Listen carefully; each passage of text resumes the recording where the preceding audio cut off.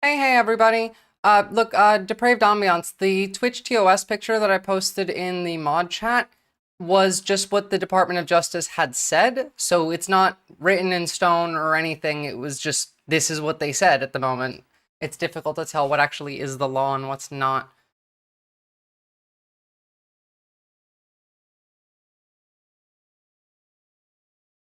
Almost ready for you guys.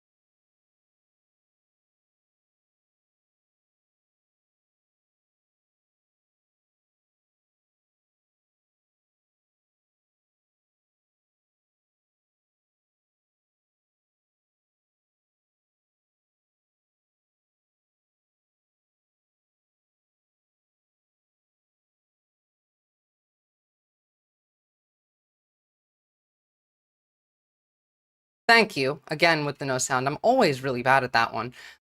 Depraved Ambiance, that photo that you're talking about, it isn't about Twitch TOS. That's US DOJ's recommendations and their beliefs around protesting and free speech in America in general. So that's not directly, yeah, it's not directly correlated to Twitch, but it's also not necessary. It's just what they said. It's not written in stone anywhere, so you don't really know what is legal and what's not.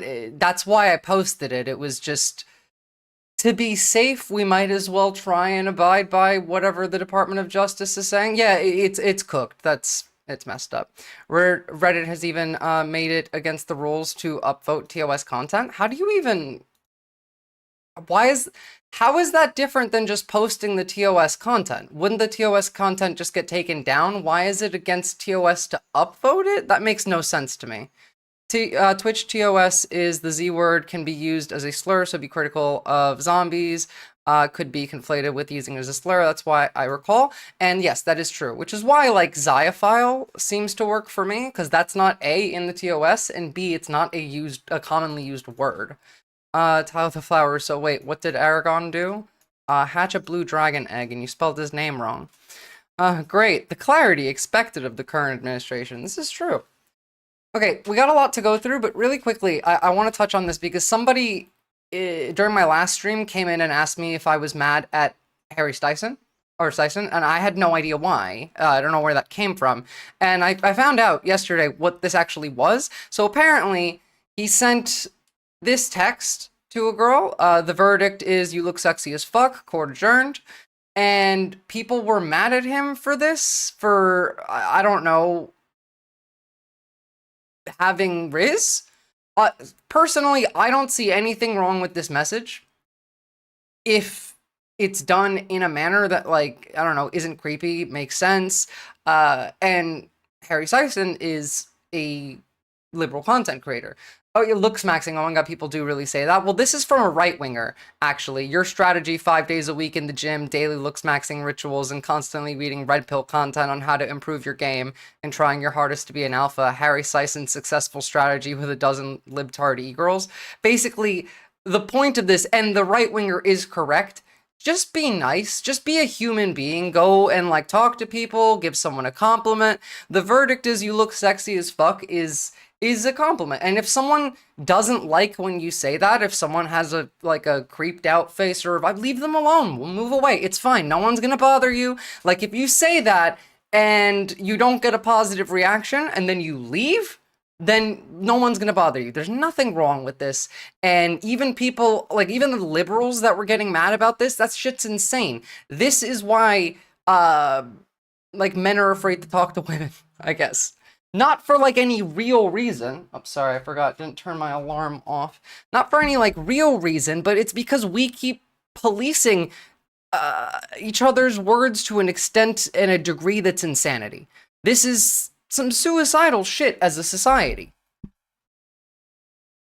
But no one will stop upvoting. Yeah, of course not.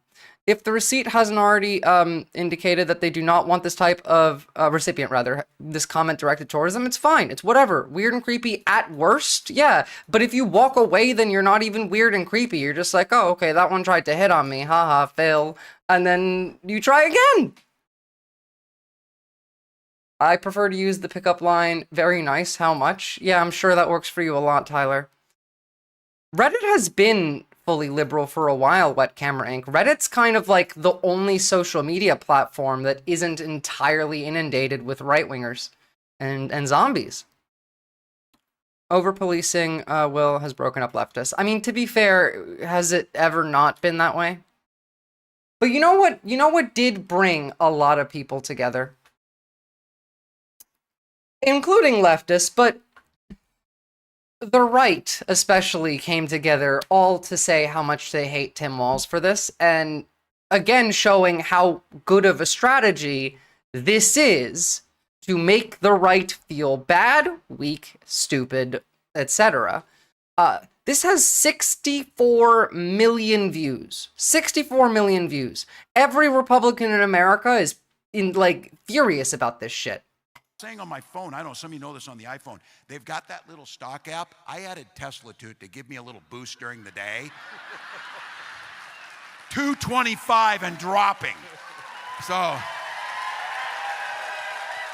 and if you own one, we're not blaming you. You can take dental floss and pull the Tesla thing off, you know, and take out, just telling you.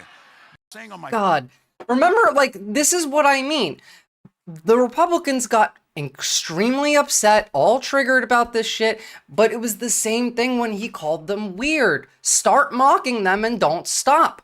And Tim Walz is out there, like, doing what he was doing before the DNC now. I mean, I hope he never runs, because he won't win. Not with the stain from, like, the last campaign, but I do like seeing him out there. I want to see him more. I want to see him going and doing town halls. I want to see him going on cable news, because he knows how to message. He does.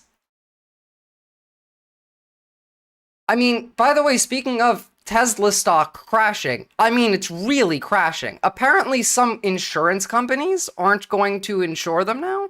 Depraved ambiance. I have to go to bed. I have to go bead shopping. I heard bed shopping. Bead shopping. Well, have fun. I hope you find some cool-ass beads.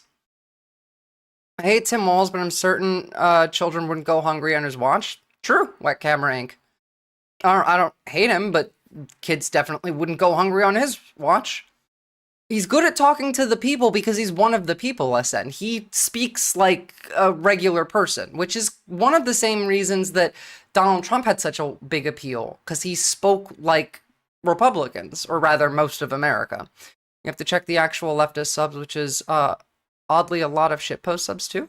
Oh wow, oh my goodness, thank you for the raids, chat. Welcome, welcome, raiders. Good timing too, we just started. Everyone go and drop the chap a follow. Thank you, thank you, thank you. So right now we're just covering some basic small stuff that's happened. Tim Walz is pissed off all over the Republicans for saying he likes to look at Tesla stock crashing to make him feel better. And Tesla stock is really crashing because, I mean, this is from Safeco Insurance. The 2024 Tesla Cybertruck does not qualify for coverage under our personal auto program due to the vehicle being in our ineligible vehicle list.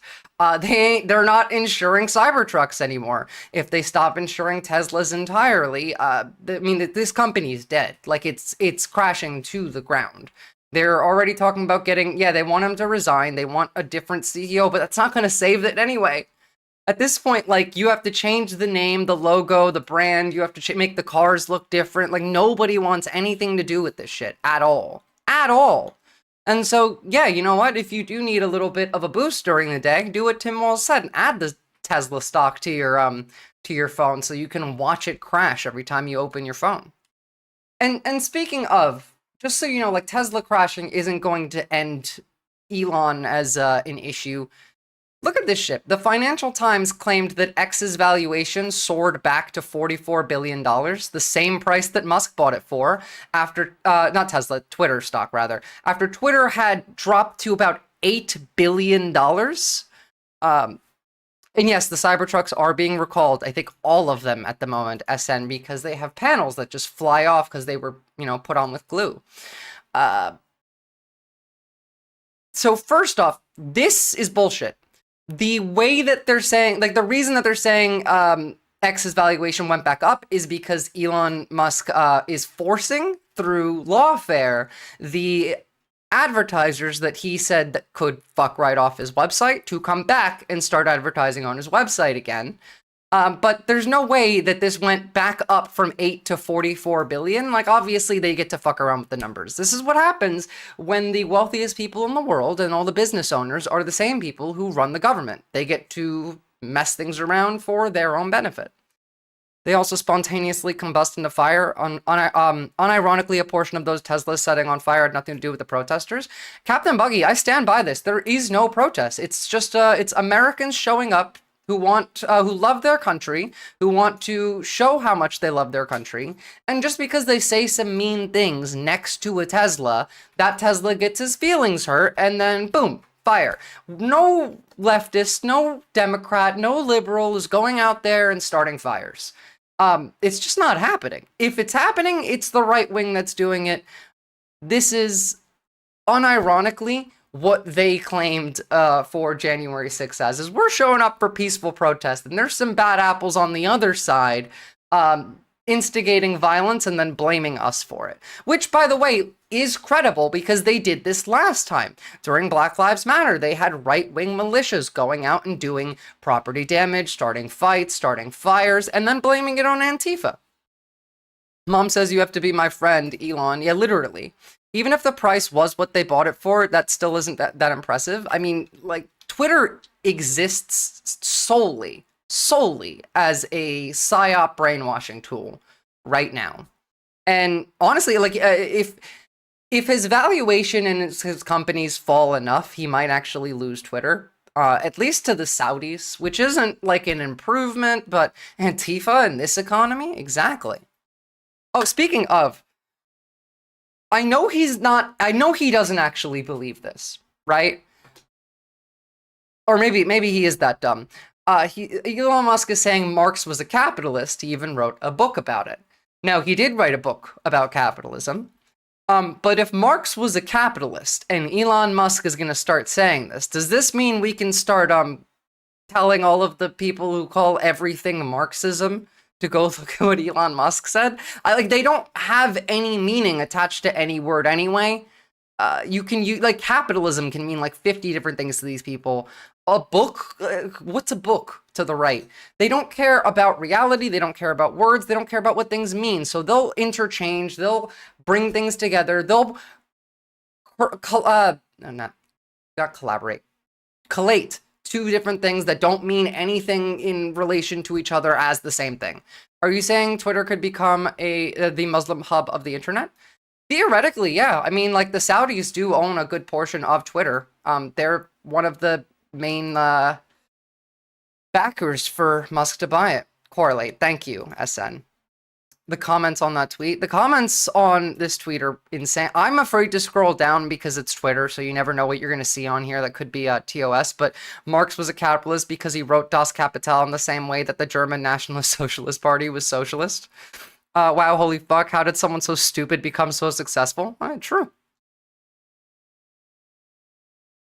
Quote, capitalism is dead labor, which vampire-like lives only by sucking living labor, lives the lives, rather, and the lives, the more labor it sucks. It's kind of what I say, that it just wants to siphon every little bit of happiness, wealth, joy, energy, and wealth from your life and leave you suffering on the street. That is kind of what all rich people want.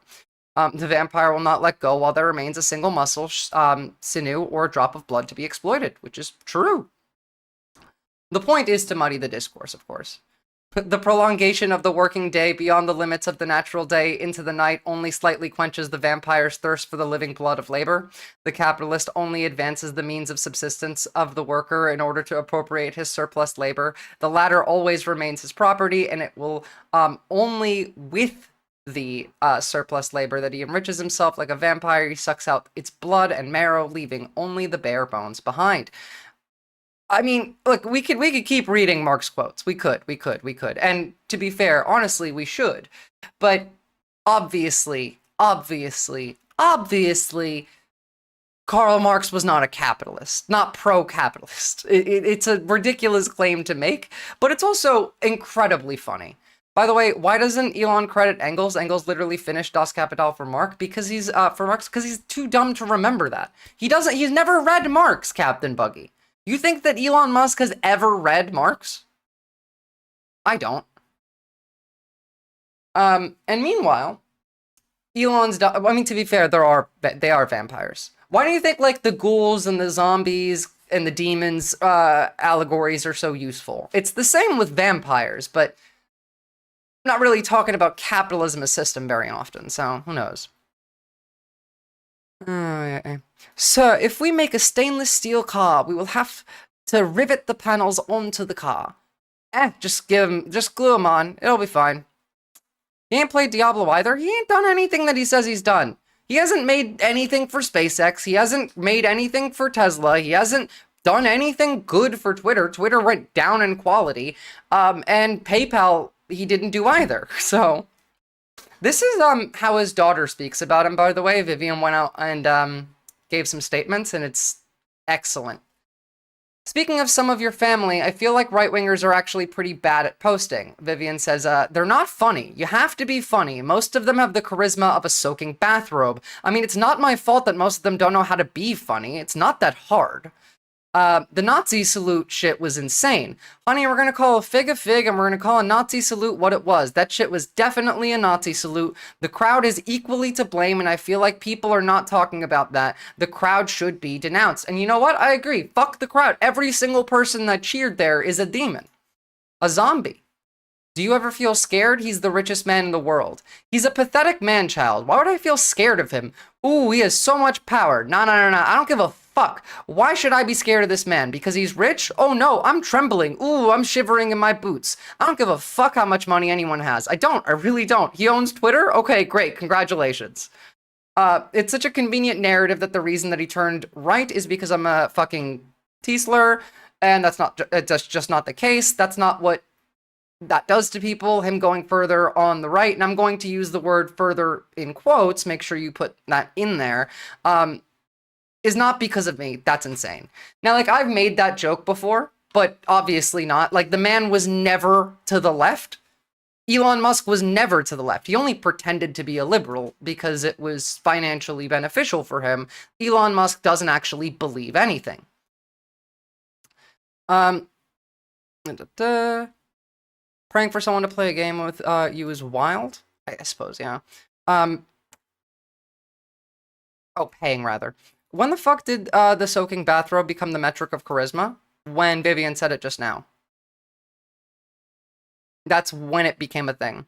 He did it because he sexually harassed a flight attendant? No, I mean, like, the reason that Elon drifted to the right is because he's wealthy and evil and has no empathy and is rich. It's the same as everyone else.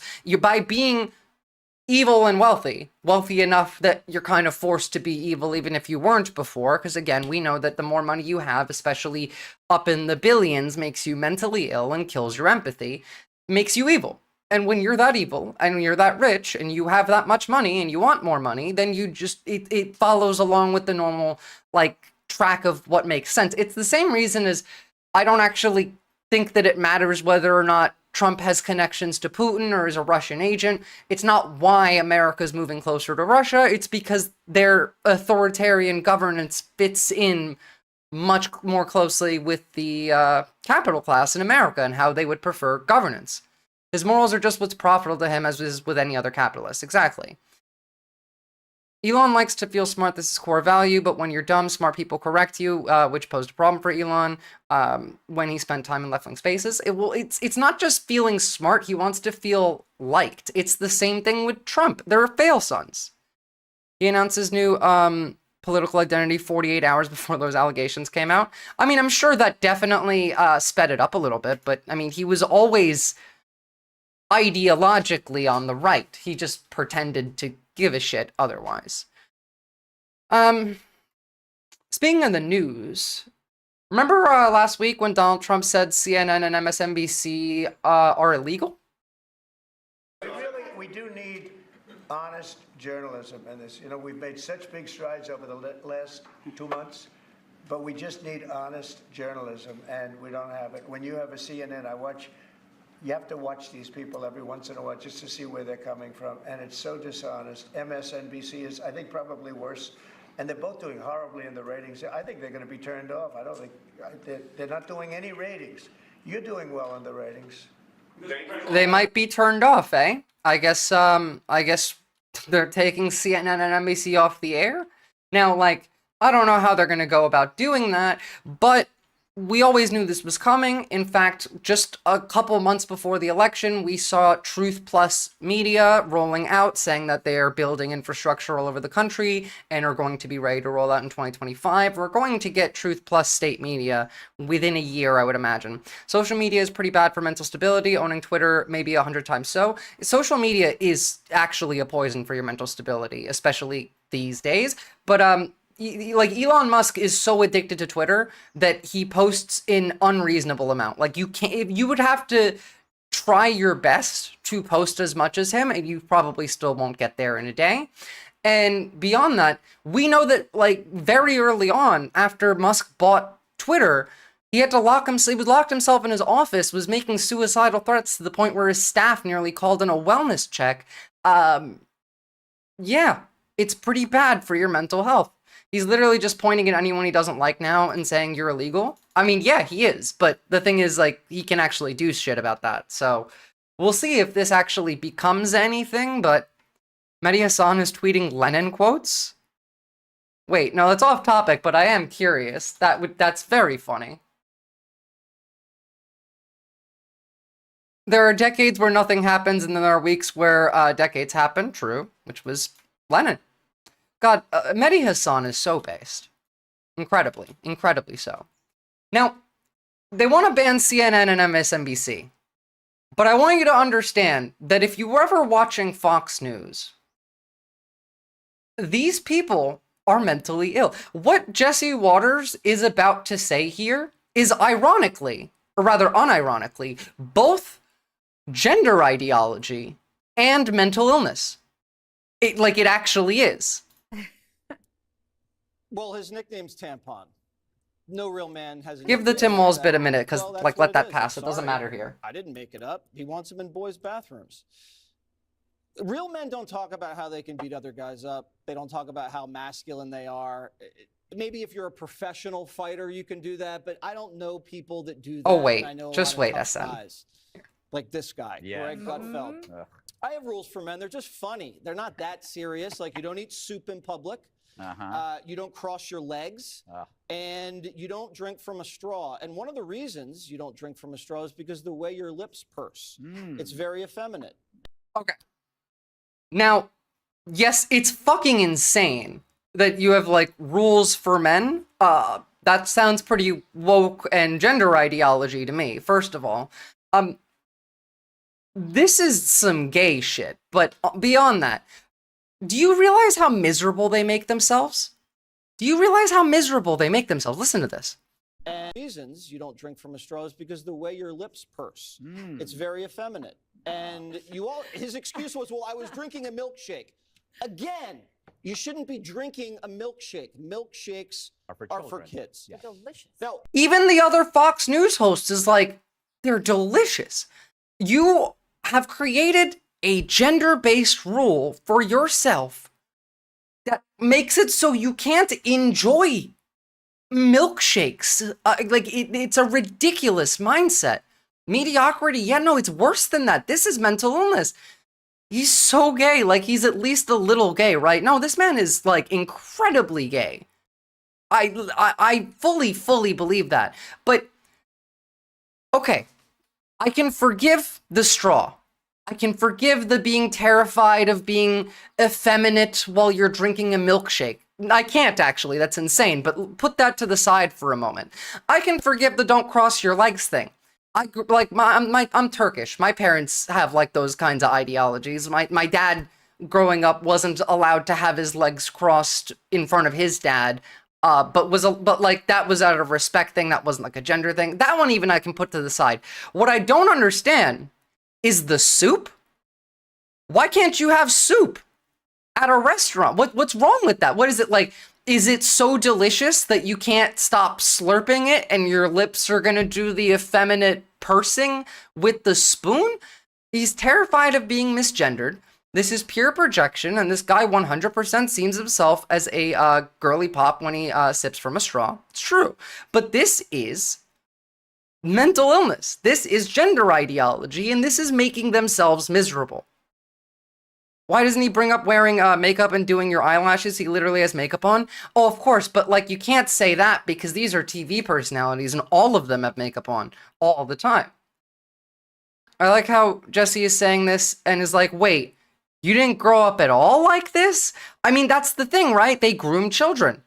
That's the grooming. He expects children to grow up learning these 3 rules for men. People that do that, and I know a lot of tough guys.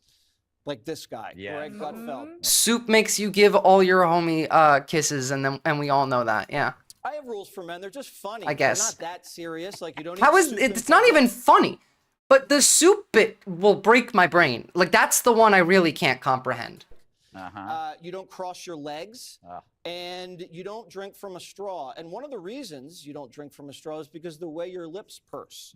It's very effective. So now they're coming after his excuse was the biddies, the burritos, the bussy, and now they're coming for the soup too? I have soup for my family, and they're gonna take that away from me? Soup is fucking amazing. Soup is like my top 30 reasons to stay alive. Soup is fucking amazing. This guy waving their hand about kind of effeminate, not gonna lie. You know what, Zeodog? That's what you should do. Every time you look at like someone like Jesse Waters talk, just point out that they're being effeminate. In fact, like you need to do this in a way that's serious, that doesn't come off like you're making a joke because of this, because you want them to build in that self-consciousness for that. Like every time we're watching Jesse Waters, if people start talking about his hand movements, and enough people start doing it, he's gonna start feeling self-conscious about his hand movements. Look at this effusive soy boy. And you know what? He is an effusive soy boy. Engels ranted about potatoes being as revolutionary to humans as iron, but it's actually soup that's revolutionary proletariat meal. It is. Soup is the easiest meal that you can make. Soup is cheap. You can, like, under your worst case scenario, you can still get a can of soup and cook that over a trash fire. You're right, Jesse. We should police each other, hold our collective to a higher standard. Stew is soup with fewer steps. That's also true. But it gets worse. It gets worse. Because the gender ideology doesn't end here. What about borscht? I don't like turnips, but aside from that, the gender ideology, though, does not stop here. Because Arkansas Republicans are proposing a bill that would ban giving gender non-conforming haircuts to minors. HB 1668 would hold liable, quote, any person who knowingly causes a minor's social transition, including a change to clothing or hairstyle. As in, like, if you buy your kid effeminate clothing and they're a boy, for example. Penalties start up to $10,000 minimum, up to $10 million in damages for certain forms of gender-affirming care. This is sickness. This is genuinely sickness. Lawmakers debated allowing civil lawsuits against people associated with social transitioning of a child. Caroline Derby has more from the state capitol. Members, we're going to get the amendment out. The vulnerable youth Yeah, protection her hair Act is too short. Sorry, $10,000. I need to know how they're going to define this because exactly, Shufu-Poofer, rednecks love long hair. And what, like you can't have short hair as a woman now? What you can't wear... Does Andrew Tate get fined for wearing women's jackets and women's jeans? sponsored by Representative Mary Bentley aims to allow for civil action for people who knowingly contribute to the social transitioning or the castration, sterilization, or mutilation of a minor. Supporters of the bill, like Rebecca Smith, say social transitioning poses a risk for children and adolescents in Arkansas. Those against the bill, like Evelyn Rios Stafford, are worried about the scope of the bill, among other things. Members of the committee, this is not about politics.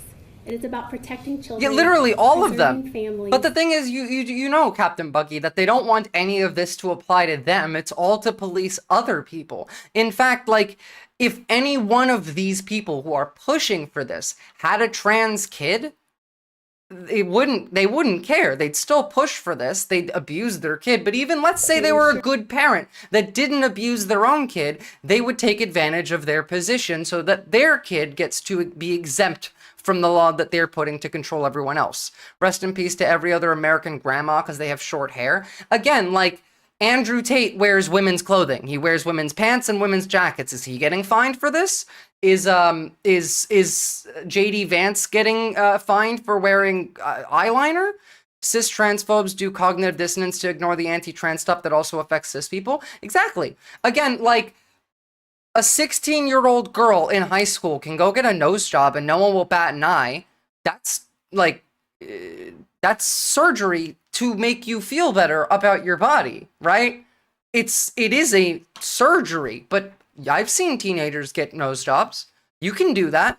But what, like they're against haircuts and clothing? What's up, Lanky Sapien? Ensuring that every child grows up supported and loved, not alienated or confused. $10,000 to $10 million fine for this shit. Lawsuits, and it creates confusion, I think, among the public about what is protected by the First Amendment and what isn't. The debate mainly surrounded the definition of social transitioning. The bill defines it as a means in which a minor adopts a gender identity differing from their biological sex. Okay, so at least they actually put it in the bill that this relates to trans people and not cis people, but that's even dumber. Anthony Bishop, what's this bill about? It's Arkansas Republicans proposing a bill that bans gender non-conforming haircuts. HB 1666, quote, any person who knowingly causes a minor social transition, including change to clothing or hairstyle. $10,000 penalty minimum, up to $10 million in damages. Including but not limited to changes in clothing, pronouns, hairstyle, and name. So our concern there is that when you are criminalizing or again, it's mental illness. This is mental illness. For oh, don't worry, Zach. We're going to talk about that in a second. That's very funny. Very, very high constitutional bar. Oxpecker, Jesse, I think I got another secret food. I'm allergic to most dick-shaped foods, cucumber, eggplant, man. Yeah, bananas are illegal now.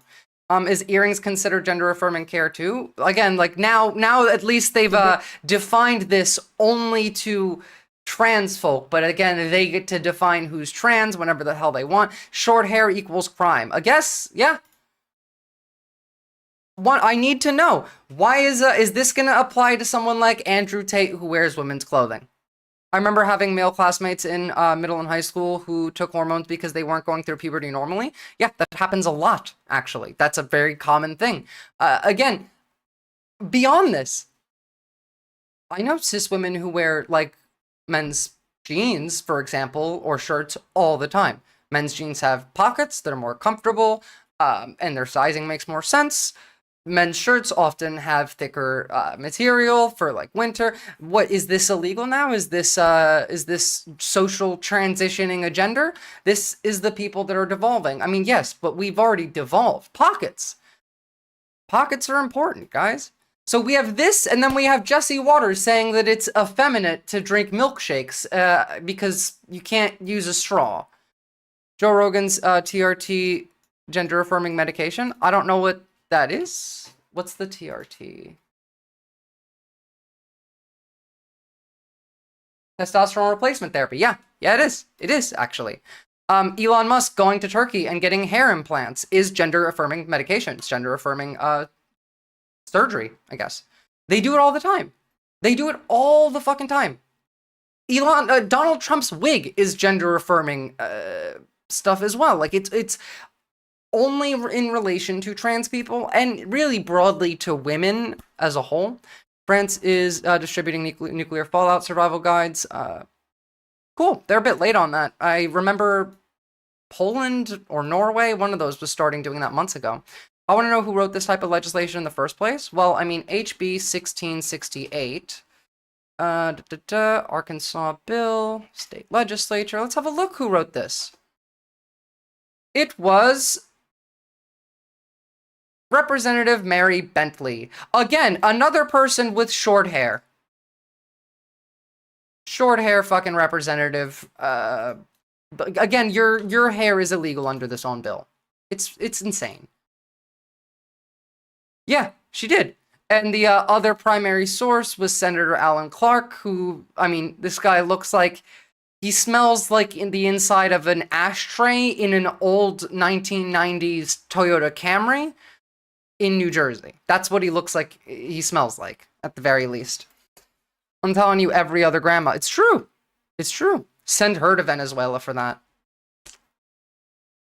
Look at, like, the mental illness on the right in America is reaching levels of insanity. Trump voter says he doesn't regret choice despite wife's ICE arrest. Man who voted for Donald Trump says he doesn't regret his decision after federal immigration authorities arrested his wife as the couple returned from their honeymoon. Literally, back from the honeymoon. Bradley Bartel's wife, Camila Munoz, is a Peruvian citizen who overstayed her initial visa but was working towards obtaining permanent residency in the United States. Despite the couple's ordeal, Bartel still supports Trump.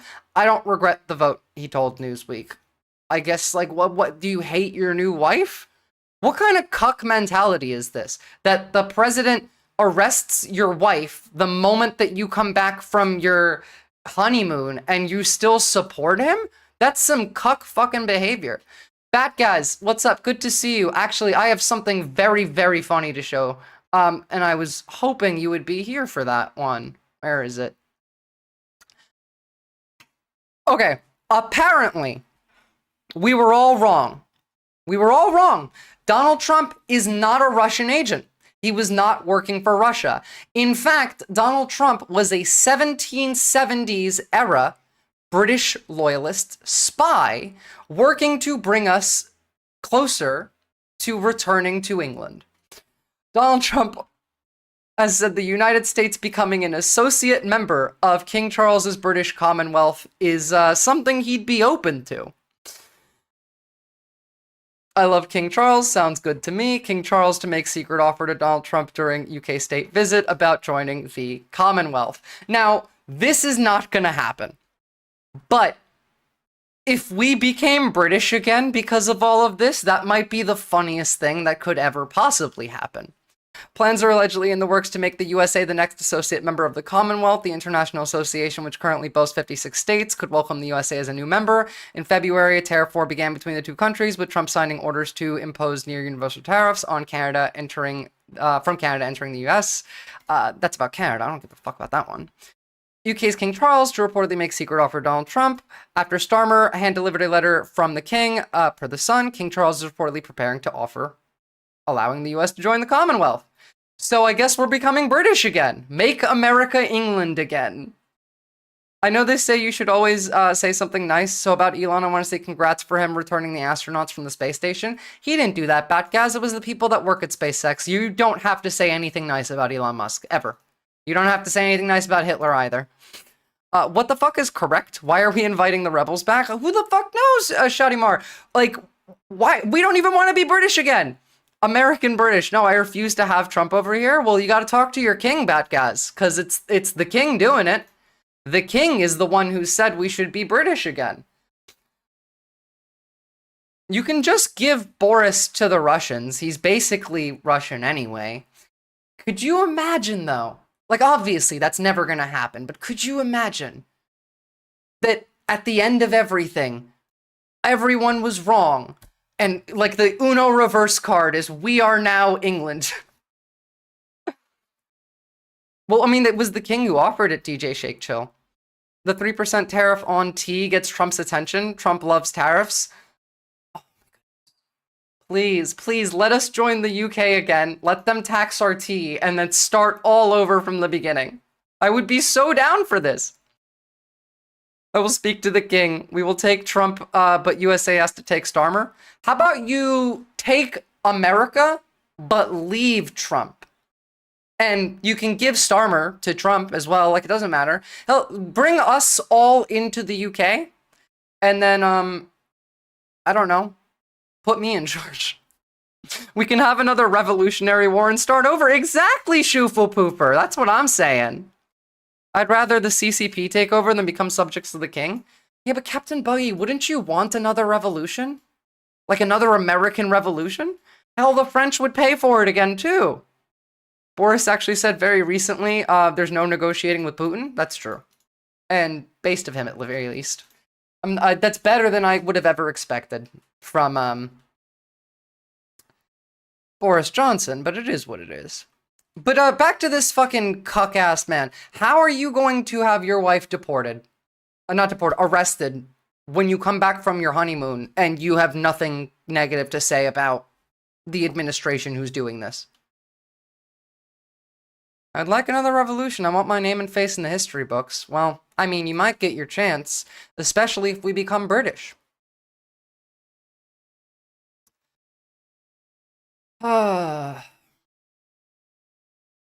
So, on a somewhat similar note, they just put some of the oligarchs into the House of Lords after all. Yeah, that's kind of the one really shit part about England is you need to get rid of that House of Lords or nothing's going to change.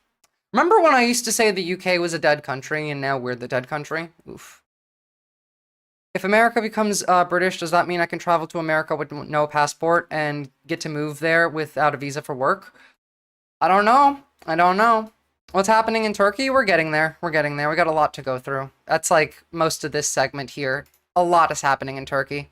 Now, real quick, we're not going to cover too much of this today. I'm going to talk about this on Monday, but Trump did sign the order getting rid of the Department of Education. Administration will take all lawful steps to shut down the department. We're going to shut it down and shut it down as quickly as possible. It's doing us no good. We want to return our students to the States. Yeah, I can't do the toast with bread in between shit. Like, Turkish food is the best. Just some of the governors here are so happy about this. They want education to come back to them, to come back to the States, and they're going to do a phenomenal job. You know, if you look, Denmark, Norway, Sweden, I have to tell you, Batgaz, I keep telling you, Starmer is bad, but he's not as bad as you think, and everyone else that's an option for leadership is worse than him. Is it, Chap, are you going to watch the latest Tom Nicholas video to learn about the House of Lords? I've seen it already, so no. I don't like to watch things I've already watched on stream. New House of Lords drops, damn, they got hot shit. Wait, is there, like, new stuff? Because I thought that was about, like, a month or two ago. Has there been any more changes to the House of Lords since then? Credit, China's top 10, and so we can't now say that bigness is making it impossible to educate, because China is very big, but you have countries that do a very good job in education, and I really believe, like some of the... My God, our country's so bad with education that I can't even listen to him anymore. Shadimar, you're right, by the way. Imagine controlling the spice trade for a century and still having shit food afterward. I honestly cannot believe you people are alive. Me too, Riku. Thankfully, I live in Australia, so I don't have to deal with this. Questions remain about the impact of President Trump's executive order shrinking the Department of Education. Now, he signed it yesterday, as you see here, surrounded by children. Trump acknowledged only Congress, though, can abolish the agency. Secretary of Education Linda McMahon says she aims to redistribute her department's duties to other agencies. As in privatize the Department of Education. We did it thoughtfully. We looked to see where duplication was in the departments. We wanted to make sure that we were just cutting fat from the bureaucracy, the inward-facing things, not the outward-facing servicing that we do to students and to states. So we did it very carefully. We wanted to make sure that we complied by the law. All this is going to do is destroy American lives. Meanwhile, House Minority Leader Hakeem Jeffries said, quote, the Trump administration is determined to take a chainsaw to public education, end quote. He went on to say shutting down the department will harm millions of children, their families, and hardworking teachers. Remember, this isn't just education. Most kids get, like, a lot of American kids get their only meal of the day at school. Most American kids would only have one meal a day if it wasn't for school. Bring in CBS News senior White House correspondent Weijia Zhang. Weijia, we don't need to hear the talking heads because I have the breakdown over here. If the U.S. actually becomes British, not just the Commonwealth, I might get to keep my third passport. Let's keep racking up some identities. DJ Shake Chill, that would be pretty cool because America doesn't actually let you have 3. Once I get my Australian citizenship, I'm going to have to go and give up my Turkish one. Thankfully, Turkey is based and says that even if you denounce your Turkish citizenship, you still get to keep everything that would come with having Turkish citizenship. Thank you, Batgaz.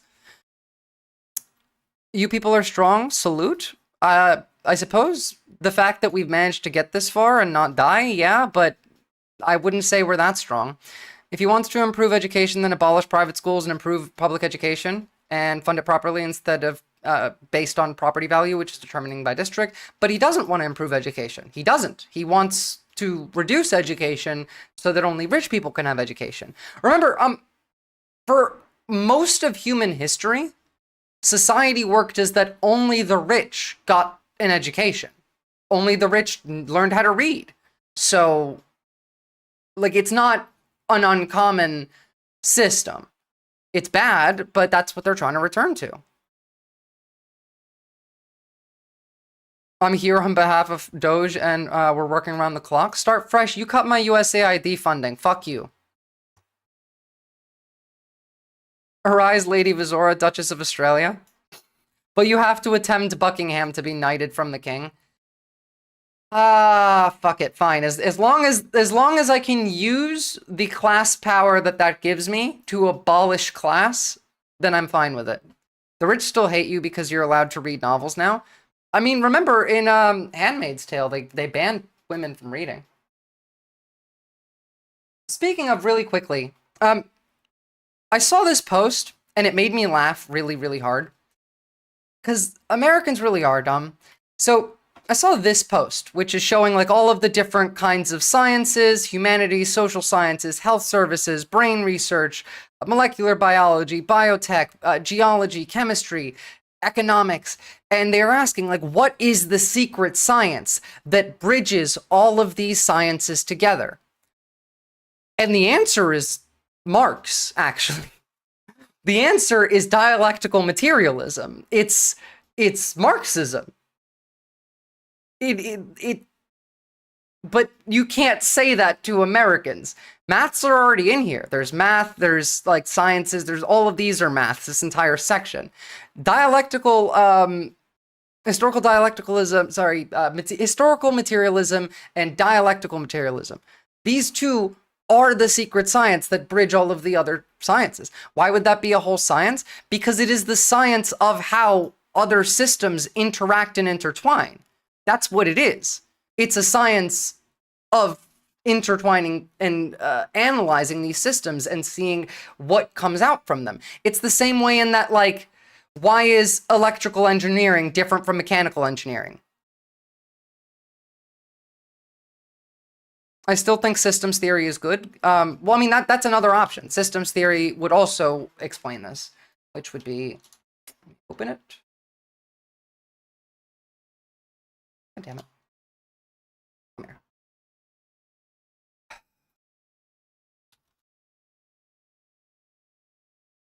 Transdisciplinary study of systems, i.e. cohesive groups, interrelated, interdependent components that can be natural or artificial. Every system has causal boundaries. I mean, does system theory not have historical materialism and dialectical materialism already in it? Like, aren't these already intertwined? The overarching is this? Comrade Lenin, no, fuck off with that shit. Why are you pro-Erdogan? I forgot we were going to talk about Turkey. I need to keep going. We'll talk about education on Monday, all right?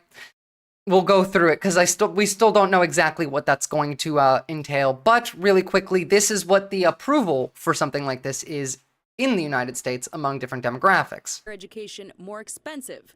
New Fox polls show 92% of Democrats oppose shuttering the department, plus 81% of independents, and more than a third of Republicans. We have started doing this. Education more expensive. New Fox polls show 92% Again, of Democrats. 92% of Democrats oppose.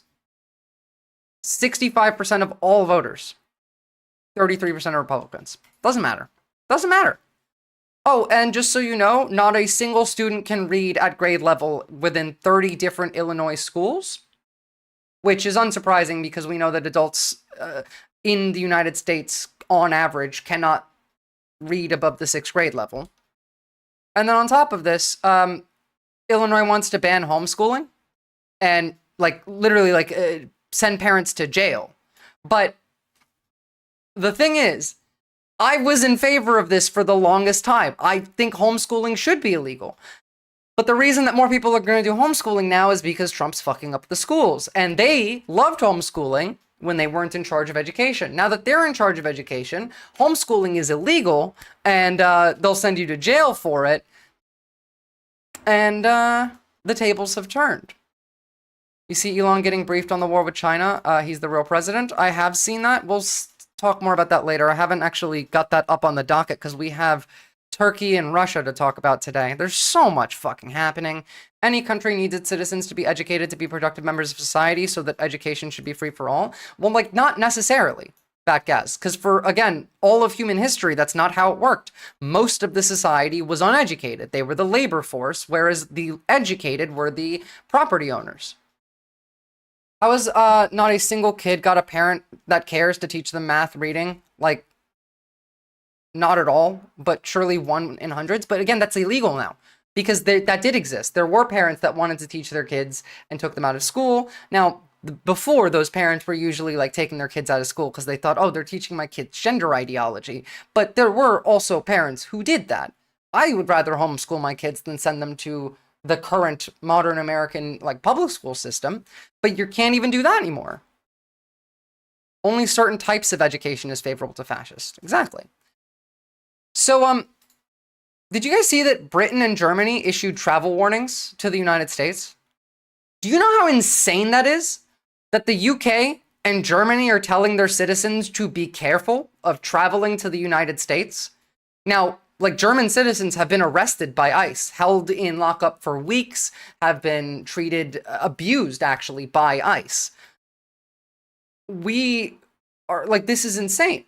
Well, again, because German citizens have been detained by ICE for weeks for not doing anything illegal. One woman was crossing back from the Mexican border, and she was German. She was a tattoo artist going to a conference in San Francisco. She was being abused. We are not treated fairly on the international stage. Motherfucker, we're the ones causing this. This happened because of us.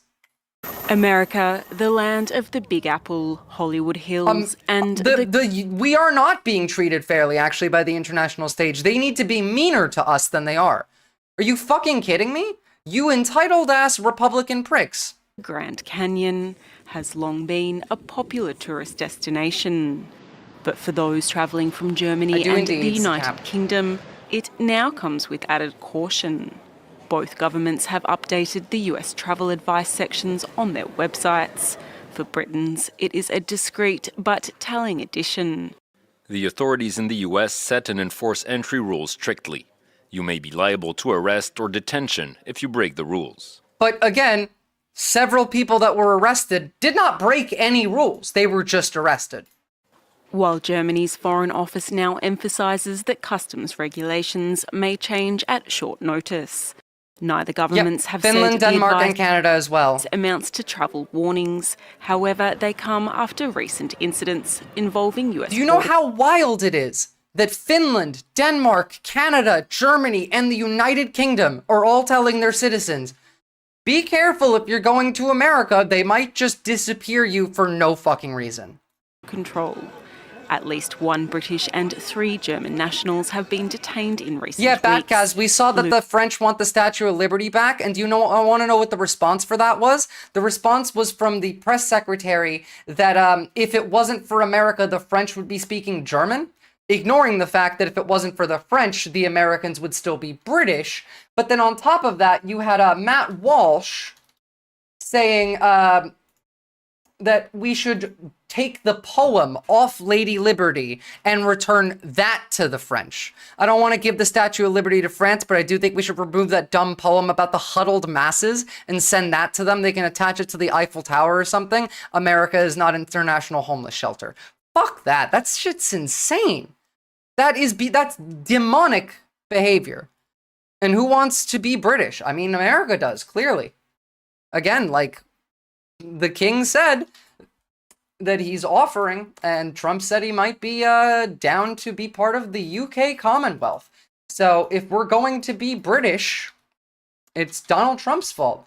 Oh, hey, MRU, how do you feel about that? How do you feel about maybe the fact that Donald Trump might actually be England first? You might end up British again. It just dawned on me today that ICE operates, and it has always operated in a straight up just illegal institution, right? All they fucking do or ever have done is just lock people up extrajudiciously. Well, they have some special legal jurisdiction in that they have extra power within 100 miles of the border, but that border counts airports as well, and also the ocean. And because of that, they get to just have extrajudicial shit. But yes, everything they are doing right now is illegal, and everything they've been doing is illegal. Everything they did last time was also illegal. Everything they did under Biden should have been illegal. Trump would sell out the whole place if you got a mini crown and a dong-slobbing ceremony? Absolutely. Absolutely. No take-see backsies. Well, Trump ton rules. I'm sorry, you're going to have to talk to the president. He's the one that wants to be British. Lucas Seelaf said he was held in detention in San Diego for 16 days, despite... Again, this is why they're telling them not to come to America. 3 German nationals have been detained in recent weeks. Lucas Seelaf said he was held in detention in San Diego for 16 days, despite travelling with a valid US visa. He had a valid visa. Confused most of the time because you are angry, you're sad, you don't know when you can get out. You just don't get any answers from anybody.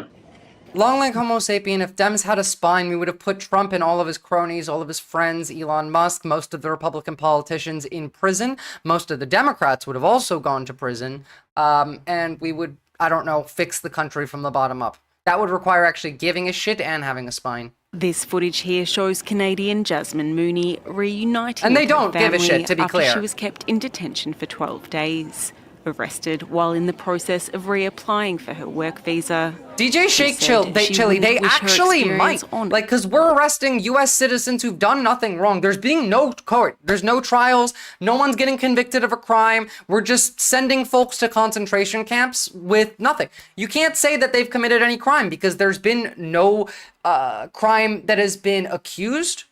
And there's been no conviction. There's been no court. There's been no jury. There's been no judge. All of the people that we're sending to concentration camps are innocent, even if they've actually done illegal things, which I'm sure some of them have. I'm sure some of them are criminals. I'm sure some of them are gang members.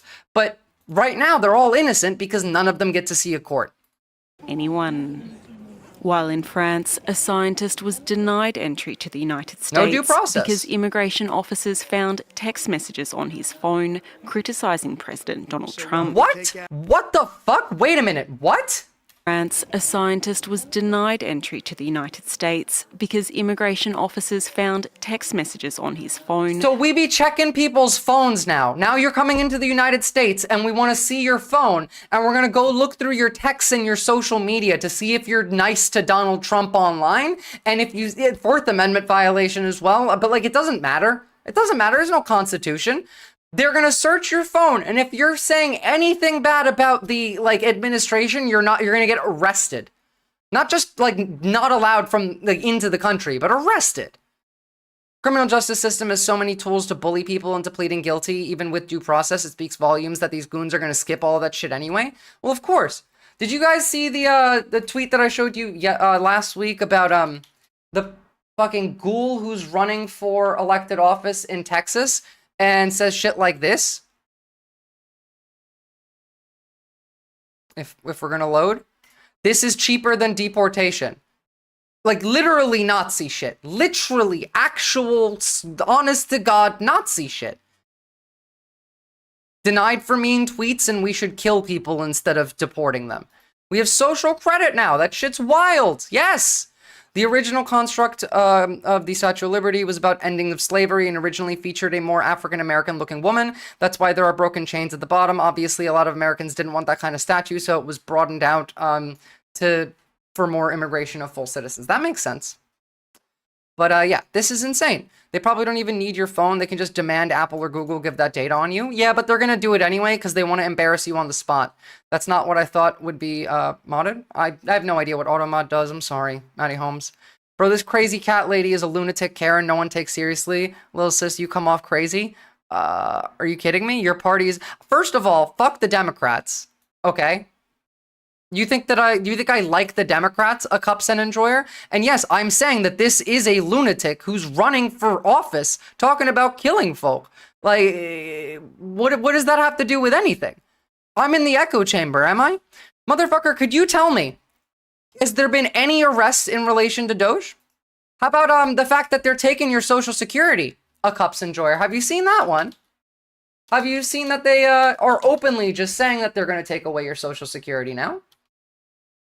Because they're not even hiding it. But no, of course you wouldn't, because every accusation's a confession from you fucking monsters and you zombies on the right. What's up, Bakhmut's Vengeance? Anyway. I will bring the cat. And again, think about how insane this shit is.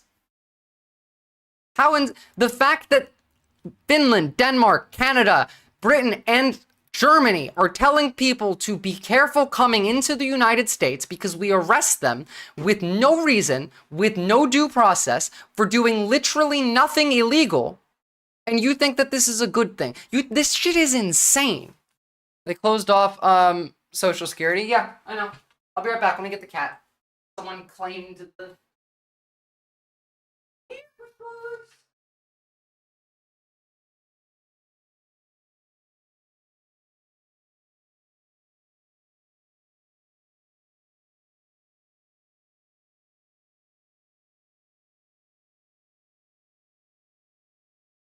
I love it.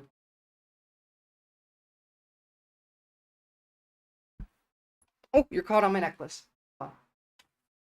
Hold on. I got you. I got you. Hi, buddy. Oh, he's not happy. I woke him up from a nap. There you go, though. Promises made, promises kept. And no one takes her seriously, and meanwhile, 48,000 voted for her. I'm just gonna... Here, hold on. 1 second. Can we just get this fucking moron out? Oh no, someone did it for me. Thank you. Paste. Alright. So, moving on. Let's talk about Turkey. So first of all, what happened? So the mayor of Istanbul, who in Turkish politics understand the mayor of Istanbul is less like a mayor, more like a governor. If you become the mayor of Istanbul, you're very likely to someday become president of Turkey. So it's an important role in Turkish politics. And to run for not only mayor of Istanbul or for elected office in general, to be prime minister of Turkey, you need a university degree. Now, funny enough, President Erdogan has a real iffy university degree. Turkey is crazy, and it's honestly, right now, it's looking pretty based, Bakhmut's Vengeance. So, Erdogan, terrified of the opposition, as Ekrem İmamoğlu is one of the most popular politicians in Turkey, and is very likely to beat Erdogan in an election in a couple years. Now, Erdogan being terrified of him, and an authoritarian dictator, had Istanbul University cancel Ekrem İmamoğlu's degree, which made him ineligible to run for president, which also makes him ineligible to hold office that he's currently holding. On top of that, then, there were many protests. But I need you guys to understand, and I agree with Recep Soylu here, who's a Turkish journalist, İmamoğlu's decision to declare his presidential candidacy 3 years before the election was a massive mistake. Instead of strengthening his position, it made it easier for Erdogan to target him. It's unfair to İmamoğlu, but this is Turkey. You have to be smarter than that. It's an authoritarian country. You have to understand that they are going to try and fuck with you as much as they can. But this turned out to be less of a mistake, I think, and maybe the thing that rises him in power to the point where he will become the president and Erdogan will finally be gone. Now, people got pissed after this happened. Turkish authorities ended up banning demonstrations in Istanbul for 4 days in an apparent attempt to prevent protests. Erdogan's biggest fear is the public rising up. There's been 2 instances under Erdogan's presidency of mass protests in Turkey, and he got through both of those by the very skin of his teeth. Why come here just to be hated? Do they think someone's going to listen to them? Because it's not likely. Who knows? Automical. Because like the right wingers they don't think. They don't have anything. It's just reaction. So Turkey has also restricted access to multiple social media platforms, which is another thing Erdogan has regularly done to avoid public uprising, getting rid of YouTube, getting rid of Twitter, Instagram. Over and over again, there's been instances of this happening. The first big protest in Turkey that was a risk to Erdogan, I remember, was the Gezi Park protests way, way, way back in the day. And then there was an actual military coup that happened that he also just barely managed to survive through. Now, because of this, it's a pretty big deal when there's mass protests in Turkey. And they've been going on for about 2 days now. You guys are going to get to watch me do some live translation.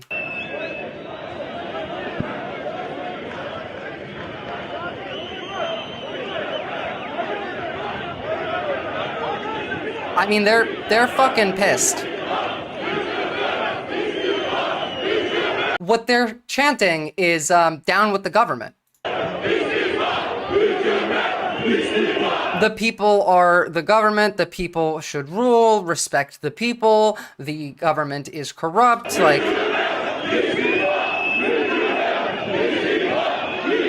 The government should resign. Hükümet istifa is what they're saying.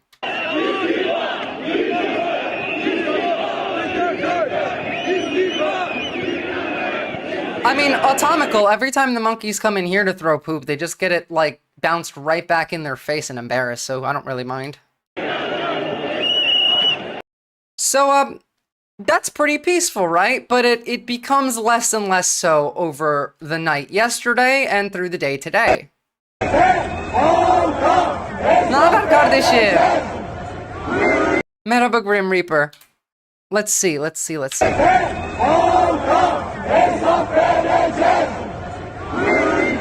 is it freezing?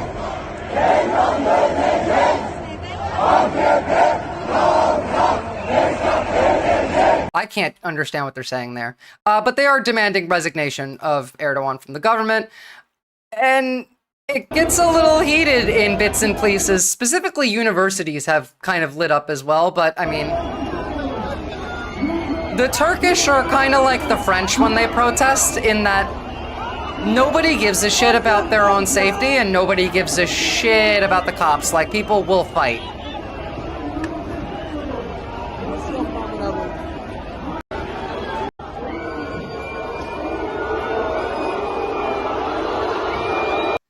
Merhaba, Dalyan'dan hiçbir şey var mı? Not at the moment. By the way, like, Grim Reaper, pardon, İngilizce konuşacağım çünkü beni seyredenlerin çoğu İngilizce konuşuyor. So please, I'm going to be responding in Turkish most of the time. I will try and translate as much as I can. I really like this, like the Eastern European Spring, so many protests. Exactly, and that's what I think, that this could actually be the time where Erdogan falls, because Serbia, Hungary, Romania, Italy is also protesting. France has been protesting. The Germans just recently did. This shit is everywhere.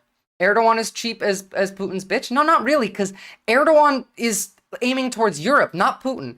Erdogan has openly said that he will not accept like Ukraine's territory being taken by Russia, that Crimea is 100% Ukrainian, because Turkey benefits from Ukraine staying Ukraine. We'll go into that a bit more later, and I've talked about how important Turkey is to Europe's defense. But right now, every single European Union leader has openly denounced Erdogan for this and has supported İmamoğlu. Now, Turkey has been trying, they're playing both sides, but they've been trying to enter the EU. Just last week, there was a lot of talk about, okay, Turkey's secession to the EU. Several states were like, okay, fine, we'll let you because for Europe's defense. And this right here just ended that. There is no shot that if Erdogan stays, that Turkey will join the EU now. If this didn't happen, that was likely. Now, Europe is probably going to put a lot more pressure on Turkey. If Erdogan falls and is replaced with İmamoğlu, first of all, that's amazing for Turkey. Second of all, that's amazing for Europe. And also, it's pretty shit for Russia because even on Europe's side, Erdogan would still play both sides, so.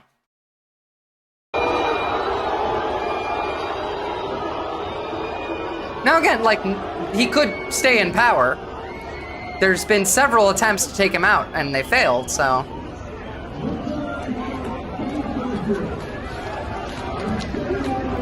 Oh, cool, Grim Leaper. I do like speaking Turkish every now and again. I talk to my parents every day in Turkish, but that's kind of really all I get to use it for. So getting to translate in some of these is going to be fun. We're going to have a look at what the people on the street think, why they're protesting. I want to see everything. I've been waiting.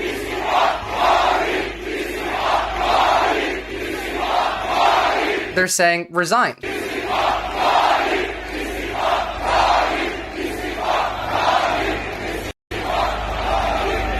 It's huge mobilizations on the street of Istanbul demanding that the release of politicians and journalists kidnapped by Erdogan's fascist regime. This is how we do it, comrades. Remember, Erdogan has cracked down and arrested like tens of thousands. Doctors, teachers, lawyers, nurses, journalists, professors, authors, economists, literally everybody and anybody who has ever disagreed with him.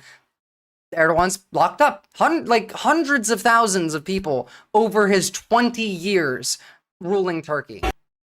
How psychologically damaging is it for a dictator to see what he normally feels like are his loyal followers demanding their resignation? I hope very. I mean, based on the fact that Elon was laying on the floor crying in Trump's lap a week ago, I feel like maybe mass public uprising against someone does make them feel pretty bad. So I hope he's crying. Plus, he's old as shit, too. Again, I want the government to resign.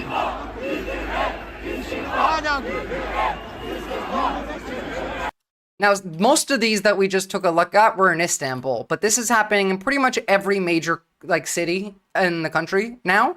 Istanbul, Ankara, Izmir. The Ankara University protest turned into a fucking war zone, so we'll have a look at that. Let me see if I can get English subtitles for you guys.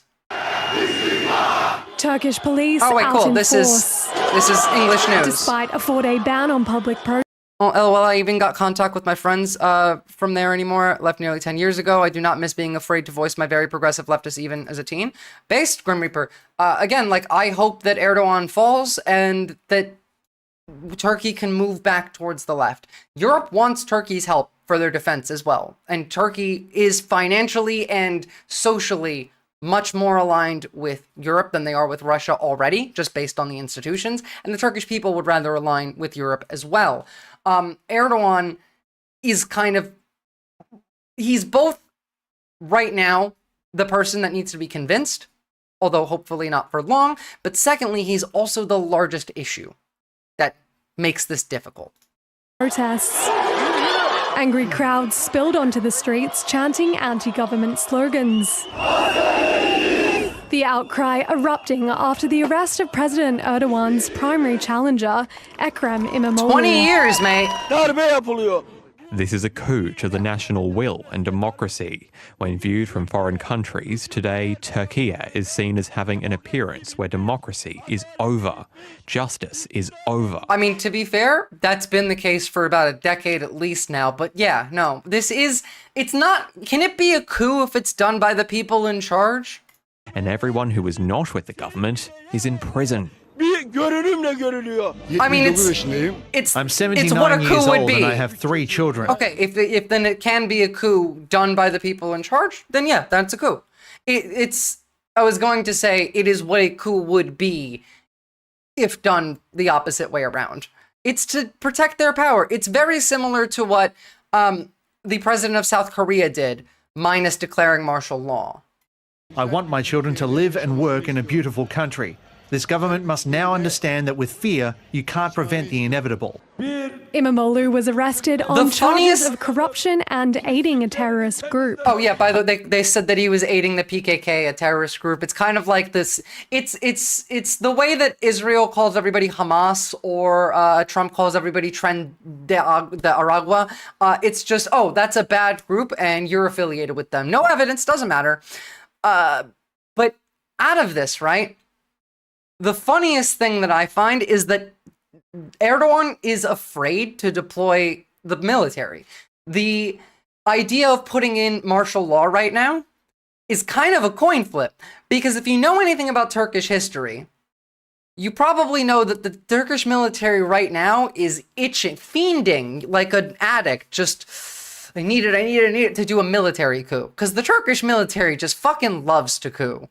So if Erdogan did declare martial law, the military has at least 50-50 odds to go and coup him instead of getting rid of the protesters. But you never know with that. Imamoglu was arrested on charges of corruption and aiding a terrorist group, along with 100 others, including his chief spokesperson. A little coup crazy, if you will. The timing is significant, coming just days before he was due to be selected. Who is that chatter talking to? Me? He's MAGA. Like, just another MAGA idiot. Who cares? Don't listen to anything these people say. They don't have anything worth listening to. You saw with the debate, like the last one that I did, all MAGA got voted out early, and then we had an actual, like, productive conversation. As a presidential candidate. You should be both, long like Homo sapien. He had ridden the democracy train as far as it suited him. He would get off at the station that suited him. He got off the democracy train. Guys, Erdogan used to be the prime minister, and then he hit his term limit, then had the law changed so that all of the prime minister's powers transferred to the president, then ran for president, then finished his term, and like he's been the guy. To be honest, if I were a soldier in an authoritarian regime with nothing to do, I'd probably go a little coup crazy as well. Yeah. It's just like Turkish military just kind of has a history of coups. The global community has been looking on with concern, labelling the arrest a setback for democracy in Turkey. As a Council of Europe member Putin that trick, Turkey exactly. is, and an EU candidate country, Turkey must uphold the democratic values, especially the rights of elected officials. Imamoglu standing tall in the face of the charges, declaring he will not back down, while his wife condemned the charges as politically motivated. Let my entire nation know that I will stand tall. I will continue to fight against that person and his mind that uses this entire process as an apparatus. He does have drip. With internet Look, really quickly. Look at all of the coups. Just through Turkish history. So these are successful coups, attempted coups and uprisings, cases associated with coups, and then Ottoman coups. Backaz, thanks, congrats and respect to you for the debate win. You were impressive, but there was never any doubt you had the win. You had them outclassed. Thank you so much. I had so much fun on that debate. And genuinely, like, after MAGA left, everyone else that was there, I think, had productive things to say, and it was fun. I enjoyed it, and it was probably the best debate I've ever been in. Everyone with an M4 in Turkey is like, oh, this is actually my country? Yeah, basically. Access limited and social media platforms restricted in Turkey. The ongoing assault on opposition voices here has dealt another devastating blow. With 3 years to go before the next presidential Istanbul vote. is such a beautiful country, Amelia city Costigan, too. ABC News. It's such a beautiful city. I get like honestly, I need Erdogan to fall so that I can move to Turkey and make Turkey great again. I'm gonna run and be the Turkish prime minister. We're gonna make Turkey great again. I'm gonna run on the platform of you shouldn't need a university degree to run for elected office. This is classism.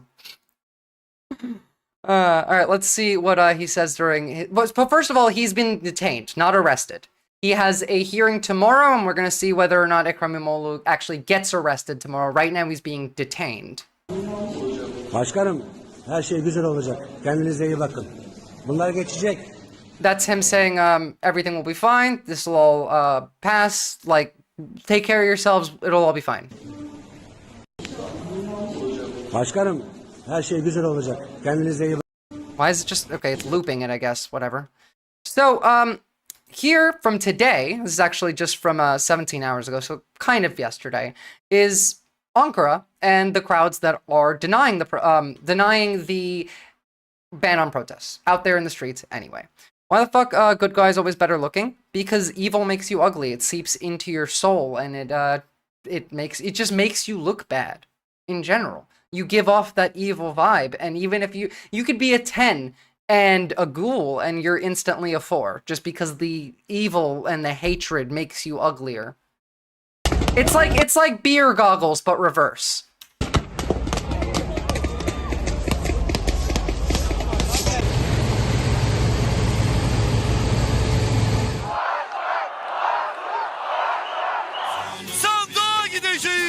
I mean, they're out there.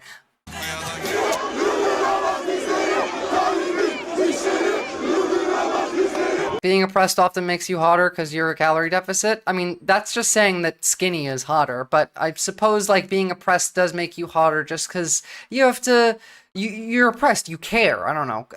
To me, emotion makes someone physically more attractive. All the mean mugging minorities makes your face kind of stick in this gross way. I hope you meant that sarcastically. What's up, Danditso? Look, the funniest thing to me here is we're seeing the protesters like out on the streets. We're seeing the cops throwing tear gas and the water cannons. But I've seen videos of protesters just like egging the cops on, be like, no, send more tear gas. Come on, piss us off even more. Please, I want more tear gas.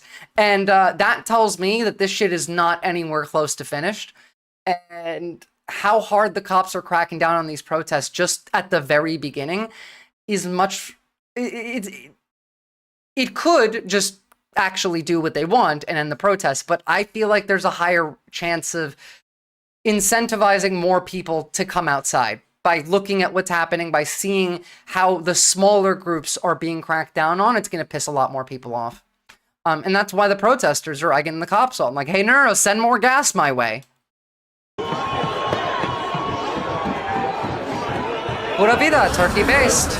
Erdogan is the Trump before Trump. Oh no, you're right, optical. Automatical, rather. This is why I say your job at the protest is not to fight the police. Your job at the protest is get the shit beat out of you by the police on camera. That's why we go to the protest. There are protesters, and then there are give me a reason to break some shit protesters. Those are the funniest ones, but again, you don't, like, in America, don't be that guy, because then they get to put you on TV and say, look, the evil leftist protesters. Whereas if you get the shit beat out of you, everyone looks at you and says, God, look at the evil cops. I dug up a whole shitstorm of that, of information on that bill. You mean the bill for, like, making haircuts illegal? Yığılmıştır. Yüzlerce polis yığılmıştır. Büyük bir zorbalıkla karşı karşıyayız ama yılmayacağımı bilmenizi istiyorum. Students protesting on university campuses in every major city again.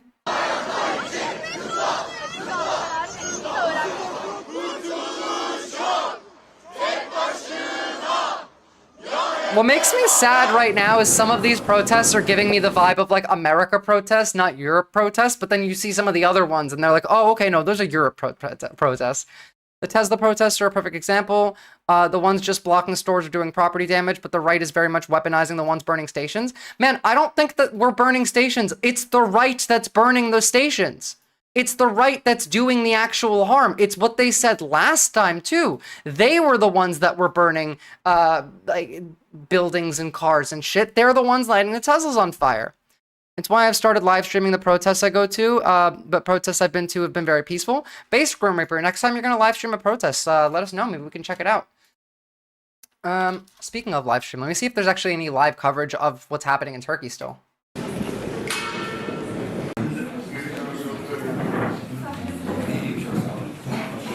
Yeah, there were a ton of strange... It was the Proud Boys and the Oath Keepers that did violence, and then they blamed it on Antifa. It was the Nazi militias on the right. Tutuklamalarla, diploma iptali gibi yöntemlerle yönelmek... Theoduck, I'm sorry, just gonna go off topic for a second. I need you guys to fall in line and refer to anything to like them calling the Tesla burnings domestic terrorism. There's no terrorism, there's no burnings, there's no protests. It's a movement of love. Americans are showing up to support their country. They're not doing anything violent. It's the radical right that is burning the cars. It's the radical right that's blaming it on the peaceful protesters. It's the radical right that's doing all of the violence on the street. It's just made up. There's no leftists burning cars. There's no Democrats doing terrorism. It's a movement of love. Stick to the Jan 6 playbook. And sure. Asla kabul edeceğimiz bir şey değildir. Bu tam da toplumsal barışı konuştuğumuz bir dönemde barışa, toplumsal barışa ve bu ülkede demokrasinin tesis edilmesine yönelik bir sabotaj olarak görmekteyiz bu süreci. Bunu asla kabul etmeyiz, etmeyeceğiz de.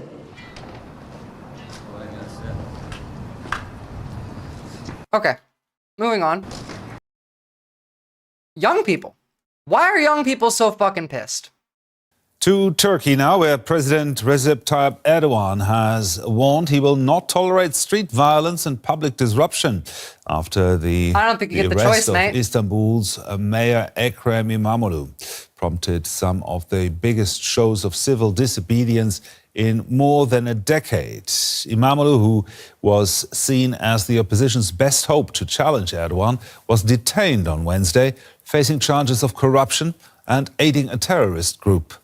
Among the protesters are many university students who are worried their country will take an even more authoritarian turn. Our correspondent Julia Hahn reports from Istanbul. We will resist and we will win, 23-year-old Derin Kush shouts to the crowd. She and thousands of other students have gathered in front of Istanbul City Hall. I'm trying to tell my 30-year-old peers if they don't protest when the brave kids get beat by the cops, they're officially Nazis. I mean, it's true. It's just true. And honestly, just keep saying it to Rofordis. Shame them for it. Show them pictures of children getting beat the shit out of by the cops. Tell them, like, show them what they're supporting. Show them American citizens being grabbed and arrested and with no due process shipped off to concentration camps overseas. You need to make them feel it by making them see it constantly. Be annoying. And good to see you, Dax Little Beans. Thank you. Protest the arrest of their mayor. We young people don't want to leave Ekrem İmamoğlu on his own, and we're here to defend the last crumbs of our democracy. There is no democracy left in this country. There's no law, no justice. The government ignores it all. I've been saying this for a while, and I'm gonna, like, this just really kind of is the official line here. What you're seeing right now, and what you've seen if you've been paying attention to Turkey over the last 10 years, is what you're going to see in America. Very, very soon. What we're seeing here is what's coming soon to the States, because it's the same type of leadership from the same type of governance from the same type of people, ghouls, who are in charge. For many here, there is far more at stake than the fate of an opposition mayor. It's the same playbook everywhere. Arrest as a politically driven attempt to eliminate the very man who could put an end to hundreds, thousands of jackboots on the street. Dan did so. That takes me back to my era in university, not a year, and I was a part of one of the major protests in Costa Rica against the ICE combo, a project wanting to privatize our electrical national company. Based, exactly. Like, it has always been the rising up of the youth that has made large-scale, long-lasting change. It's about how that youth is then pointed, where they're pointed, what direction they're pointed, how they're weaponized. And the right did this in America. Don't forget, like they did. That's how MAGA grew, the same way. They just focused on making men hate women and becoming extremists, but it was still focused on young people. That's Little Beans. Hello, Visora. Hope you're doing well. Thank you. I'm doing all right today. So much shit happening, though. My Romanian coworker was telling me the other day that the Russian influence in his community sounds exactly like MAGA. It's all the same. I've been telling you, it's all the same. Have you got a community Discord? I do indeed. Here is the link. Join the Discord, y'all. And go drop a like on the YouTube stream and maybe a follow as well, because it does really, really help. Now, driven attempt to eliminate the very man who could put an end to President Erdogan's increasingly authoritarian rule. It's not the first time that Erdogan ignoring the will of people, and we know that if we do not do something about it, there's gonna come more and more, and we're gonna get more suppressed, and we are afraid that we are going to be like Iran or Afghanistan. We are afraid of that. Popular two-term mayor Ekrem İmamoğlu was taken in on Wednesday, facing charges of corruption and aiding a terrorist. We need an Antifa HQ to begin with, Zeoduck. Every time I see this shit, I remember that I hate cops. Oh, yeah. No, not surprising. 2028 presidential race. The mayor can be detained without charges for up to 4 days. Pretty big crowds. If İmamoğlu is formally charged, he could be removed from office, analysts say. Many here fear that the government will appoint a trusty mayor for Istanbul to cut the opposition's ties with Turkey's largest city, a city of 16 million inhabitants. İmamoğlu's party, the opposition CHP... Wet Camera Inc. I know that you see that, and I do too, but I need you to also see the... it's like the Arab Spring, but in Eastern Europe, like Longling Homo Sapiens said before. Turkey, Serbia, Hungary, Romania, all of them out on the streets protesting, like heavily. Greece protesting. Georgia still protesting. France still occasionally protesting. Italy out protesting. There is a large movement of people who want change, who want it now. And now is the highest likelihood of making any lasting change. The fascists are in their weakest point, the weakest part of their plan. This is where they need to consolidate their power so they can move forward. While they're here is while we have the highest odds of success of fucking with their plans. Where are all the obligatory green laser pointers? It's not proper spring until then. Get yourself some of those too, by the way. They're hella useful at a protest. Got plans, thanks for stream. We'll check the channel out more later. Thank you, Sharimar. Good to see you, and I hope you have a lovely day. Has urged people to resist what they call a coup attempt and to continue taking to the streets despite a ban on protests. That's a lot of people. 16 million people in Istanbul alone, but shit. I am addressing all of Turkey. In a democratic matter, without resorting to violence, we seek our rights and claim what is ours. We own the streets. In Istanbul, Ankara and Izmir, some demonstrators clashed with police who put up barricades blocking key streets and squares. Several officers were injured and the authorities said they pressed criminal charges against dozens of people.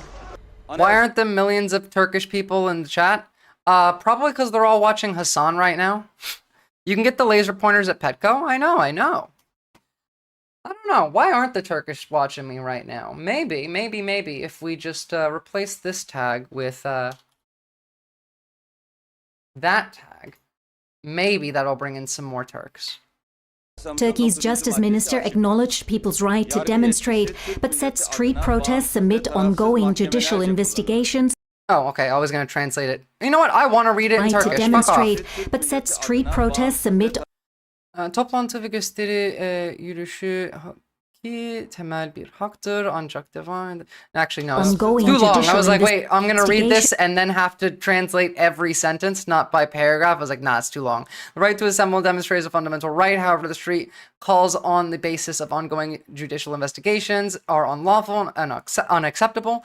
In investigations conducted by judicial authorities, the place to respond to accusations made is the independent, partial judiciary, not the streets. During this process, everyone should be sensible, especially those in positions of responsibility, should show more caution and care in their statements. It is not possible to change the facts by making provocative statements or threatening the judiciary.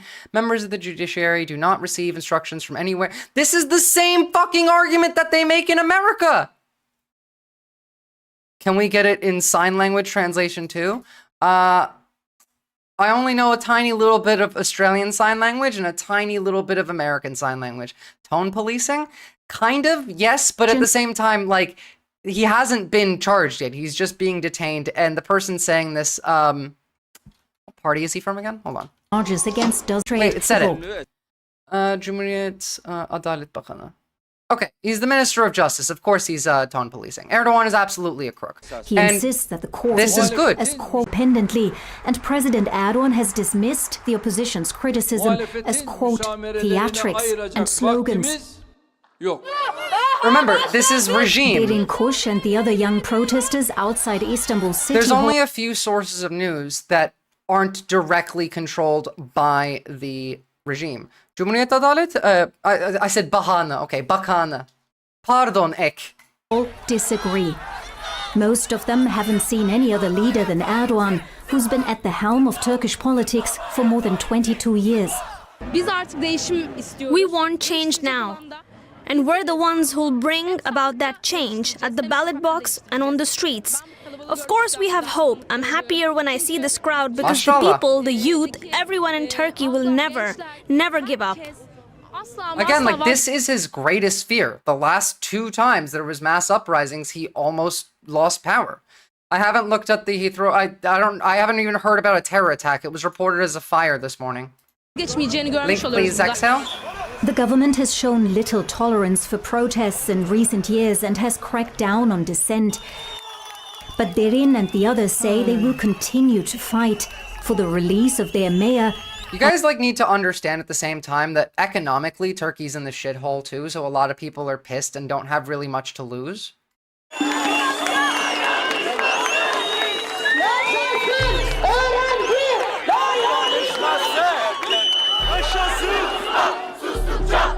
Hak verilmez, alınır, demokrasi sokakta.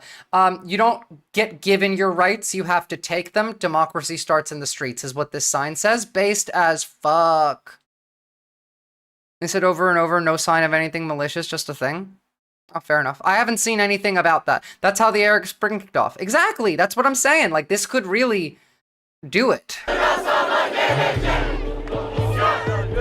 We got the Atatürk flags out and about. Türkiye Cumhuriyeti'nde bir cumhurbaşkanı adayının... There's also that aspect of it, especially with older people, like people in their 50s and 60s.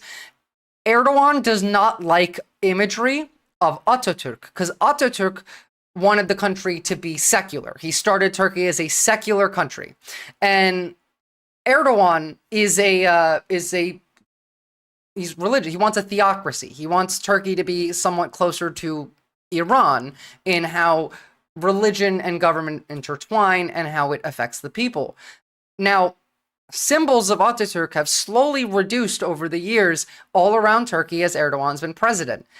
That's another big factor for a lot of people because it bases it on their patriotism of the founder of the country.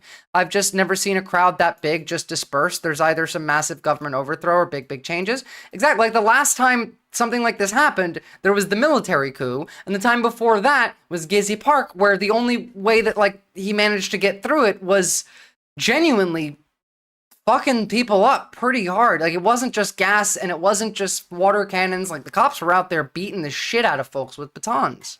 İçeri alınmasına tepki vermek için buraya geldik. Bu durum artık bizim demokrasi olan inancımızı yitirmemize sebep oldu. Said we're here to make a statement. We're here to save our democracy.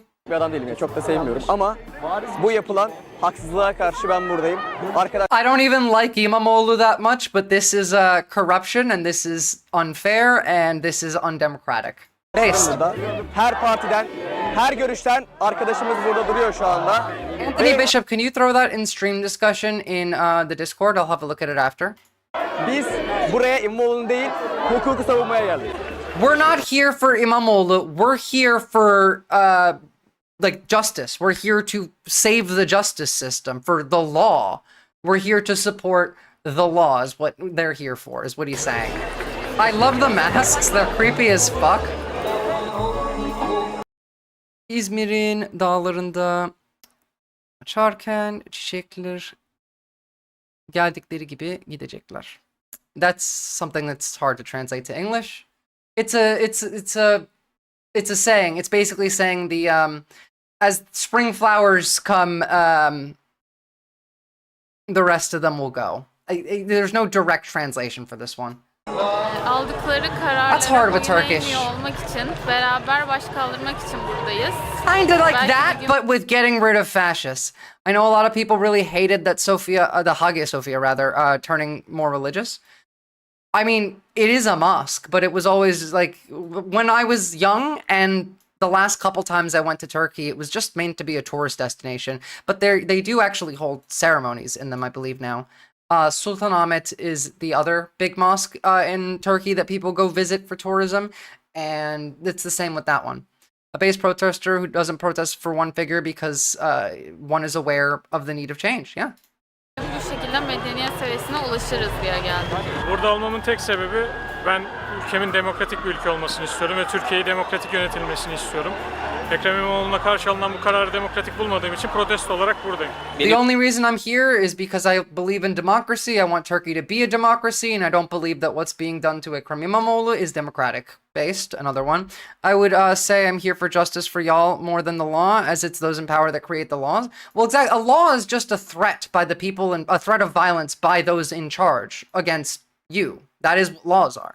Benim geldiğim insanlar öğrenci hareketi, usulsüz ve hukuksuz yargılamalara karşı. That's unsurprising, exhale. Üniversite öğrencileri, Türkiye'deki liseli öğrenciler, genç kadınlar bir baskıyla, zorlukla, yoksullukla imtihan ediliyorlar. Gençlerin artık gerçekten burasına gelmiş durumda. All women in Turkey are being oppressed, from adults to university students to high school students, and all of the women and girls in Turkey must be liberated, is what she basically just said.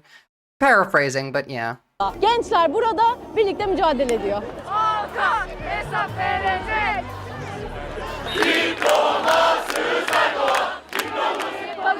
Okay, that one's real fucking funny. They're yelling how Erdogan doesn't have his own diploma, because it's real shady if he does. That's gonna piss him off more than anything else.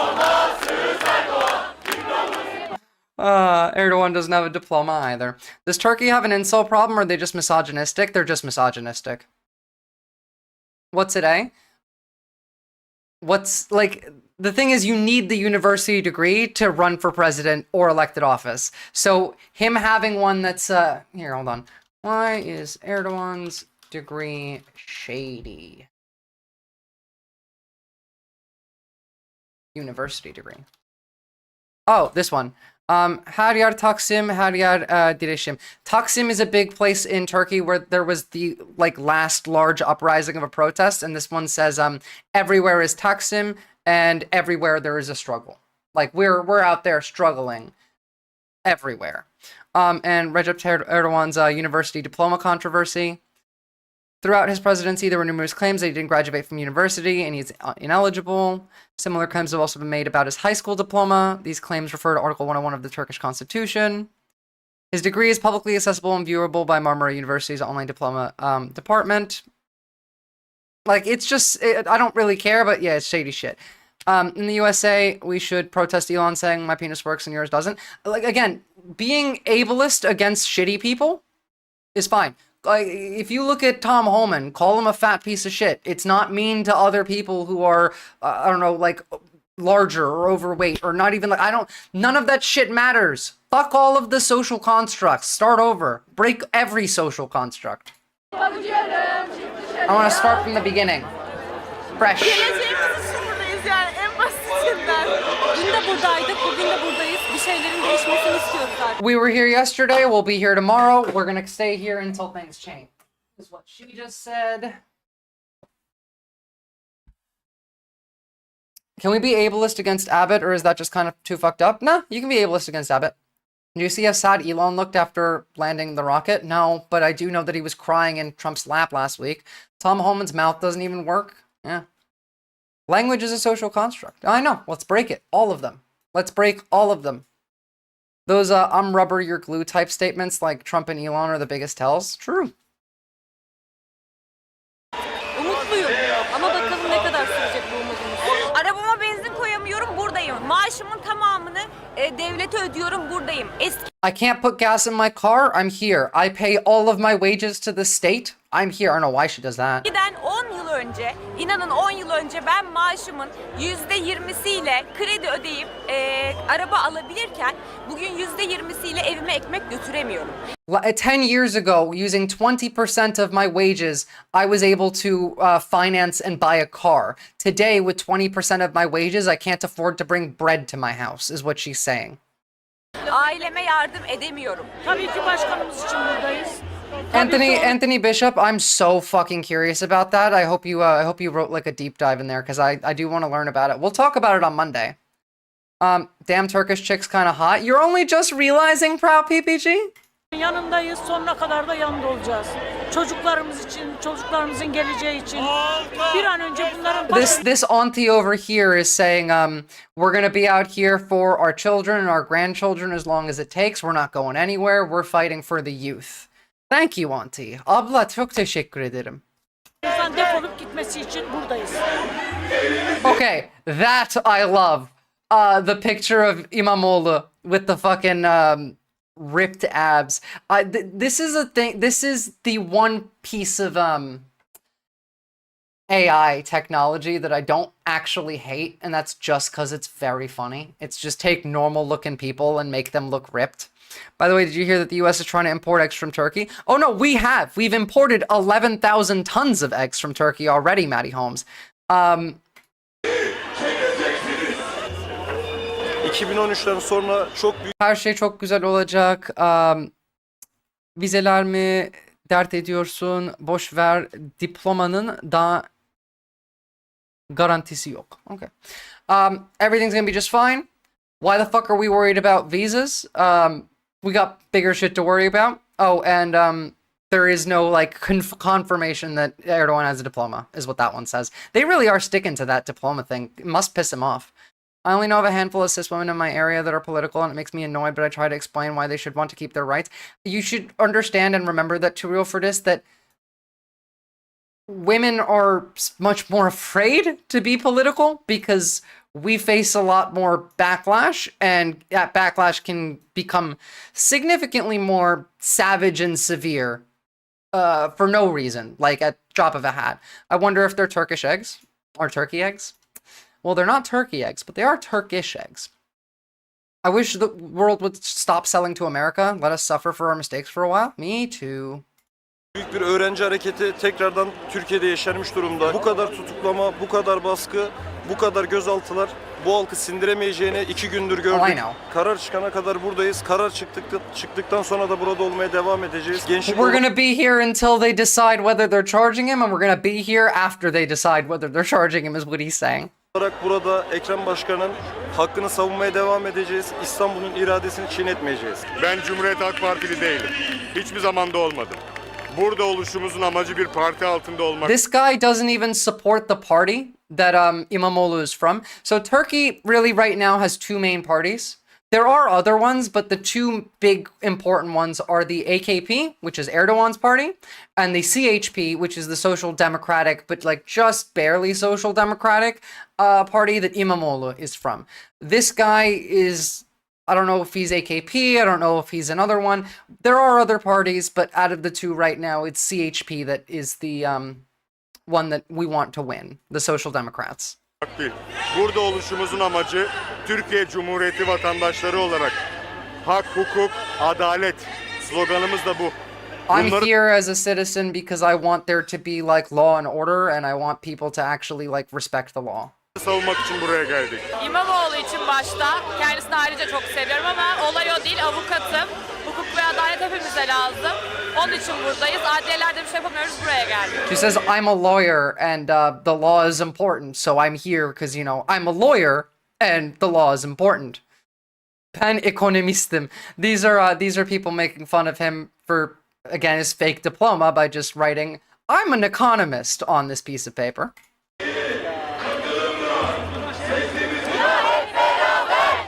Kurtuluş yok, tek başında, ya hep beraber ya hiç... yeah. So, there is no freedom without all of us coming together. We must liberate each other all as a collective. The collective liberation is what they're calling for. This is how the Arab Spring started, by the way. Ya hiçbirimiz oy kullanmaya hazır mıyız? Biz bu ülkenin vatandaşıyız, başka bir yere gidemeyiz. Bütün haklar aslında bizim için. Bizim dışımızdaki hiç kimse bizim hakkımızı hiçbir şekilde savunamaz. Biz savunmazsak kim savunacak? Damn, I thought that was a lady. This is our country. These are our rights. We're the ones that are supposed to... we have to fight for our rights. If we don't fight for our rights, no one else will fight for our rights. If we don't say that like this is ours, then no one will let us have it. We pay their salaries. They work for us, and we need to make sure they remember they work for us. Fortunately, this doesn't start with a guy setting himself on fire this time. Yeah, well, yet. Okay, that's enough of that one. Now let's look at the riot that broke out in Ankara University, because this one looks interesting. Hearing this evening reports that protests that we've been seeing in Istanbul, that they've spread to university on the outskirts of Ankara. What is the very latest there? Yes, that is correct. In Ankara, a full-scale battle has been raging for several hours. Yo, the idea of, we're talking about the capital, there's been a full-scale battle raging for several hours is not how I thought this video was going to start. Holy shit. The grounds of the Middle East Technical University, a private university surrounded by forest on the outskirts of Ankara. Now, thousands of students and opposition supporters, non-students who have gone to the university, have been demonstrating against the arrest of Ekrem İmamoğlu, the mayor of Istanbul, yesterday. He was arrested, charged with fraud, bribery, membership of a criminal organization. See, the Turks are all used to this. You see how they show up ready with their masks, and some of them have buckets of water they're carrying around or gallon jugs. They know how this works. We've done this before.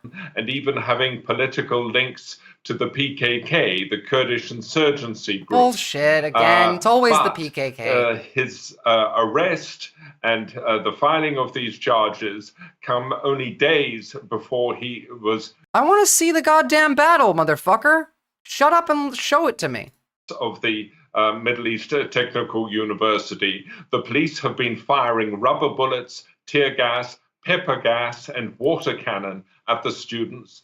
The students took shelter in the forests. The police fired tear gas canisters into the forests. My source among the students say some students fainted. Whether they lost consciousness because of the tear gas or the rubber bullets isn't known, but that some students have been injured by rubber bullets. Again, piss people off more. Injured students, you think this is going to make this slow down? You think less people are going to be out on the street? The source said the police had prevented ambulances from coming onto the campus. It looks like a very ugly scene. Now, that is it looks like a beautiful scene to me. In Istanbul, for the second night in a row, thousands of people have been protesting outside the Istanbul City Council offices, the offices of... Yeah, I'm seeing numbers that say it can go up to 50,000 just in Istanbul, like in that one protest in front of the main offices.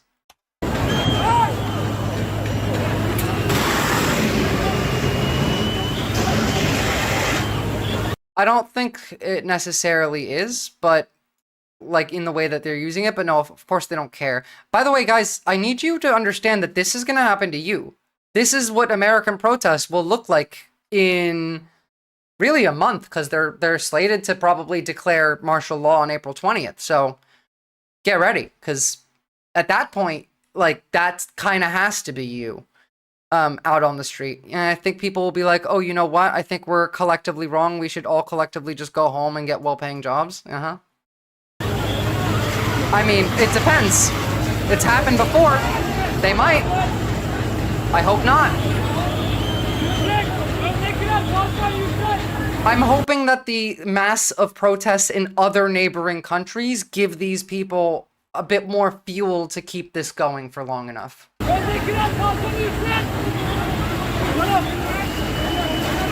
I have, yeah. We covered Serbia last week.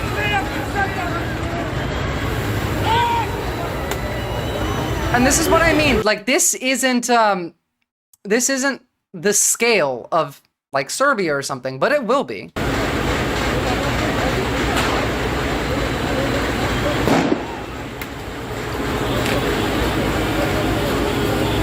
I mean, this is a fucking battle. You heard about the sonic weapon they used in Syria?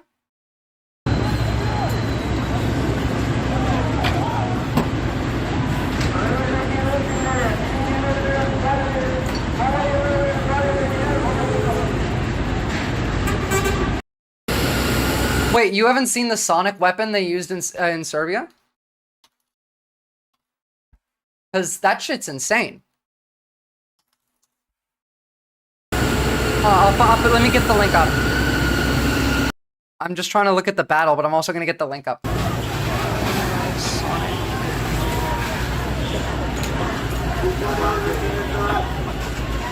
Okay. Here's what the sonic weapon looked like. Serbia's President Aleksandar Vučić is denying claims that his police used a sonic weapon to disperse protesters. It's not a Dazzler, it's an LRAD. At a rally in Belgrade. It's not a Dazzler, it's an LRAD. You can't block the noise out, Maddie Holmes, because it's not just audio. The sound waves pierce into your skin. You can have noise canceling headphones, earmuffs, like, it doesn't matter. Of the alleged incident has been circulating on social media. Like, look at this shit. They parted like the Red Sea. Hold on, I think I have a better. Here we go. I have a better one. I have a better actual clip of the sonic system being used. Yeah, no, it was the LRAD.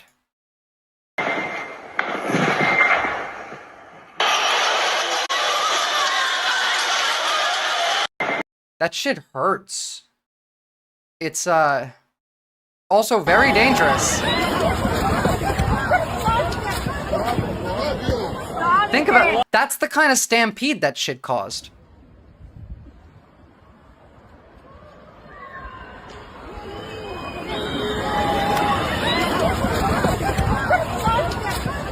Well, yeah, actually, that is Maddie Holmes. It's on purpose. Acoustic hailing device or sound cannon that produces sound at extremely high volumes over a long distance. It's primarily used for communication, issuing warnings, and crowd control. Now, like, this is different, though. Like, while the sound can be painful and disorienting at close range, at high volumes it operates by emitting intense sound waves, not light or radiation. The system that they use, the LRAD, it can cause permanent hearing damage.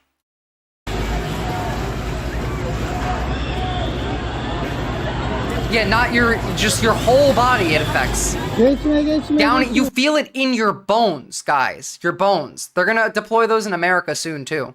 At protests. I'm sure, I think they actually already have during BLM, if anyone remembers that one.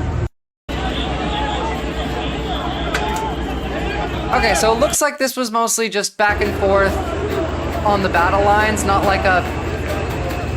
Oh, maybe. Maybe we're getting clashes now.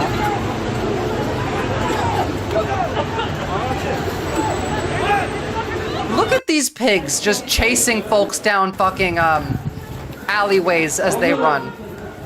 No, see, the thing is, the world is bad. Your job is to go and get the shit pounded and beat out of you and get injured at the protest. That's why you're there.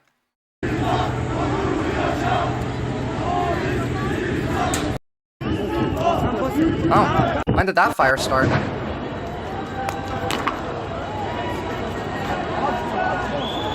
As you can see, The folks are pissed.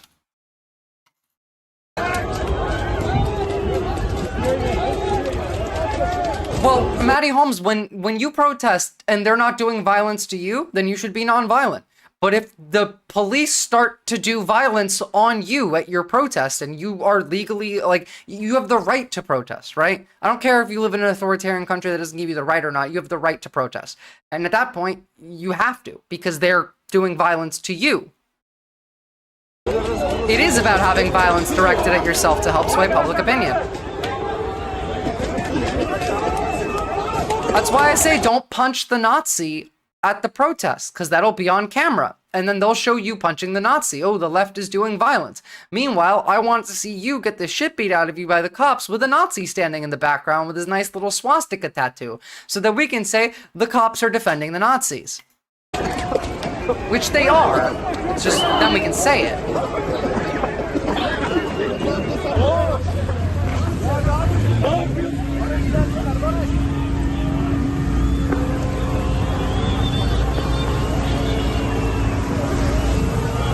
Why Britain hated the suffragettes being force-fed. It was brutal. Force-fed. They knew it. They knew that forced the issue with hunger strikes. That's the thing, right? You kind of just gotta use what you have. Screw the Dazzlers. Get the laser pointers. Those green laser pointers from Petco. They do work.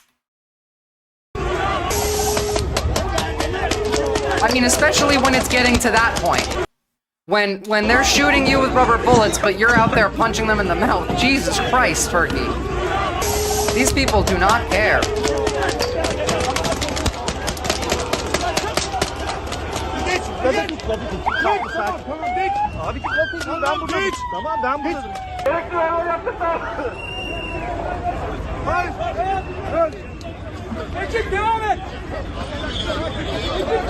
Not to blind them necessarily, but to make it harder for them to aim, to have more, like, they're shooting bullets at you, right? They're launching gas canisters at you. If you laser pointer them constantly, they might, I don't know, get one flashed in their eye as they're about to, they miss. It makes it harder for them to see, it makes them more uncomfortable. You don't want to point it directly in someone's eye, you'll make them blind, but you do want to kind of fuck around with it. And have you ever had a laser pointer just like flick between your vision, where it's pointed at your face, but it's not directly in your eyes, and so you can still see, but it keeps flicking and it makes like a line across your vision that's very annoying? That kind of, yeah, you can't stand it. Exactly. That's what it's useful for, is annoyance. I have light issues in general. I mean, fair, but I mean, at that point, like, you're out on the street protesting. We saw in Georgia, they had fireworks cannons. So, yeah, it makes sense. It works. And, like, depending on your state, you might have legal fireworks, for example. Like, I'm from New Jersey, where they're illegal, but if you're from Pennsylvania... Again, I want the government to resign.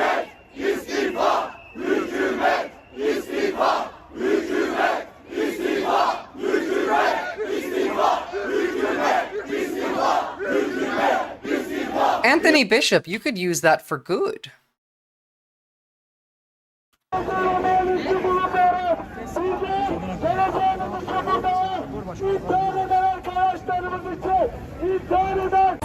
you have blue eyes, Maddie Holmes? Because, like, that's an issue with people with blue eyes. Top chanting game, too. No, yeah, no, these people have been doing this for a while. Erdogan's been the dictator for 20 years. We've had quite a few protests. That is very common with blue eyes.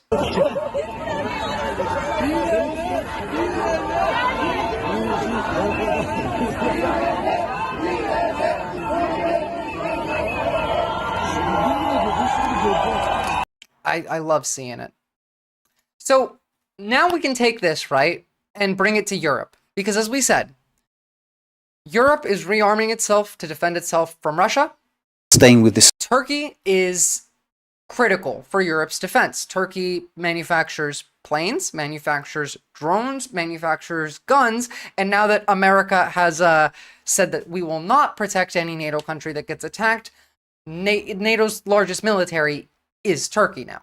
So it's quite important. I think they're using this, not LRAD's active denial system. There was there was talk about it being one or the other, and I think it ended up being agreed on to be the LRAD, but it could theoretically be the active denial system. There was some back and forth on that subject. LRADs can just be like small and mounted on a car, so I feel like it kind of makes sense. But so if Turkey needs to join the European Union for Europe's defense, on Europe's end, as in like they need Turkey to do it. Turkey also has a lot of economic ties with Europe. Turkey's even government officials have billions of dollars invested in European companies, and just last week it looked like Turkey was inching closer and closer to gaining EU membership. People were like, what was it? Croatia said last week, like, oh yeah, no, we support Turkish ascension to the European Union. This ended that right here. Every single EU leader came out and said they support İmamoğlu and how this is undemocratic, this is corruption. If Erdogan doesn't do something about this that makes all of them happier, then no Turkish ascension to the EU, which is really bad for Europe. If Erdogan manages to get overthrown, then that's even better, because the person coming in would likely be İmamoğlu, which would be very good for Europe, very good for Turkey, very bad for Russia. And so what's actually happening behind the scenes internationally? What do other countries think about Erdogan right now? Story to get more analysis. We can welcome to our program İlhan Özgel, who is the deputy chairman of the Turkish CHP. Now, this is the party of the man in question. Mr. Özgel, thank you for being with us. Can you give us your assessment as to why Ekrem İmamoğlu has been arrested? He's not arrested yet, but he's only a detainee, and we are deeply concerned that he can be arrested too, because many CHP opposition party mayors have been first detained and then arrested after 4 days of interrogation. So we are worried about his fate in custody.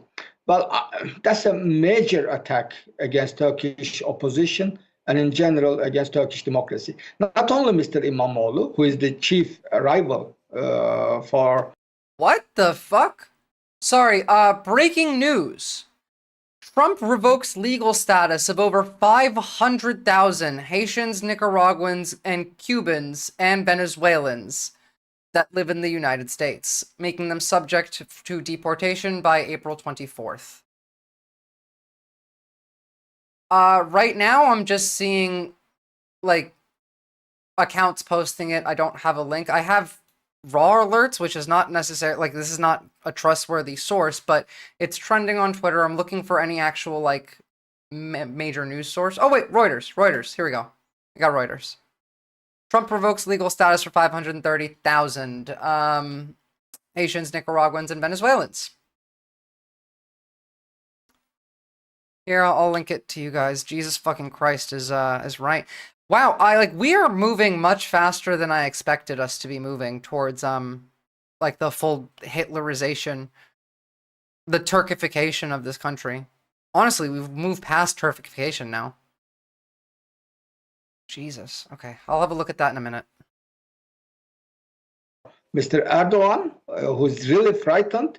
500,000. Because he has all public opinion polls show that he's leading ahead of Mr. Erdogan, and the moment he's realized that he could not win him in a free and fair election, so he tried to eliminate his often is the case main opponent. But in general, especially for the last couple of months, what we have been going through is... Oh, you got it from the BBC? Thank you. BBC is actually better than Reuters at this point with some things. The heavy crackdown on the opposition at every level, businessmen, workers' unions. They've been arresting folks for decades. People on the street. For decades. Criticizing the government. A party of a leader of a nationalist party. I mean, hundreds of people have been detained every other day. Turkish people. Mine tends to be either DW, France 24, or the Australian ABC these days, Maddie Holmes. I don't really... Like, the BBC still has too much bias for certain issues. Are waking up to a storm of detainees. So that is a part of a... Again, like, listen, we're doing the same thing in Turkey. Are waking up to a storm of detainees. So that is a part of a it's general the same thing. democratic backsliding in Turkey.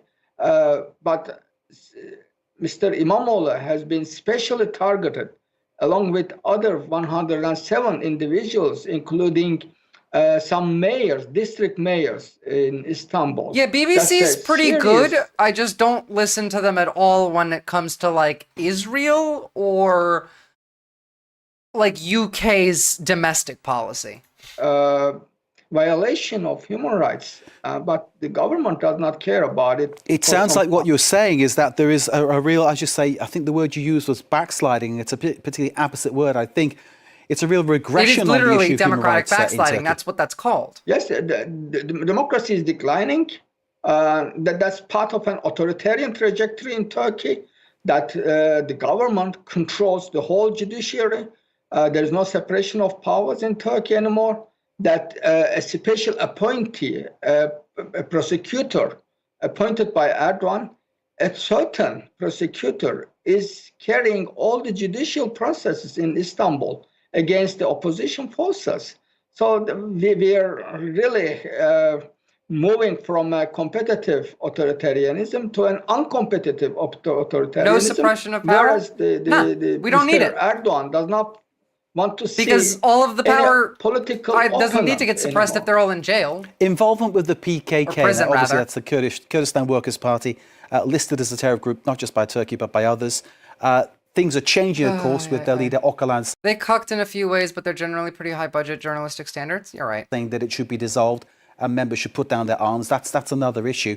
But this accusation that İmamoğlu is connected with the PKK in some way, shape, It's or form. bullshit. It's literally bullshit. It's the same type of bullshit you hear, like, again, Trump saying, oh no, they're Trendera Agua, or Israel saying, oh no, those are Palestinians. They're lying to you.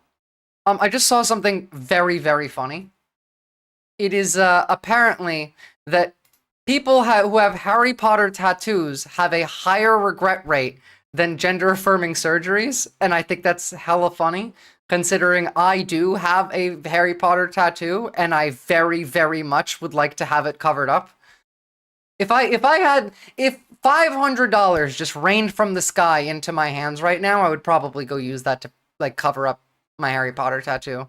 More so than like the things I actually need. So that's a very funny statistic. The BBC mentions, articles mention possibly Ukraine as well. I know he's mentioned that last week. Who are you talking about? Well, like, Ukraine is decent when it comes to BBC as well. Oh, and I saw this. This shit's insane. The parent of an unvaccinated 6-year-old girl who just died from measles in Texas said that they have no regrets for refusing to vaccinate their child. Quote, the measles are good for the body. She's better off where she is now. Do you know how insane that is? And J.K. Rowling was fuming when she saw that? Good. Good. I think J.K. Rowling should pay for my tattoo cover-ups. Also, yeah, no, it's not the mother. Those parents are evil. Both of them. This is meant, like, America is sick, y'all. We are a sick country. It's mental illness. Those two bits of English makes no sense to next to each other. I'm well aware, but that's what they want. We already have 12 cases in Kansas. It's coming up Oklahoma and Texas, all non-vaccinated except one who had the first shot. Measles has doubled in Europe since COVID. We are everything we accused Islamists to be. Yes, long leg Homo sapien. I've said this for fucking years. The Republican Party wants nothing more than to, whatever they imagine as Sharia law in their mind, to put the Christian version of that in place in America and make it infinitely worse. You know my take on that whole thing? It's 50% algorithm. I think it's like 80% algorithm. Measles is fucking terrifying. Yeah, it's the most contagious disease in the world. Or one of them. Anyway, here, let's listen to Erdogan make a statement on what's happening. And then we're going to move on to Russia. Well, Ukraine. And then Russia.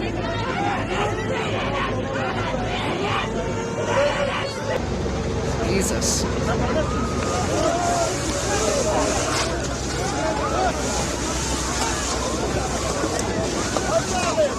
Like, this is what I'm saying. Shit gets real. İstanbul'daki bir yolsuzluk operasyonu bahane edilerek sokaklarımızın karıştırılmak istendiğine şahit oluyoruz. We can see our streets are being dirtied in Istanbul. They're like he's talking shit about the protesters.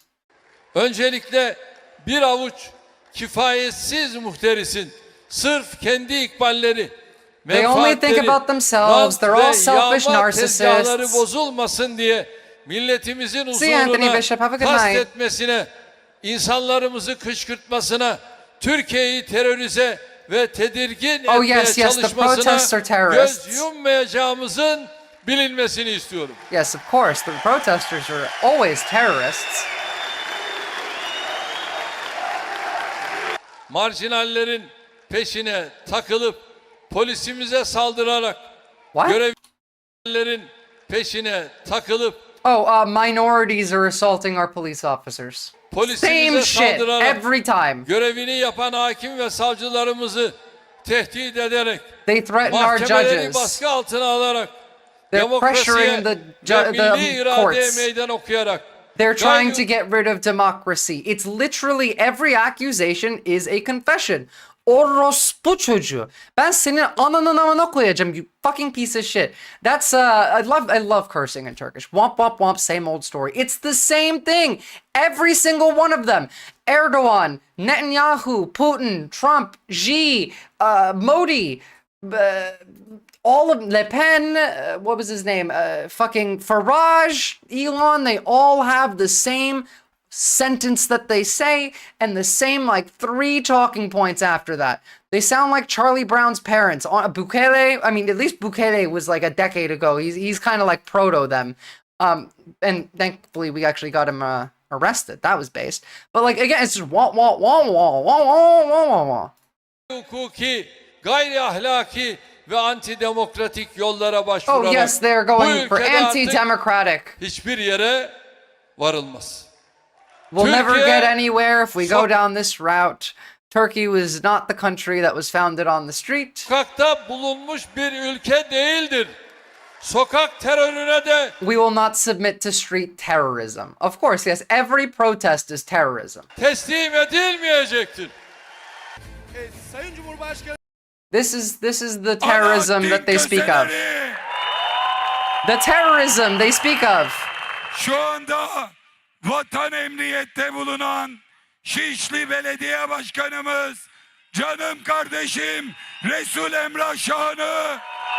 He's just calling out one of his mates. Yeah, but this is terrorism, right, guys? Does that look like terrorism to you? Beylikdüzü Belediye Başkanımız. It's ridiculous. It's ridiculous. It's a ridiculous claim from a ridiculous person because Erdogan is a clown. Now, interestingly, yeah, exactly, Grim Reaper, we're all terrorists now. Apparently, telling, I don't know, American immigrants their rights and how they should talk to ICE is terrorism too. They want to arrest AOC for it, so terrorists. So, but I got a surprise for you. Because you know where else is protesting today? Israel. Israel is also protesting today. Israelis are back on the streets protesting their government and its renewed war in Gaza, which has already killed hundreds of Palestinians and endangers the hostages Why does the screen go black there? held by Hamas. Marching outside Prime Minister Benjamin Netanyahu's residence, They went to his accusing house. his administration of continuing the conflict for political reasons. Frustrations only growing after the sudden firing of the head of Israel's domestic intelligence agency. And we are here also to protest against the illegal actions that our government is doing this evening by Remember, they're also taking the West Bank. firing the head of the Secret Service of Israel. We feel that Honestly, yeah, we Israeli need drummers at democracy every was protest. You guys gotta have at least one drummer at a protest. hijacked by the worst people possible, people that care about nothing but their very narrow self-interests. Israel's cabinet unanimously approved Netanyahu's request to sack Ronan Bar, head of Shin Bet Internal Security Service. In a letter made public late Thursday, Barr Bass, you described duck. his dismissal as motivated by Bagpipes Netanyahu's too, hell personal yeah. interests. Bring the security chief fucking referred instruments. to conclusions drawn by his agency's probe into the unprecedented Hamas attack on October 7 Allah and yarabbim pointed to ya alleged Resulullah. payments from Qatar. Jeez, I've been talking too much Turkish that now my groan of annoyance came out in Turkish rather than in English. People close to the leader. Barr's dismissal has also angered the opposition. Amid the rain, the leader of the Democrats' party told protesters not to lose hope. Israel will be liberal democracy or messianic theocracy. Israel will be liberal democracy or won't be at all. Israel resumed. Can we get socialism instead? I feel like everyone might prefer that. Like everyone, including the Palestinians that are still left. Bombardments and ground operations in Gaza on Tuesday, breaking a fragile 2-month ceasefire. Does my brain think in Turkish or English? Kind of both. It depends on the subject, but also neither, because my brain mostly thinks in images. Like when I'm trying to imagine how I want to say something, I form an image in my head to describe it. Have a good night, SN. But like, if I'm speaking in Turkish, then I'm thinking in Turkish, and if I'm speaking in English, then I'm thinking in English. My dreams get weird though, because they mix. It's vowing even more devastation if Hamas doesn't release its remaining hostages. Yeah. Okay, yeah, we know.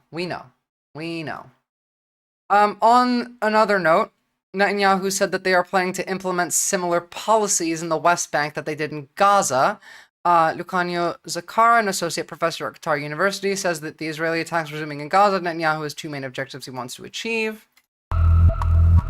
Again, we come back to which is why they're protesting in this war, which is, first of all, elimination of Hamas, and I would say elimination of more people possible, the biggest amount of people possible, in order to reduce any chance of Hamas to rebuild or survive after this war, and also to flatten the land in order to prepare annexation of Gaza.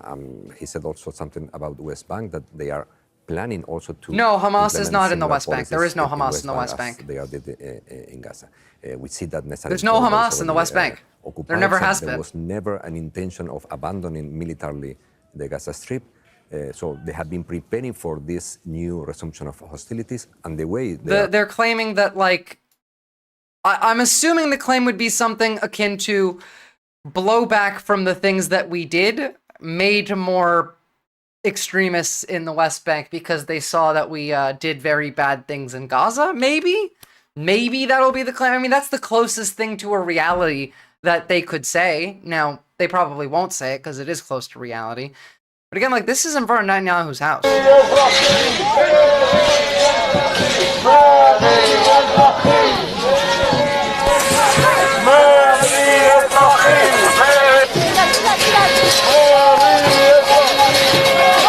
The people protesting, I'm so fucking proud of these people. I'm based.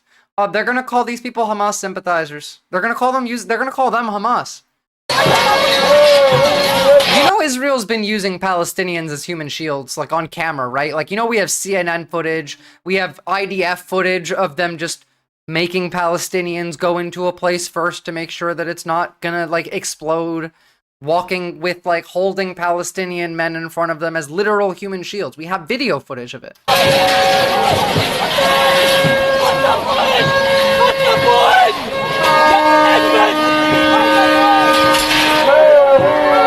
Man, everyone is sick of this shit. Everyone in the world is sick of this shit. We're sick of it in Turkey. We're sick of it in Israel. We're sick of it in America. We're sick of it in Canada. We're sick of it in Serbia, Romania, Hungary, Italy, France, Germany, England. Everyone is sick of this shit. So please just come together. Everyone go the fuck outside and let's finish it. There's revolutionary energy everywhere. Everywhere. Come together and fucking finish it. They just arrested another visa holder student. He's a citizen of the UK. They're accusing him of being a Hamas supporter. This is why the UK is saying don't come to America. This is why Germany is putting out travel advisories. This is why Denmark, Canada, and Finland are also putting out travel advisories. Fuck America. Of course the UK is pissed. Although, did you see that apparently the king is inviting us to be part of the British Commonwealth, Simply Steve? I still think it would be the funniest thing that ever happened if we were all wrong, and instead of being a Russian agent, Donald Trump was just a British spy from the 1770s. They've already demanded his release? Yeah, sure they did. We've kept, what, 3 Germans in custody for too long as well? God damn it, this is knotted now. Whatever. Alright, let's keep moving. So, we've all seen the meeting, like, with Zelensky and Trump, right? But I need you to understand something. The insanity of how this went, considering how much of Ukraine is being occupied, like, take this and put America in Ukraine's place. This is literally the most embarrassing thing I've ever seen. Can you imagine if this happened in America? That's 20% of their land controlled by a foreign invader. Let me put that into perspective for all of us so we can see just how fucking shameful this is. The Russians have landed on the Gulf Coast. There goes Florida. Later Alabama. Better luck next time, Mississippi. Louisiana, Georgia, South Carolina, North Carolina. This is like, again, this is what the Ukraine war would be if it was America. All of these states have been annexed by Russia. Arkansas and Tennessee. Oh wait, that's actually not quite enough. They need a little bit more. Okay, fine. They can have Texas as well. That's about 20%. Can you imagine this much of the country reduced to this, and our president having a meeting with our allies gets asked why they're not wearing a suit? For a country whose core principle is defending what's ours, it disgusts me how people will see this and roll over like a bitch in heat. This is a slap in the face to anyone. Sure, but again, like, think about that. That's about all of this had been annexed. Imagine if all of this was gone. Hi, UK person here. I'm very pissed off, and I've been for a very long while. Base Grim Reaper, I hope you do something about it. I hope you... I mean, to be fair, I think reform is falling apart, isn't it, Grim Reaper? They're dying. So, Labor's almost certainly going to win again, because reform's basically dead. What's the scoop on the DOE stuff? I'm going to cover most of that on Monday, but at the moment, DOE's fucked. Like, really bad, yeah. Like, really, really bad. The whole point of this is to privatize it. Poor people don't get to go to school anymore. You get to go to work. Rich people get to go to school. Hopefully you're in a blue state, and maybe your state will fund some public schools. It's too early, which is why I'm not talking about the DOE today. We're going to wait till Monday because I need some more stuff to come out about it and really understand what the fuck they're planning to do. But, like, go watch the beginning of the stream, if not here on YouTube, because you can. Go drop me a like there as well. The insane shit that they're doing already is beyond the pale. I don't have words to describe. They're making it illegal. They're trying to make it illegal to give haircuts the wrong way. Imagine if Mexico started saying, oh yeah, well, most of the people in Texas, Arizona, and Nevada are ethnically Mexican, so yeah.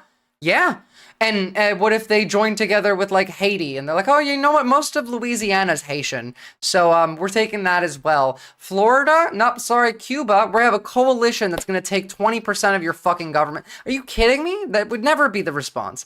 As far as I know, yes, reform is falling apart, but labor ain't exactly all that great. No, of course, Grim Reaper, labor is shit, but reform is the Hitler. It's the position of the Democrats in America versus the Republicans. The Democrats are shit and won't help you, but the reform, or the Republicans, will be Hitler. So you want labor to win so that you can go outside and do what every other country is doing. Like, I don't know, Turkey, Serbia, Greece, etc. Go outside and protest and make them make a difference. Get rid of the fucking House of Lords first, and then you'll have a lot of an easier time doing everything else.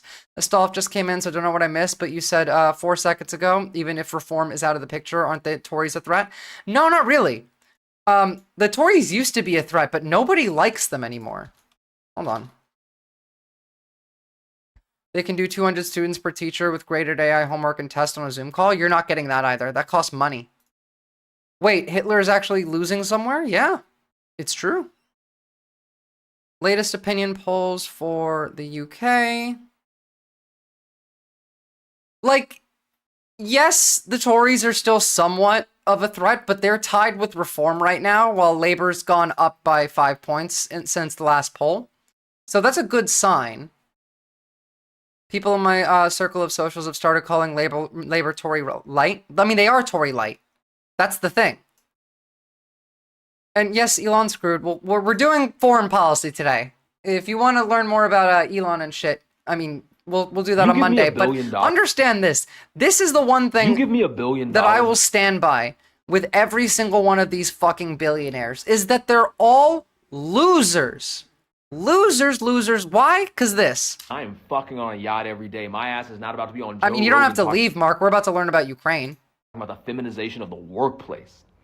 You give me $1 billion, it's gas tank on E, all drinks on me. Every bar I walk into, I'm buying the bar for everybody in there. I'm not about to be in no Twitter space trying to get crypto bros to like me. You did it. You won. You beat capitalism, bro. Hey, Christian, you have $50 billion. You want to go be the head of a government oversight board? Hell no. Me and my wife are going to Spain. Like, what loser ass mentality do you have to have that much money and not be like, you know what? I'm done. Like, if I make a company that much money. Exactly, long like Homo sapien. I did my job. I'm enjoying the rest of my life. I'm not Also, waiting. like, not to mention, like, spreading that money around and using it to fix actual issues rather than hoarding capital. But, like, take all of that and put that to the side for 1 second, but, like... It's like, oh, yeah, I have enough money for the rest of my life to live comfortably without even, like I'm out. I'm out. Why are they such losers? And they're not doing anything cool. Be a Carnegie, be a Rockefeller. They're not great, but build something. Why are you on podcasts? This is the correct response, by the way. They don't deserve money. They don't. They don't deserve money.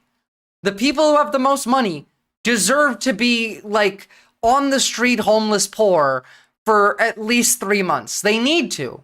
They need to. They don't. They simply do not know how to enjoy life. They only know how to make it miserable for the rest of us. And I don't understand what kind of loser-ass mentality you have to have that much money and be like, yeah, man, let me hop on this podcast and complain about women. I have 2 yachts. Let me go bitch. True. I have 2 yachts. Let me go bitch online. Why? Thank you, Mark. I get money, so I'm buying a house. Secure, then putting the money into social problems and helping my family. Literally, spread the money around your community, like all that. Of course. It doesn't even need to be said on this channel, because, like, you know, I don't believe in private property. I don't believe in capitalism, obviously. But if I was given that much money, I would do some fun shit with it, not whine all the time. When's the last time Elon's out there, like, happy? Nothing. He's just miserable because he makes himself miserable constantly. He employs tens of thousands of people. He underemploys them. He underpays them, gives them a slave wage. Elon does not get props for shit. He's not miserable enough. Imagine being a billionaire and bitching about white birth rates. Yeah, literally. Giving all my pennies to lefty streamers I consider family. I mean, based. There are ways you can do that, and there are lefty streamers who need your support. Now, moving on really quickly. And yes, like, Tesla's shit, Tesla workers are shit. We're going to talk a lot about Elon on Monday, but right now we got to touch on Ukraine, because if you remember, there was a ceasefire that was agreed on for about half an hour. It lasted between Russia and Ukraine by America. Almost immediately after that ceasefire, Russia started bombing Ukraine again. Ukraine started bombing Russia again. Then Putin and Trump had a phone call yesterday. And immediately following that phone call, you want to know what happened? Putin, after a long conversation with Trump, has ordered all civilian areas in Ukraine to be targeted. Here, residential areas in Kropyvnytsky can be seen on fire after dozens of Russian strikes on civilians. Basically just saying, like, the phone call was giving him the green light to do whatever the fuck he wants. It's bad, guys. It's real bad. Now, multiple regions across Ukraine targeted overnight after that phone call. If you work for Elon, then you're essentially just working in the Nazi regime. You're happy with that. Regions of Ukraine came under massive Russian aerial attack overnight, officials reported on Friday. In the Black Sea port city of Odessa, Russian drone strikes injured at least 3 people and started several fires. The regional governor Ukraine's Air Force said it intercepted 114 Russian drones overnight. Like, Jesus Christ. Oh, and just to add to your point, Simply Steve, we need to start doing this shit. Start taking people who work for unethical companies and blaming them, shaming them. If you work for Microsoft, you should feel bad about yourself. Just like how when someone tells me that they have stocks in a defense company and I call them a demon, you need to start doing that. You investing in a company has consequences. If the company that you were investing in does shit that is evil to other people, you're paying for that and you should feel bad about it. Only 3 injuries, that's a miracle. I mean, this is that one strike, but yeah. Civilian infrastructure and commercial facilities were damaged or destroyed in the attack. At least 6 people were also injured in Zaporizhia by Russian glide bombs, according to its regional head. Meanwhile, Russia and Ukraine also accused each other of attacking a gas metering station in Sudzha, a town in Russia's Kursk region. You think people that work at SpaceX are simultaneously both underpaid and need to be shamed? Make it make sense? If you work at SpaceX, that's different. It's not underpaid. Tesla underpays you. SpaceX does not. SpaceX is a defense contractor. You are not allowed to use H-1B visas when you're a defense contractor. You can't use cheap labor on SpaceX. They have regular labor. Tesla gets to use H-1B visas. So does Twitter. Also, on top of that, SpaceX is overpaid, just not the workers. It is Elon who's overpaid with his $30 billion contracts. But they are also should be shamed. They are working for Hitler and Mussolini. They are working for a company run by a fascist who also owns several other companies and is making the world shittier. If you work at SpaceX and you have a soul, you should quit your job. Go work for the European Space Agency.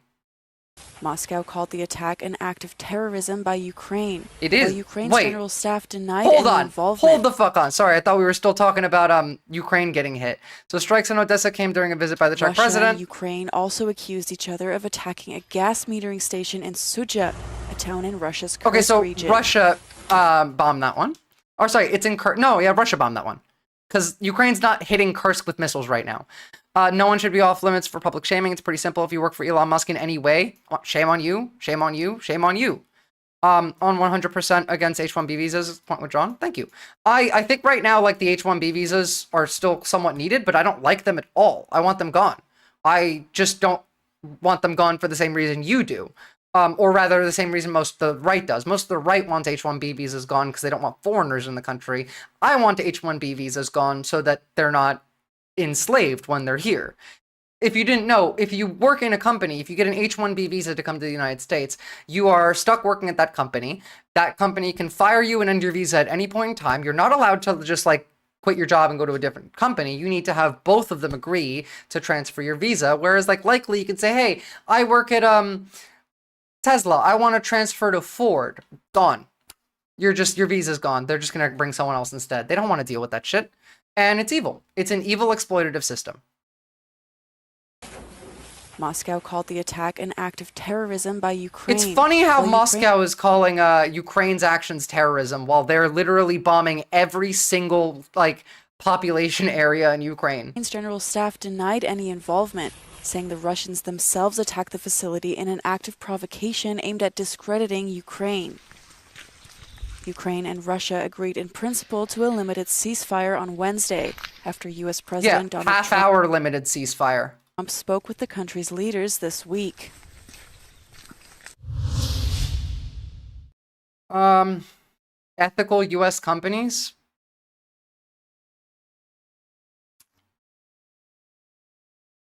Ethical U.S. companies. No, sorry. I can't think of one. Maybe, like a family farm? A small business, yeah. Isn't overnight bombing civilians just straight up war crimes? Literally everything that Ukraine is... Costco! There we go, Costco. Everything that Russia's doing to Ukraine is war crimes. Like everything. It's been. They're genociding Ukraine, actually. The fact that we don't call it a genocide is actually insane to me. Because they objectively are under like every definition. Drones have hit Odessa, Ukraine, igniting massive fires overnight. This comes after President Trump expressed optimism for peace talks that are expected to resume in a few. Here's Russia bombing Sutsa with an airstrike. Thank you, Zomi. I was hoping you would pop in. Always when we're talking about Russia.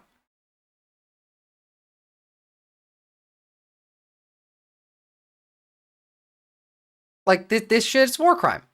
And again, immediately following a phone call with Donald Trump, it's being given a green flag of, okay, do whatever the fuck you want.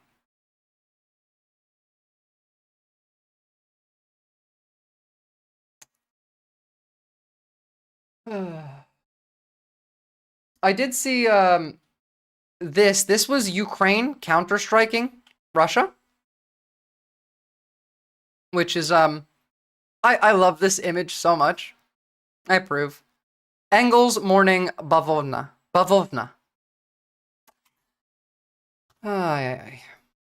Few days. Ukrainian President Volodymyr Zelensky responded to the attack, saying in part joint pressure on Russia by way of sanctions and defense support is the way to stop them.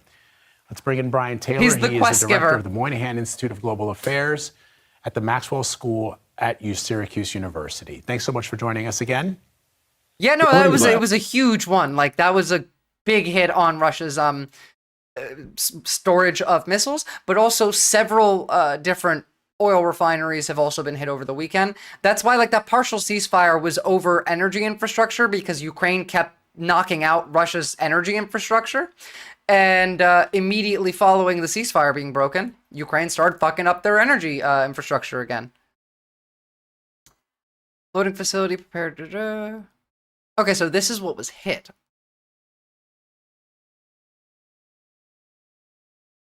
We got the ammo depot, likely cruise missile launch facility, and the waste ground. Interesting.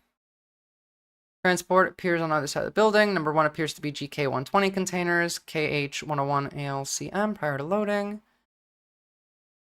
Shoigu, where is my fucking ammo?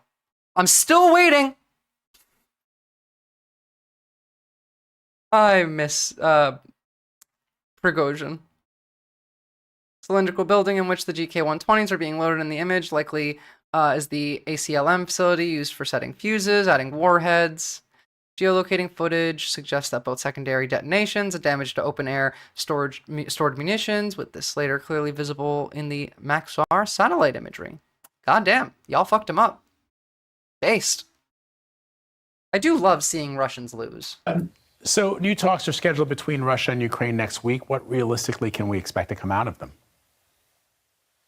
Well, it's a curious situation in that both the Russian and Ukrainian delegations are going to be in Saudi Arabia to meet with the American delegation. It doesn't seem they're actually going to meet directly with each other. So the Americans are probably going to be shuttling between the two sides. And what they're hoping to agree on is what the terms of this stop to air target. Obviously nothing came from it, but like, I hope they show at the end here of the actual agreement. No, whatever. Sea, now they're concentrating on air, but maybe talking about sea in Saudi Arabia. It's wild that Russia does this, so most of the pressure seems and then anytime Ukraine does it back, it's called terrorism. Concessions, and very little pressure on the Russians to make bigger concessions, given that they're the party that started the war. Yeah, they should be the one to make concessions, except they have a secret weapon, their greatest military asset. It was the greatest honor. Hero of the Soviet Union, awarded to those who gave their all to defend the motherland. Today, it is the hero of the Russian Federation. The men and women who have served the motherland's interests with great honor and distinction. Marco Rubio. We're going to need to have functional embassies in Moscow and in Washington. Tulsi Gabbard. According to the U.S. government, these biolabs are conducting research on dangerous pathogens. J.D. Vance. I don't really care what happens to Ukraine one way or another. And the greatest hero of our time, Donald Trump. These heroes know Russia is a peaceful nation that will never bow down to the decadent American values of what they call democracy. Remember them. Let history No. Elon is Chinese. He's a CCP operative. For their names amongst the greatest of our heroes. Never forget, They live in our hearts forever. Donald Trump, the greatest hero of the Russian Federation. Oh, and that came from Trump admin Ways giving up NATO command. So, yeah. Yep. So, we continue to go. Did you know that Russia's ethnically cleansing Ukraine? Putin's new decree orders Ukrainians in occupied territory to leave their homes if they don't have Russian citizenship by September 10th. Yeah. Deportation of Ukrainians from Ukraine. Somewhere else. That shit's wild. Oh, by the way, did you also know that they steal Ukrainian children and bring them back to Russia? Oh, and remember how we say every accusation is a confession? Remember all of those claims about how Ukraine is radicalizing young kids and making them conscripting children to go fight against Russia in the war, and how inhumane and undemocratic and Nazi-like that was? Well, every accusation is a confession. Ukrainian children in Melitopol under Russian occupation are being militarized by Russian authorities in schools. This has always been the Russian plan: erase Ukrainian identity, make Ukrainians into Russians, re-educate and brainwash them, then use them for future Russian expansion goals. Happened before. 35 years ago, Soviet troops, including Ukrainians, were stationed in East Germany. Chechens fought bravely against Russia in the 90s and are now forced to fight in Russia's army against Ukraine. Similarly, Ukrainians from territories occupied since 2014 have been conscripted into the Russian military and sent on brutal meat assaults. They steal children. Where'd you read that? Literally, like, it's all the time. Hold on, I'll find you a link while we watch a video. But they bring Ukrainian children to Russia. Brought to Russia and sent to Russian families. Like, I've covered it before, actually. This is what my coworker thinks Ukraine Russia is all about. I mean, it kind of is. Here.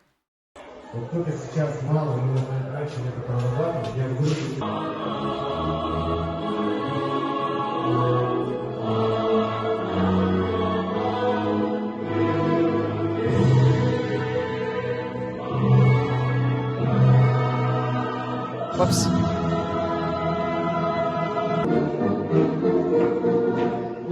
There's the link.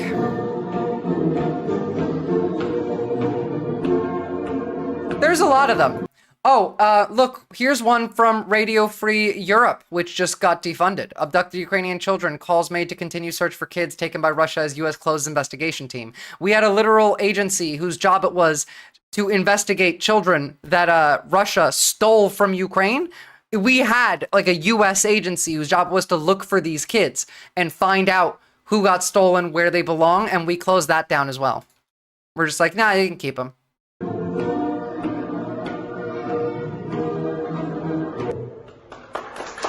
Poor Goose Step, try harder. Basically, yeah. They're literally gonna get sent into the tunnels to get a wood chipper. Fucking sad. But this is what they do. By the way, this is what America wants to do as well. We're gonna do a variant of this to our own citizens as well. Oh, and here's an example of a gas fire, rather a oil refinery fire. 7 утра. Вот такой костер у нас горит. It isn't hard to believe that the invading country is abducting people. Yeah, it's just like, it's something that we don't think about these days, but it's very common. Hell, Australia did this not that long ago. It was only, I think, the 70s when Australia stopped taking Aboriginal children from their families and giving them to white families. Let me just check. When did Australia stop stealing Aboriginal children? Yeah, it was the 70s. See, to the Russians, fire is nothing. Putin fucked their country good, where they're like, yeah, I expect it. Well, I mean, outside of Moscow and St. Petersburg, it's like that. In Moscow and St. Petersburg, people do still have a high standard of living because that's where all of the wealth is, whatchamacallit, concentrated. That's the word. That's the word. Hold on, this video is extremely funny. Here is a Russian soldier hiding in these pipes, and I love this video. Бачиш? Он мента. А, ёб твою мать, блядь. Добрый вечер. As it's just saying, there you are. Hello, good evening. Boom, Tubnik. The Tubniks are, you gotta watch out for them. You gotta watch out for them. Close relative to Barrel Man. There is that a whole different like ethnicity of Russians that have been sent to fight in Ukraine? The ones that the Barrel Men and the Pipeniks. See, this is what I mean. Russia's gotten so weak at this point. They're just taking anybody they can find and throwing them out there. Rare minorities. We have to protect these people. We gotta take them and keep them in their pipes and their barrels. They'll be happy. It's good for them. You know, it's moral. And you know, like the barrel one, you guys made it so that guy will stay in the barrel. He's not going anywhere. So there you go, doing God's work. Donald Trump was asked what he thinks about the ceasefire not ceasing any fire, and Russia stepping up how many civilians it's killing immediately following. And this was his response. As Russia continues to attack Ukraine, are you planning to impose any sort of sanctions? Well, they're fighting against each other. Yeah, I think we're going to have, we have a ceasefire on a lot of areas, and so far that's all held very well. And it has not at all, but no, he doesn't care. No sanctions on Russia. Nothing's going to happen. Green light. That's what he said. Green light. You can do whatever the fuck you want. Meanwhile, this is what it feels like to be Ukrainian in Ukraine. A high-stakes 2-hour call today between President Trump and Vladimir Putin ended Wait, without... hold on. I might have to skip a little bit forward because it's all fucking CNN always does this. Streets are often empty, and residents say they're targeted daily by drones in the sky. On the streets of Kherson, anyone is fair game. Every day, swarms of Russian drones glide across the river on a deadly hunt that locals have dubbed a human safari. They target the old and the young, men and women. Flying low, they taunt and terrorize their prey. A man crosses himself. Let me clarify here. There is some propaganda in this, obviously, some of that rhetoric, but to be clear, this is exactly what they're doing. So yes, the rhetoric is a bit like pointed, but it is 100% accurate. Preparing for the worst before the drone buzzes on. Others are not. Do you know how much fortunate.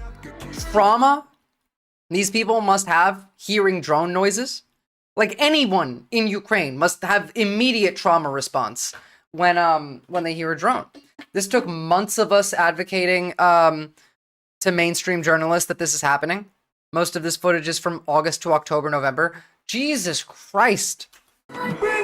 Russian social media is awash with these videos, complete with heavy Wow. metal soundtracks and gloating comments. Like, yes, we do this too with the Ukrainian, like, heavy metal soundtrack drone hits, but none of those are civilian videos. Those are all fucking Russian soldiers in Ukraine videos, not civilians. Like, Ukraine's not drone filming them airstriking a car. People of Kherson, this is anything but a game. So this is the central square here in Kherson, and you can see it is eerily deserted. Just a few people out on the streets. I hope you guys get them. Cloudy earlier, which means sometimes more people go out because that's not good weather for flying drones. But now, again, just a handful of people. All the stores you can see over there are basically boarded up. This is demon behavior. The one supermarket open is heavily fortified.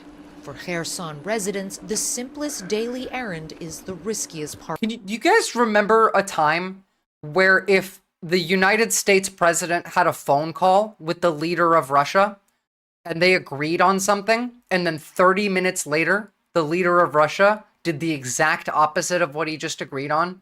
Do you remember when, like, that would have resulted in some fucking consequences? Mostly the 18th Army and the 104th Air Assault Division, the 80th Arctic Motor Rifle Brigade are committing these crimes. I hope they die. Very violently, in fact. And I don't, like, is it TOS for me to say that about a foreign war?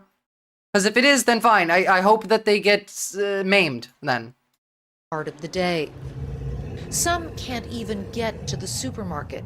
We drive to meet volunteers from the local administration. Hell, Bush even. We're heading now to the eastern outskirts. Even Bush would have had a This spine. is one of the most dangerous parts of the city, and they're getting ready to distribute some aid. They have to do it quickly and efficiently to ensure that they don't get seen by the drones. Because remember, like, not even John McCain Republican era, because when Obama was president, they invaded Crimea, and there was not all that much fuss out of America. Like, sure, we sanctioned them, but that's it.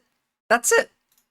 The area is very exposed. We're told to hide our body armor under our coats.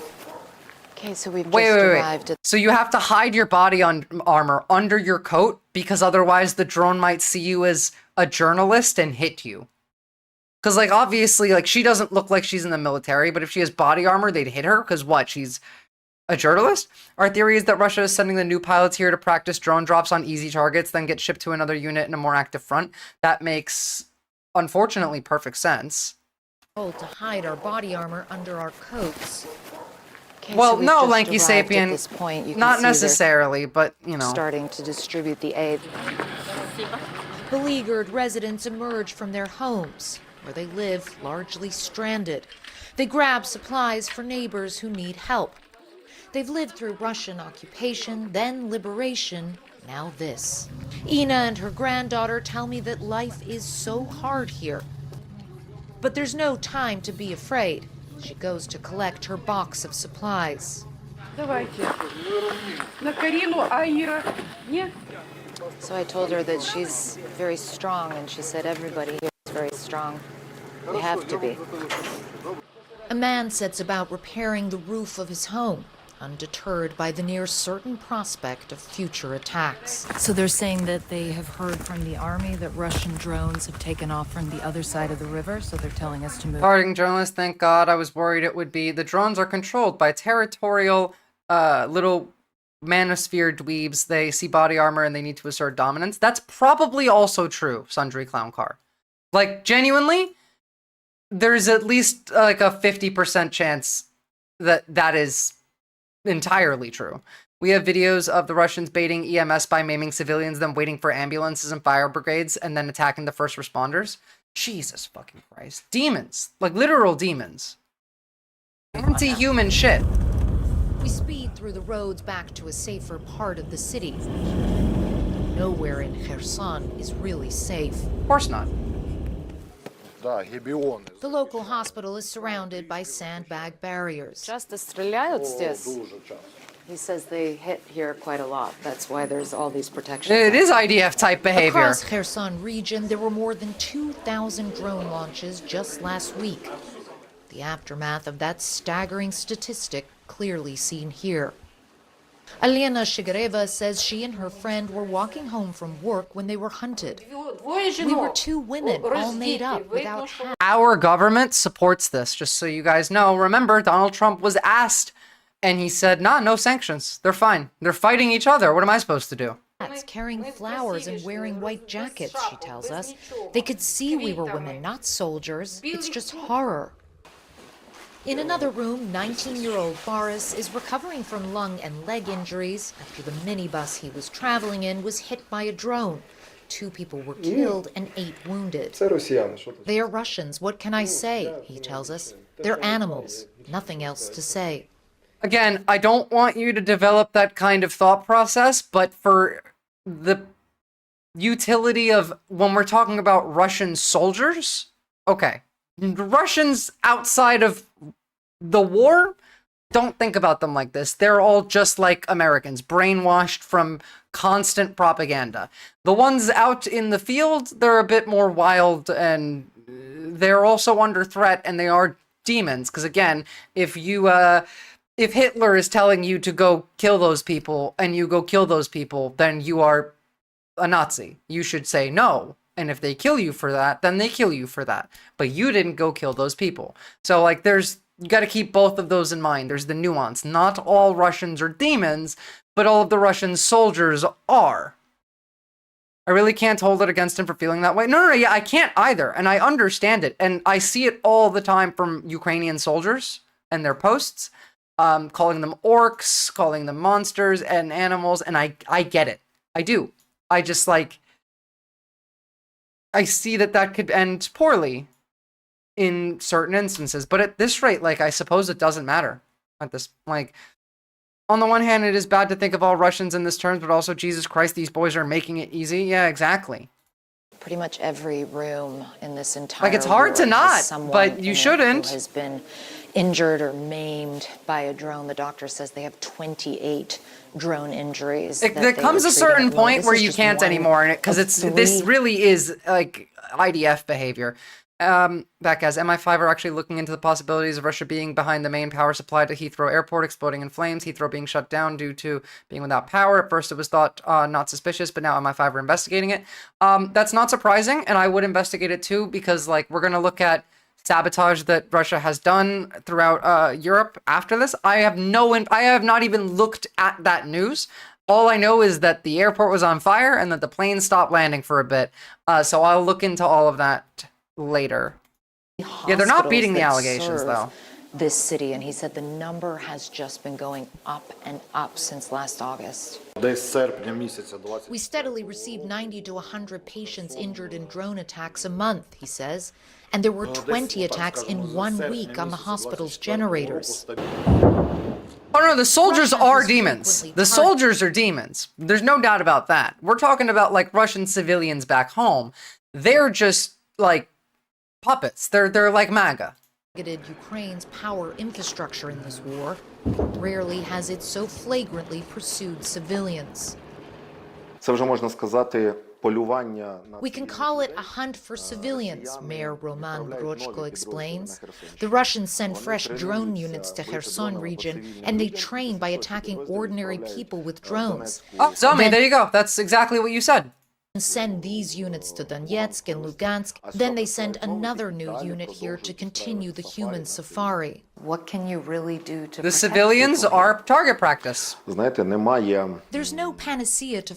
Do you understand the type of evil you have to be to say, all right, we're going to send you new folks over here so that you can have some target practice on cars, ambulances, buses, people walking on the street. And then we're going to send you to like the actual place where we need you to work. It's insanity.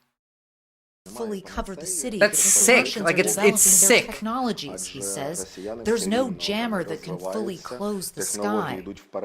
And so the people of Kherson suffer on as outside powers bargain for an end to this They war. literally go after Nowhere garbage trucks and Russia's NGO intentions dropping so off food. intimately. Of course they Clarissa do. Ward's I hope you all know that this is what you can expect in your future, no matter where you are in the world. Because once this war ends, that drone warfare and these tactics are everywhere. They're literally everywhere.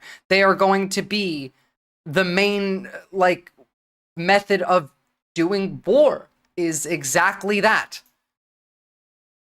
You're going to see that in Mexico and Canada. We're going to do it.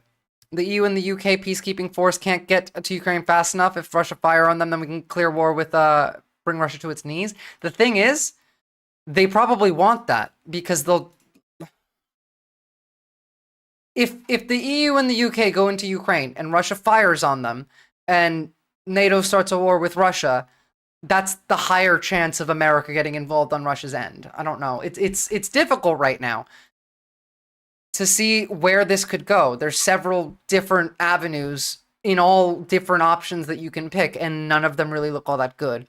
Quote, yeah, we gotta desensitize you so you can be useful tools of the empire, so start doing video game crimes to these normal people. Yeah. You're full of shit, MRU. We already do it. You think we haven't been we didn't drone strike hundreds of thousands of civilians in Iraq and Afghanistan? Are you kidding? Like this is why like right-wingers literally know nothing. MRU, if you don't start getting a bit like, I don't know, if you don't start listening and learning from me, I'm just gonna ban you, because it seems like you never actually learn anything from listening to me. I don't know why I keep you around anymore. For a while I kept you around because I thought you actually like gave a shit and you were listening. But clearly, none of your opinions have changed. Here's the map showing sabotage across Europe that is likely done by Russia. The Associated Press compiled a map which shows how dozens of attacks and incidents across Europe have been blamed on Russia and its proxies These by are the Western hybrid officials attacks since Moscow's on invasion of power infrastructure, on cables, undersea cables for internet and power infrastructure. Ukraine in 2022. The cases in the alleged disruption campaign range from stuffing car tailpipes with expanding foam in Germany to a plot to put explosive devices on cargo planes. Wow. AP scoured through hundreds of incidents suspected to be linked to Russia. It's sometimes difficult to definitively prove Moscow's involvement, and Kremlin spokesperson Dmitry Peskov denied the allegations, telling AP Russia's never been shown any proof. Grim Reaper, AP used to be good. AP is shit now. Listen, don't get your news from American sources. You can look at AP and Reuters, that's fine. AP has narrativized more to the right. Reuters has just stopped writing as much. They just have shortened it off. I get my news mainly from DW, France 24, and the Australian ABC right now as like the ones that I'll actually listen to the pundits and what they say because it's somewhat worth it. But even then, but you guys understand, like mainstream media can't be trusted. You have to have a high level of media analysis to be able to do that. And Twitter is even worse. Given how they saw a Salvador thing and called it ASMR, they're probably actively eager and trigger happy for a new US war. They are. It's not that I don't learn when it comes to the future. I'm optimistic, and you have been doomer since Trump took office, but I'm not doomer at all. I've been right, first of all, about everything I've said. It's not being doomer, it's being prepared. You're being optimistic isn't being optimistic, it's being blind to what's happening around you. Everything that I've said Trump will do, he's done so far. Has he not? Well, like, what have I been wrong about so far? I was wrong about how quickly they would go into the Nazi shit. I thought they would take a bit longer. Sure. But essentially, Project 2025, it's happening. Every little bit of it. I mean, like, you can just go look at Project 2025 and see all the things that they've done. There's also, what is the Project 2025 tracker?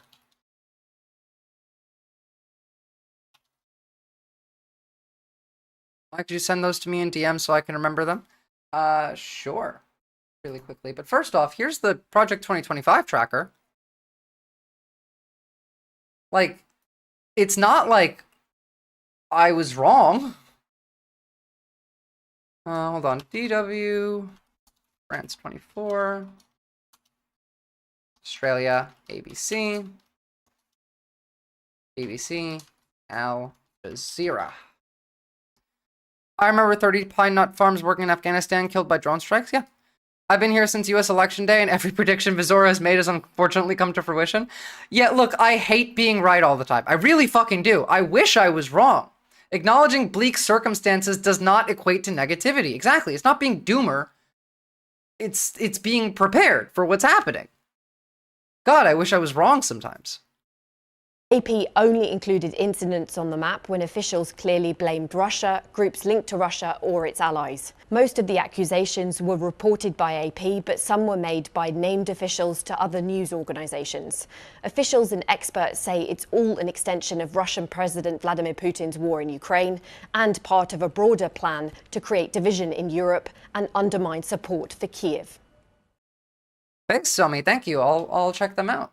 Always love more resources and more people, and especially when it comes to like war stuff. When you are looking at war footage online, when the Twitter post is like, oh, this happened in Ukraine or this happened in Syria, it's so hard to know what's real. First of all, Syrian war footage, you have no idea where it's being used, what it's for. We're seeing Syrian war footage being called like, oh, this is happening in America, this is happening in Israel, this is happening in Gaza, this is happening in Ukraine. And it's just like the Syrian war from 2014, 2015, 2016. You can't trust these sources. And so having like actual reliable sources that you can cross-check, people that are there, that shit's helpful. Putin wanted to create division in Europe, and unfortunately for Putin, it had the opposite effect and united the UK and EU against Russia. Yes, but like it's not necessarily all good for Europe either, Batgaz. The issue is arming Europe against Russia is going to come at the cost of social spending. It's going to be cut to you know, safety nets, cut to healthcare, cut to, what is it called? Centrelink, at least in Australia. Zora, do you realize how many times I almost called you Honora because of that damn movie? Which movie? I know which one you're talking about, but I've lost it on my head. I can't think of it. This is why we have proof for everything? What is it? Let's see.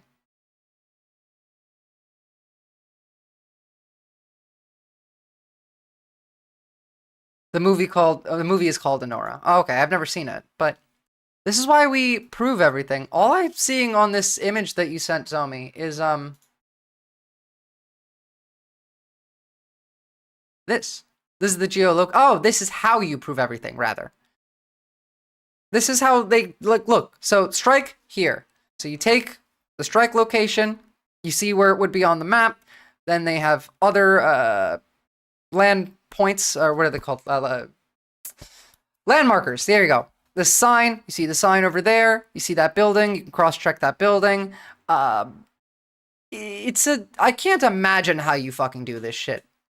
This would take hours to find one thing. But I mean, props to you. Fucking Ukrainian hero over there. This is what your grandkids are doing at UCLA. Roll footage of Serbian snuff film. Have they announced the social program cuts? Which countries are... Well, I mean, yes, kind of. They're talking about it. Germany and the UK have all started talking about, like, budgets for the coming future. I think Germany actually just agreed on theirs. We'll check them out in a second. Russia. Well, I mean, you're a professional, so... Air base in a massive drone attack overnight. Russia's defense ministry says it shot down 54 drones over the area, while Ukraine says one person is dead and dozens injured after Russia launched missile and drone strikes across Ukraine.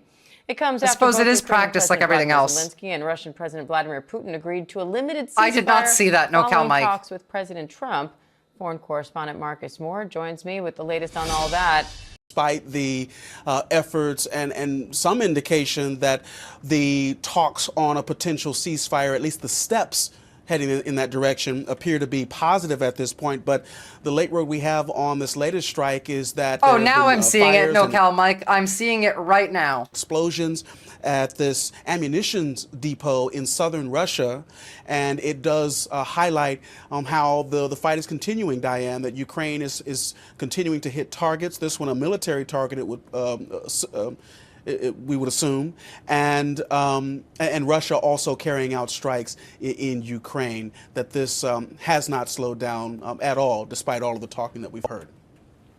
President Trump spoke to both leaders this week, and it does seem like they're moving in a... Our group also gets donated high-res satellite imagery for some areas of the front that is extremely helpful because most of the buildings you're looking at in SatMap don't exist anymore. Yeah, that actually makes sense. Oh, Zomi, I saw reporting that there is a European company that's saying that they'll replace SpaceX for Ukraine if SpaceX backs out. I can't remember which company it was, and I lost the link for it. But have you heard anything about that? A different, like, satellite company that might be like, hey, yeah, no, we'll help Ukraine. I'm not a legal expert, but who else is even authorized to sign the declaration? Even Trump wasn't authorized to sign the declaration. We're not at war. You can't sign that unless we're at war. And AutoPen, guess those Jan 6 pardons are invalid now too. True. In a positive direction. It's so me. What's stopping them from just outright agreeing to this ceasefire deal proposed by the U.S.? Well, I mean, I think that there is a lot at stake, and certainly in some areas, Russia has been able to get some momentum. I still cannot believe that this is a thing that's, like, this is a real thing that was talked about. Trump signals willingness for U.S. to join the British Commonwealth. I know it's never going to happen, but I need America to become England again so we can start the revolution all over from the start. Also, Germany has increased defense spending dramatically today. It made it official. Yep, we're going to have a look at that because I want to know how they're paying for that. In terms of the front line and in key positions. All right, fuck you. We got more stuff to cover. People are pissed because we defunded the radio channels that specifically were made solely, their only purpose was to counter Russian propaganda. And we got rid of them. Time now for Scoop, our weekly conversation on international media and the political and economic headwinds confronting the industry. We look at who shapes a narrative, explore journalistic ethics, ask reporters the difficult questions. I guess I have no fucking idea. No, not UK being a colony. We're joining the British Commonwealth, not the other way around. And again, we're not actually joining the British Commonwealth, but that is what that post says. And the king did offer it. So, you know, that's on the table. It's not Britain being an American colony. It's the literal other way around. Here. Trump on the United States becoming an associate member of King Charles's British Commonwealth. King Charles to make secret offer to Donald Trump during state visit. I love King Charles. Sounds good to me. Plans are allegedly in the works to make the U.S. the next associate member of the Commonwealth. We would be under the UK that way, not above them. It's not going to happen. It's just very funny. With trust in the press at a nadir, it's a critical eye on a critical profession.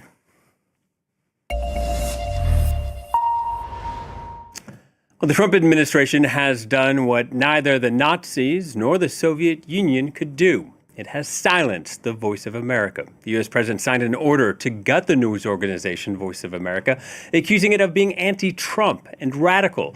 Long a thorn in the side of dictators, VOA was created to promote free speech, and now in the name of free speech, it's being left to die by the country. Remember, we're checking your phone at the airport to see if you have sent texts or made social media posts that are against Donald Trump.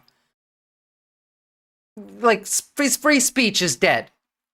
Country that had created it. Honestly, Veteran VOA Batgas, correspondent I Steve Herman prefer spoke your to monarchy to what we MSNBC have about now. the consequences. I mean, we'll still overthrow it, but I'd prefer it than what we have now. Voice of America, as we speak, you can say it's either dead or in a very deep coma. China and Russia are celebrating. Chinese state Absolutely. media is saying, Chinese state media says who Voice of knows, America has Sundry now Clown been Car? It's a clown discarded shit. by its own government like a dirty rag and will become a laughing stock of the times.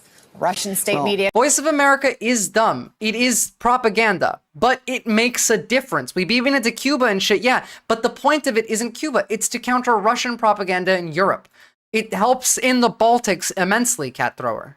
It's the only voice from the West up over there most of the time, like depending on where you are, that you can access.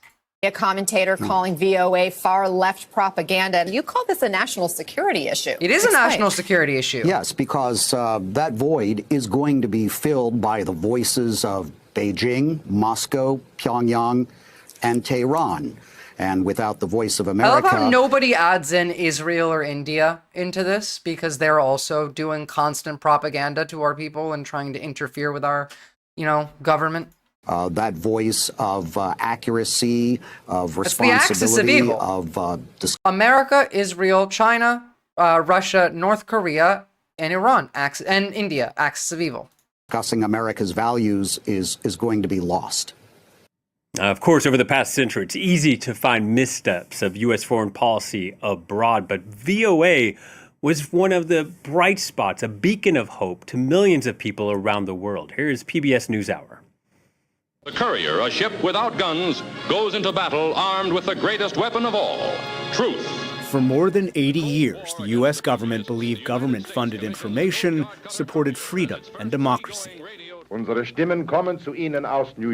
is a voice speaking from America. That began with Voice of America, which beamed MRU, we just took 500,000 people's visas away from them for no reason. And we are killing people. We are the axis of evil. We are killing people right now. Your money is spent right now on killing Palestinians, on imprisoning anyone with a tattoo who speaks Spanish, legal immigrants, by the way. We deported 4 U.S. citizens 2 days ago, one of which was a 10-year-old with brain cancer. You tell me that we're not the axis of evil. Oh, and by the way, none of the people that were sent to El Salvador, not a single one of them, are guilty of a crime. None of them have been accused of a crime. None of them have seen a court. None of them have had due process. None of them have seen a judge. So they're all innocent. So we're sending innocent people to concentration camps. And you think that we're not evil? We're going beyond Hitler shit almost. At least Hitler like died and failed. It took Hitler years to get to where we are gotten in months. It took Hitler years to get to where we've gotten in months. Its first broadcast in 1942. The news may be good or bad. We shall tell you the truth. My name is Ronald Reagan. This powerful 135,000 watt Radio Free Europe transmitter pierces the Iron Curtain with the truth. Voice of America, or VOA, is the largest, oldest U.S. international broadcaster, set up during World War II to counter Nazi propaganda. It expanded with Radio Free Europe and Radio Free Liberty operations funded by Congress, first run by the CIA. And during the Cold War, it tried to spread values of freedom and democracy. Yes, at least Hitler had to build camps. We fucking subcontracted that shit. Nothing is more American capitalism than that. Literally. And again, 500,000 legal status revoked. This is more like North Korea shit at this point. Yeah. No, honestly, I've been saying for a while, our country doesn't run like a fascist dictatorship. It runs like an Afghan warlord. It's like the Taliban is in charge. That's what I feel like. Every day, I look at the news and I feel like the Taliban is running the fucking government. I'm speaking directly to people everywhere, from Los Angeles to New Delhi, Cairo, and Bangkok. And I'm attempting to speak directly to the people of the Soviet friends, Union. all right, mate. The treasure we Americans cherish most is our freedom. So you think that all of the people that the government concluded were gang members, you think 0 of them were actually gang members? No, I think at least a couple of them were. However, they're all innocent because they never saw court. None of them were accused of a crime. None of them were declared guilty of a crime. So yes, they are all innocent. I don't care if the government says that they're bad people. I don't trust the government. You didn't trust the government a month ago. How do we trust the system if they can just be wrong about everything? By using, I don't know, the law. When you go and you bring someone to a court and they have a lawyer and there's a jury and there's a trial, you know, like how we did it forever? The fuck are you talking about?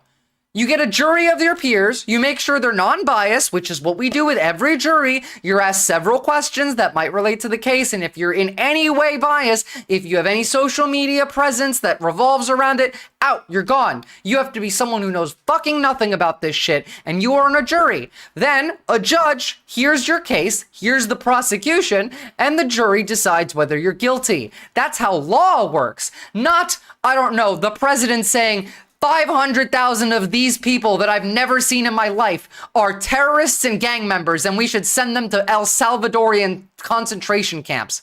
Shut the fuck up. If you suspect someone is a criminal, you can check if they're a criminal.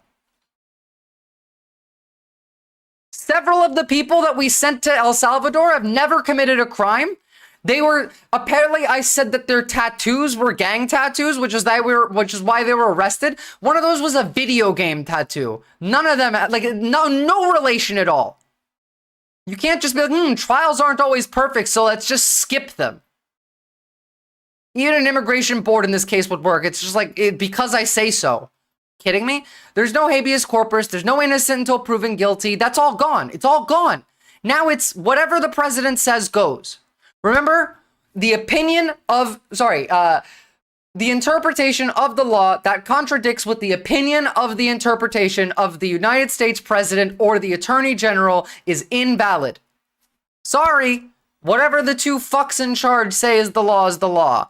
I'm sick and tired of hearing these false dichotomies. Oh, you're against Trump deporting these people, so you think none of them are criminals?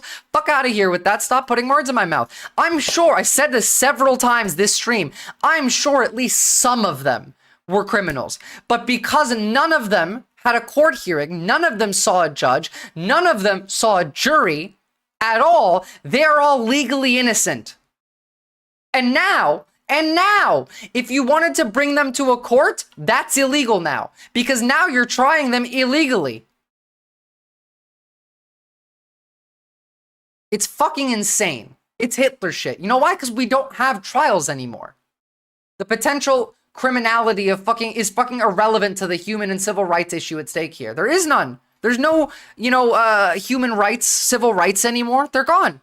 President Musker is cupbearer. Well, I mean, this applies to Trump and Pam Bondi more than anything else. The law is now just a vibe check. The law exists for you, and it's whatever they say, and there is no law for them. Oh yeah, sorry, Hamas was hiding in the tattoos. There's Hamas hiding in tunnels under US universities. Can't their home countries pick them up from El Salvador? Motherfucker, a lot of those were US citizens.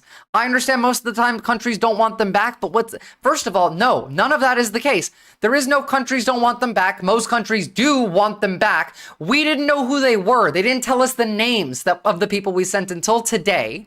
There are several dozen American citizens in that group, not immigrants, and all of these people were legally in America.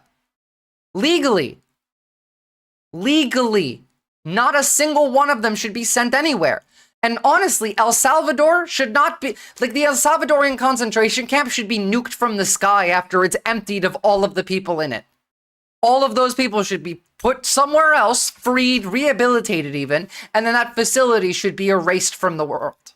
It's a fucking blight on humanity. We, as America, are a blight on humanity. The fucking lost ironic thing, the mere existence of Trenda, whatever the fuck, is 100% the byproduct of US intervention in South America anyway. True.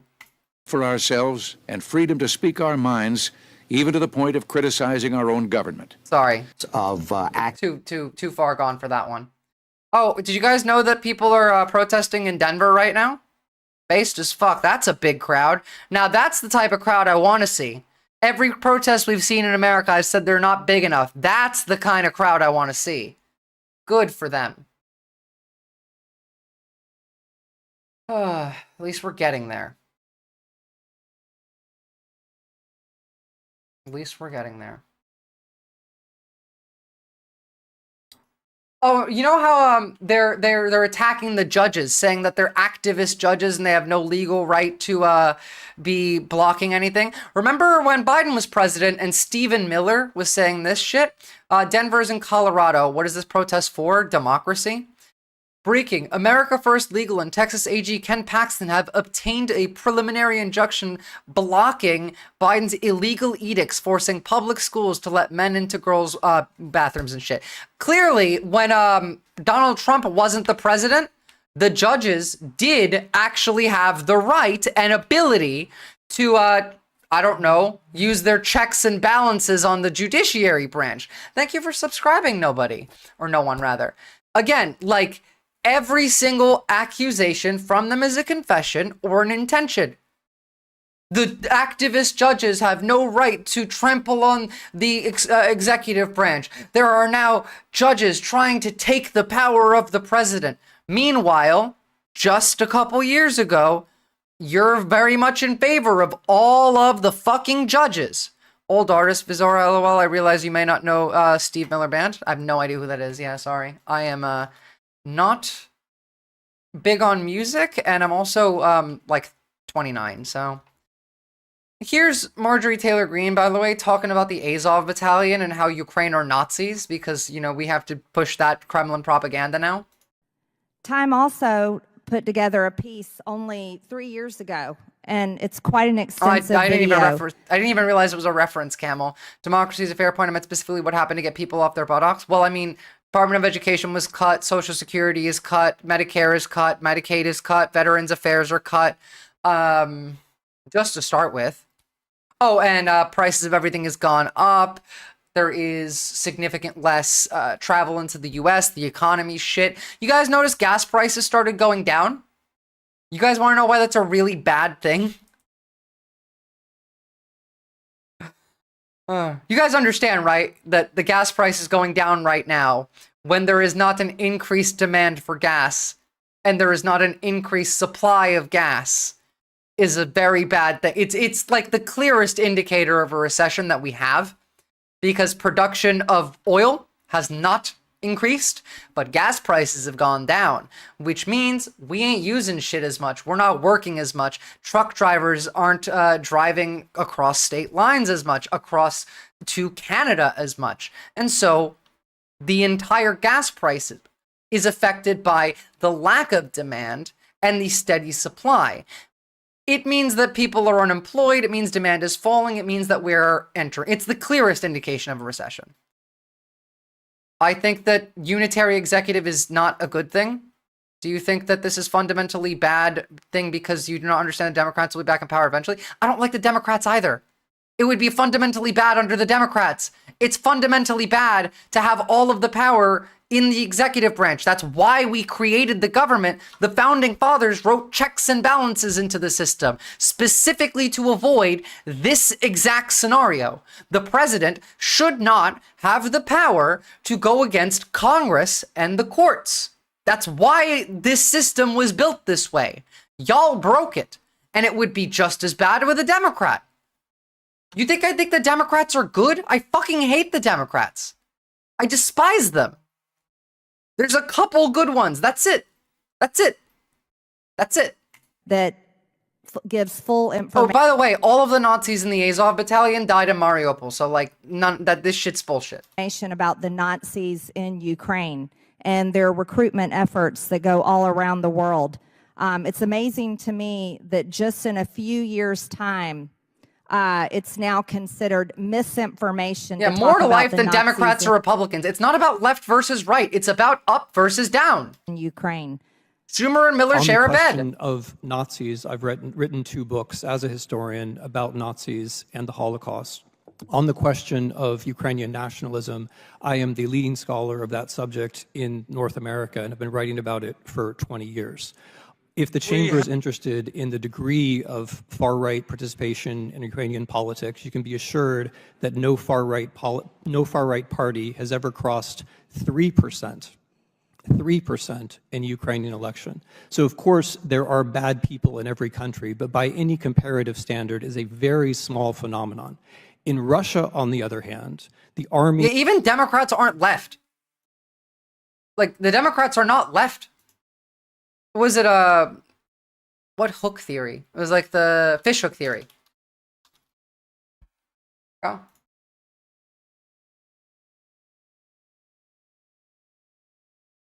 That's where the Democrats are. Right next to y'all. They're just like, and you're here. They're here, you're here. I'm way the fuck over here. The American system was designed to work perfectly as long as nobody ever formed a political party, and that provision was compromised the instant the first Congress sat down. That is actually somewhat true and very funny. Includes openly Nazi it's not formations, true, but it's such somewhat. as Rusic. The government itself is fascist in character, and it is carrying out a war which includes deportation of children by the tens of thousands. You guys want to see Dems that actually give a shit? Because we have some. Well, hold on. This one's not that. That's not a Dem that gives a shit. That is a demon. Here's a Dem that gives a shit. Here's AOC. I'm making a list. I'm checking it twice, finding which reps are naughty and nice. AOC, because we can't get Sorry, it's quiet video.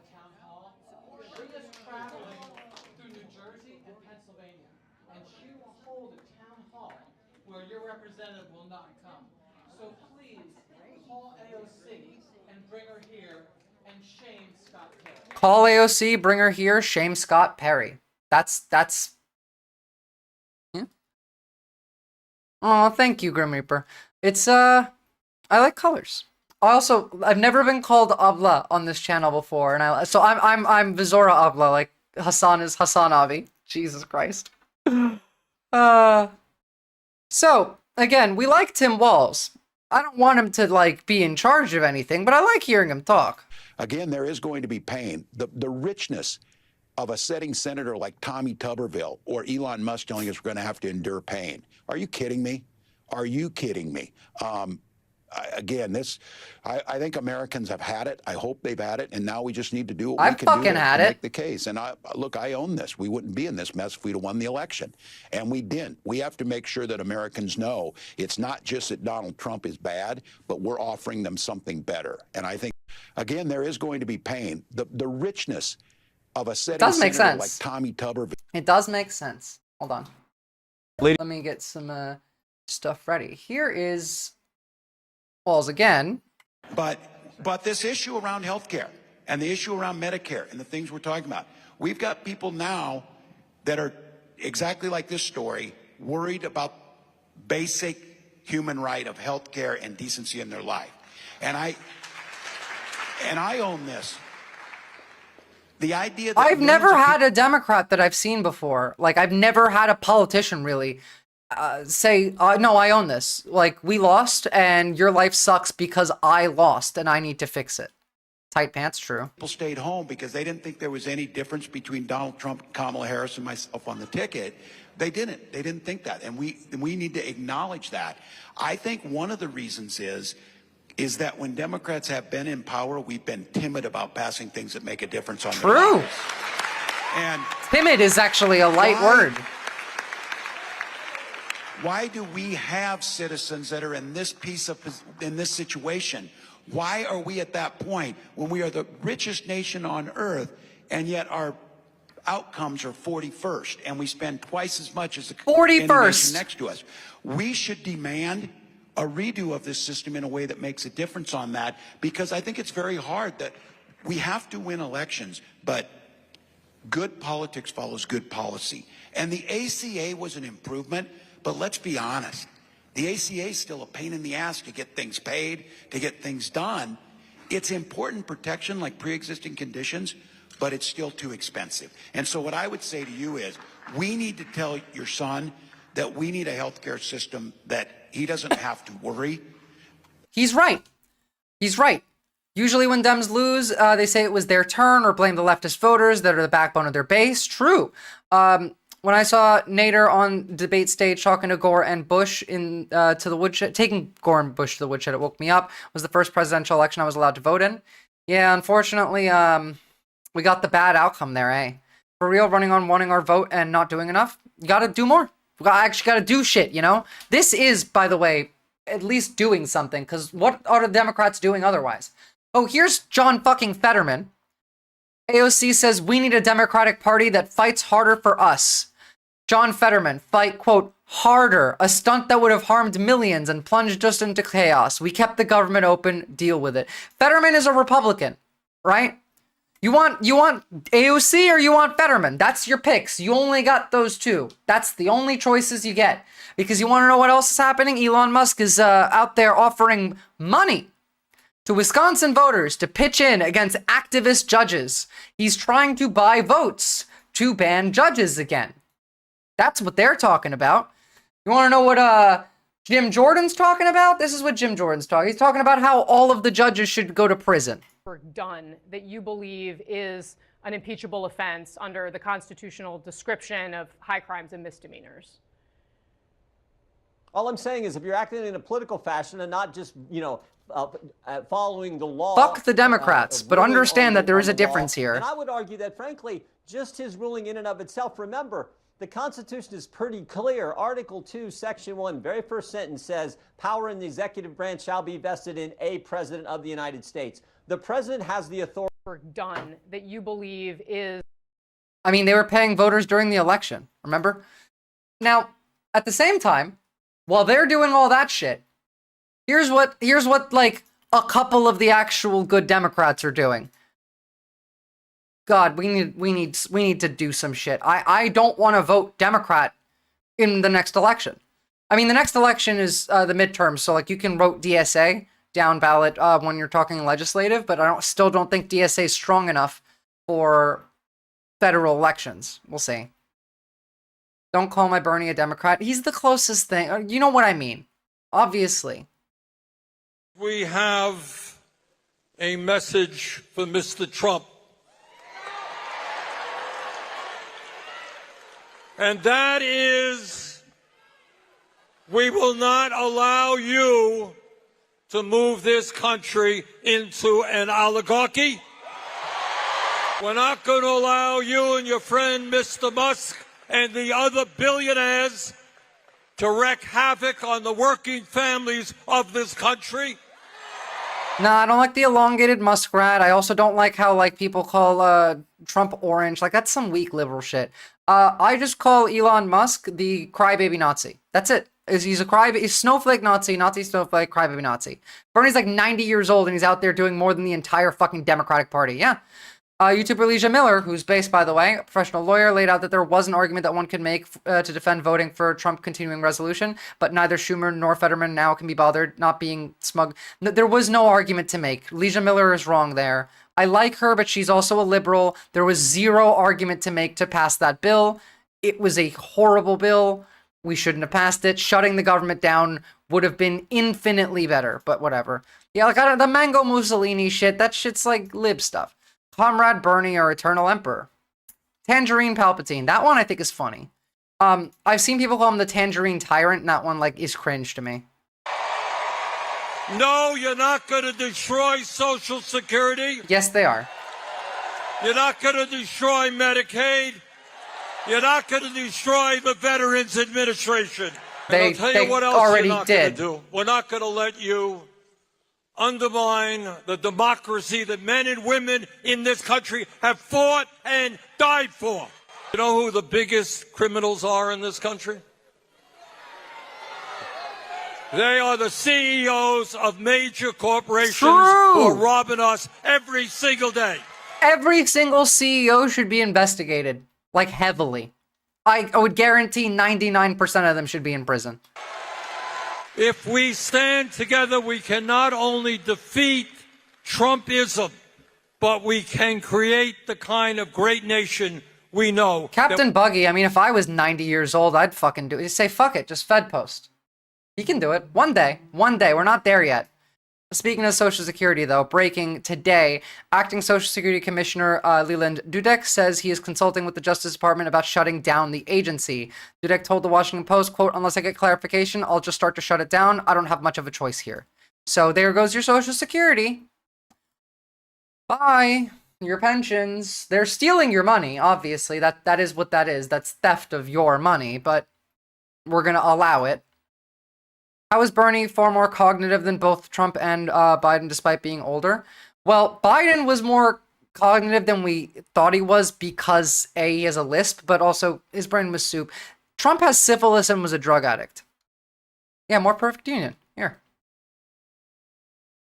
More Perfect Union is a very reliable source, too. And here, it's from the Washington Post. There goes Social Security. Bye-bye.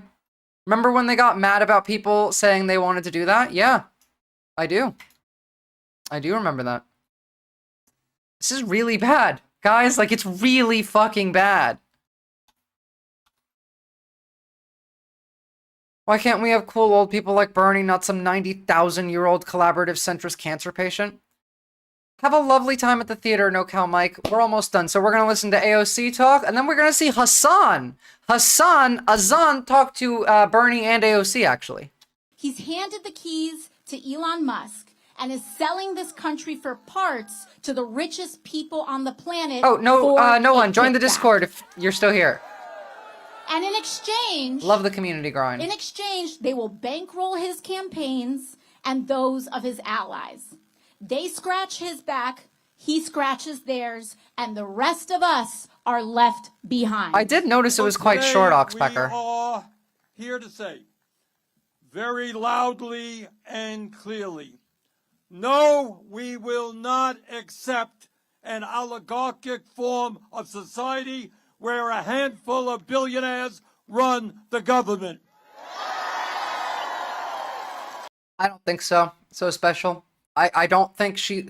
First of all, I think she's too young and lacks, like... She's too young for the median American voter to think that she's competent enough. She's a woman, which we've seen clearly is a hindrance in American politics. She's brown, which is clearly another hindrance in American politics. And plus, we're not getting a free and fair election, so... Maybe in like 15, 20 years if she lives that long, but Tom Homan wants to send her to El Salvador. No, we will not fair enough. Thank you, accept Oxpecker. an authoritarian form of society with a president who undermines the Constitution every day. They should. And is working aggressively to take away our freedom of speech and freedom of assembly. Furious voters voicing their outrage at lawmakers, both I can see maybe if we ran Bernie AOC, but again, like maybe if we had this 10 years ago. It's not happening. Conservative media establishment goes sicko mode whenever a Democrat woman steps into the frame. I don't think that would work, guys. At least not where we are at now. Where we're at right now, that shit's not gonna work. Why, or is it you? I don't want to listen to you people. I came here to listen to AOC. Republicans. We need a Democratic I mean, I would Party also run Bernie's corpse over the Dems. that fights harder for us too. Oh, she's talking live, actually. Might just check The most powerful building block we have to defeat authoritarianism and root out corruption. Case. So I'll end where I began. We might all come from different places, but we share a lot of the same experiences. So, your representative.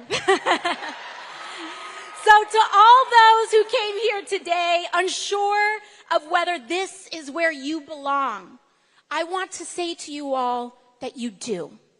Woo! The guy who said my queen. Honestly, no matter who you voted for in the past, no matter if you know all the right words to say, no matter your race, religion, gender identity, or status, no matter even if you disagree with me on a few things, but if you are willing to fight for someone you don't know, you are welcome here. If you are willing to fight for working people, regardless of who they are, how they identify, or where they come from, you are welcome here. Which guy has bad optics? Because here, everyone is valued. Every life is valued. Hell yeah. But I will say this. Those leaders on either side of the aisle who are willing to put their fellow Americans down so that they can get ahead or feel better about themselves, those folks might best find a home elsewhere. Woo! Hell yeah. Hell yeah. Because in this house, we stand together. Because here we know that together, without exception, is the only way. They're gonna send her to El Salvador, y'all. They really are. They're gonna send her. She has potential. In like 15 years, she could be president if we still have a country, but they might actually send her to El Salvador. Alright, let's listen to how this conversation went. The guy who said my queen while the GOP are trying to install an emperor. Yeah, and her response is saying your representative. I like that. It's the same thing in like when people who don't want that kind of attention or getting that kind of attention, how they play it off is optically important to the public. Her saying it that way is still sincere. Whereas if she had the opposite end, said, hell yeah, I'm the queen, that's off-putting. Ladies and gentlemen, always. Whoa, whoa, whoa, holy shit, sorry, hold on. We were gonna watch that, but like, they're about to go to war over here.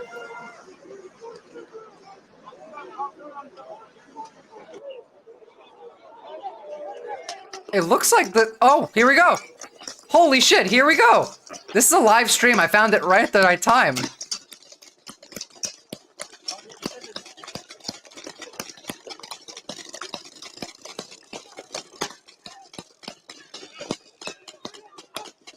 Where the fuck is this happening right now? Is this one Istanbul?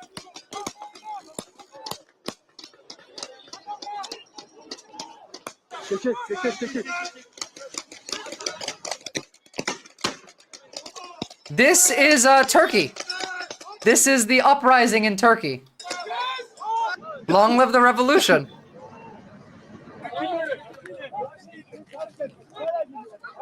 Did they steal a riot shield?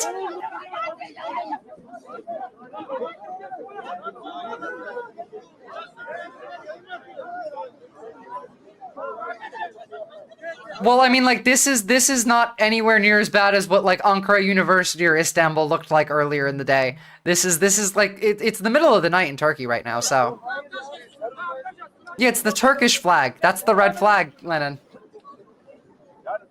But there are socialists out there.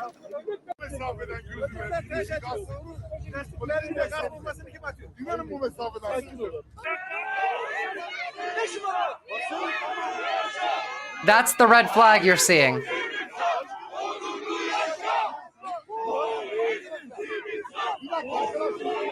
Oh, well, I'm sure, yeah, maybe. There's socialists and commies out there, too. By the way, I like this tactic of standing up, going right up to them, and being like, come on, like, you're being unreasonable. What are you doing here?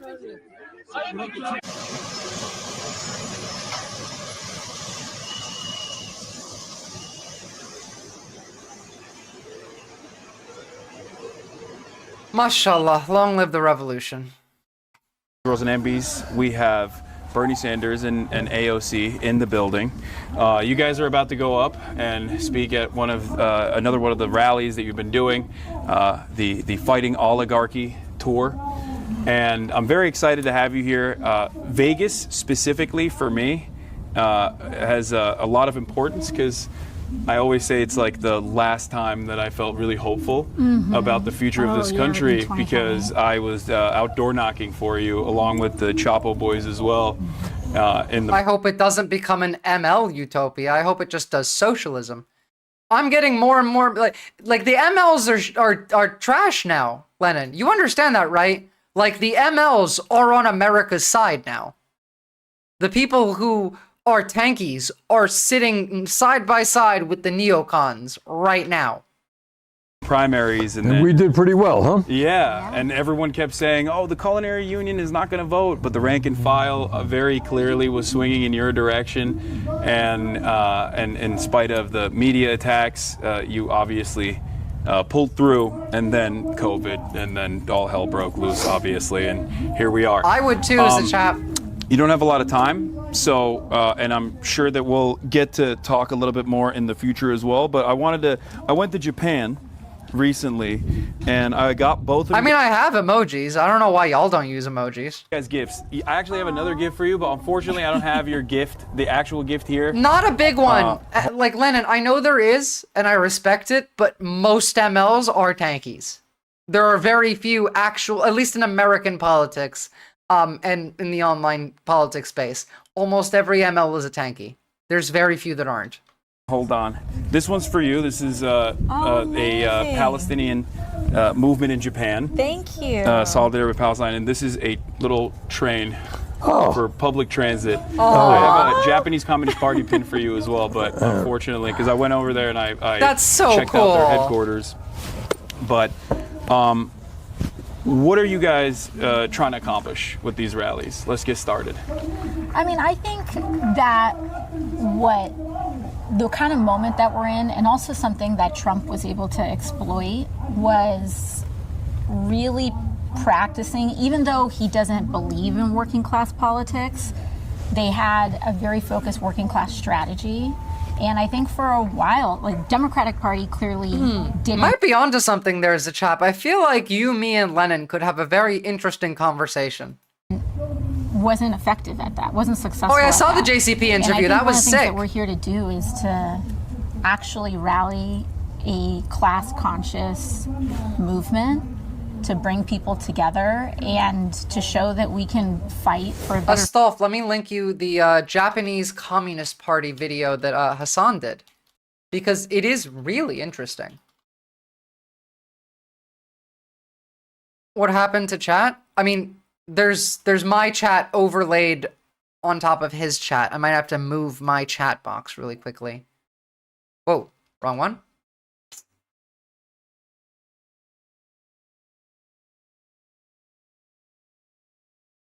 You know what? I'm just gonna hide chat for a second while we're watching this. Future, not in Bernie has a train. Marginalizing and attacking people, marginalized people, but actually in rejecting the differences that we have to come together in common cause and to organize folks. Well, I agree. She didn't go, simply, Steve. She didn't show up. Neither, like a lot of Democrats and like AOC. Bernie did, but he left. AOC wasn't at the State of the Union to stand up. She just didn't go because she said she didn't want to be there and listen to bullshit for God knows how long.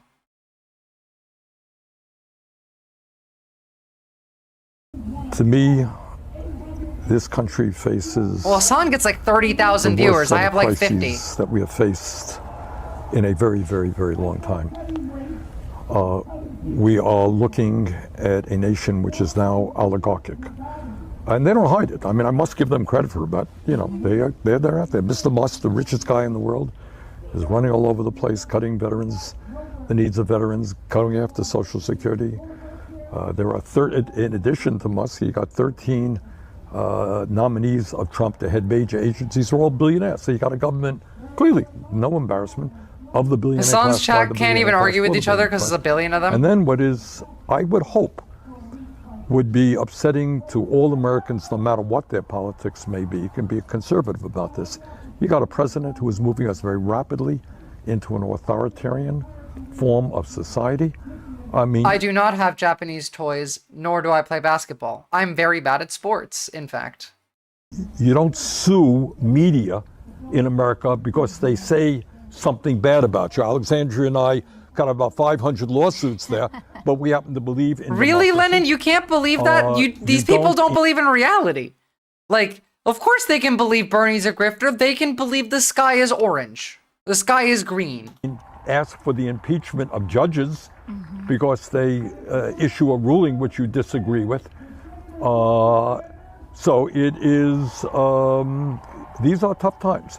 And what we have got to do is rally the working families of this country to stand up to oligarchy and to demand that we have... It's amazing how stupid we made people, not how stupid they are. Look, I was saying this the other day, and it just kind of came out of my mouth, but it really hits for me. What the Republicans did is they took people, us, we were humans, and they turned us into animals. In the view of the state, in the perspective of corpos, in the perspective of law enforcement, we're not people anymore, we're animals. They turned us from people to animals.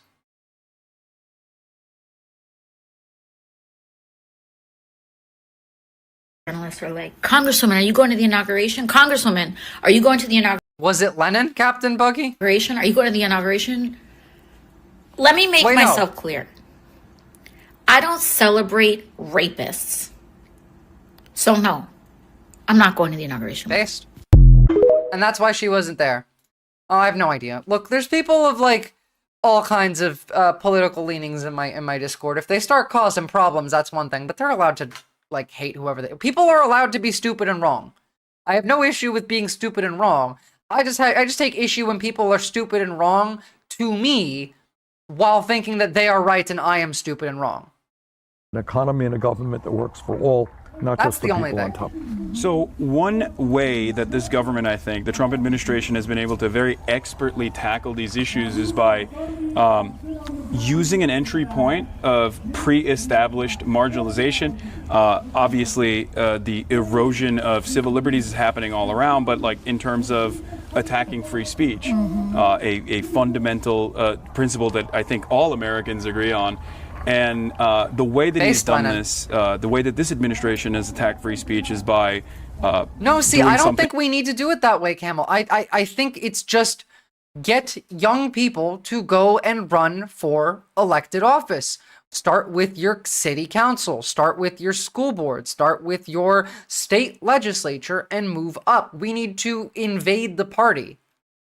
That's kind of you. So like you said in terms of breeding the machine of change, right? Did I misunderstand what you were talking about? Like how to build a better party, to change the issues, to be able to actually fix shit? When you said like we could be like Rush Limbaugh and Bob Grant, I thought you meant like how to build up the movement from the bottom. Thing that previously has only been utilized in the darkest times of American history. I'm of course talking about Mahmoud Khalil being potentially being deported or at least having his green card revoked for basically nothing. That the administration We have to do that all but pre-breakfast banana. A younger government in tune with today's issues people are facing today. Yeah, we have to do that. People like you, people like anyone who's above the age of 18 needs to go run for an office. It's not hard, by the way, to win a city council seat, to win a school board seat. It's not difficult. You can win a state legislature seat pretty easily as well. I think something everyone's facing right now, from elected officials like Bernie to small streamers like yourself, is when it's finally time to mobilize people to player 2 behavior. They're all still dancing around the subject and exhausting peaceful means for now, but even Chuck Schumer ended his spiel about the CR bill with, and if not, the American people will have to take very serious measures. We're there. It's just like Clamjammer. Everyone still expects someone else to stand up first. It's the same thing I hear all the time. I was, hopefully my dad's not watching right now because he's going to get mad at me. I was talking to him the other day, and I was talking about how he needs to do some stuff. And my dad works like 24 hours a day. Like, the man gets phone calls at 2 in the morning. He works from home, so he has to like go down into his basement and like do work and then go back to sleep, right? And so like I've told him, he's like, I don't have time to do anything. I don't have money to do anything. I can't go organize something. And my dad is Muslim. And during Ramadan, he usually donates iftar, like a fast-breaking meal, to the local mosque in the town twice a year in New Jersey. And I told him, why don't you go to that mosque and get people to start a group chat? The Article 5 group chat I've described to you guys, where you all have your addresses in a PDF document and you all put your phone numbers into one group chat with the specific purpose of any message in this chat is calling 911, 000. Come help me is what this means. Make that a thing. Maybe you can get them to organize each other so that they can keep track of who gets disappeared, who isn't disappeared, where are the ICE agents getting people the most. Like, get them to organize. You don't actually even have to, because, you know, he's like, I don't want to be part of the resistance. I don't want to get sent to Venezuela. And like, okay, fine. I'm not going to tell my dad that he has to drop all his shit and become a revolutionary. But you can get other people to organize. You can go there and get them started on it, and then they will spread it out to their community. Like, you all need to get up and make a change. Do something, anything. Go knock on some doors. Go out, call people. Go get a group together and go outside and protest for something. Go outside and, I don't know, go to the police station and block the doors so that when the cops try and leave, just stand there, you know, you're peacefully, you're on your phone, you're all hanging out. It doesn't even look like a protest, and just block police off from leaving by being an inconvenience. Make TikTok edits and cool anti-capitalism music. Yeah, no, sorry, not that one. Outside. Go outside and do something that will help. Anything.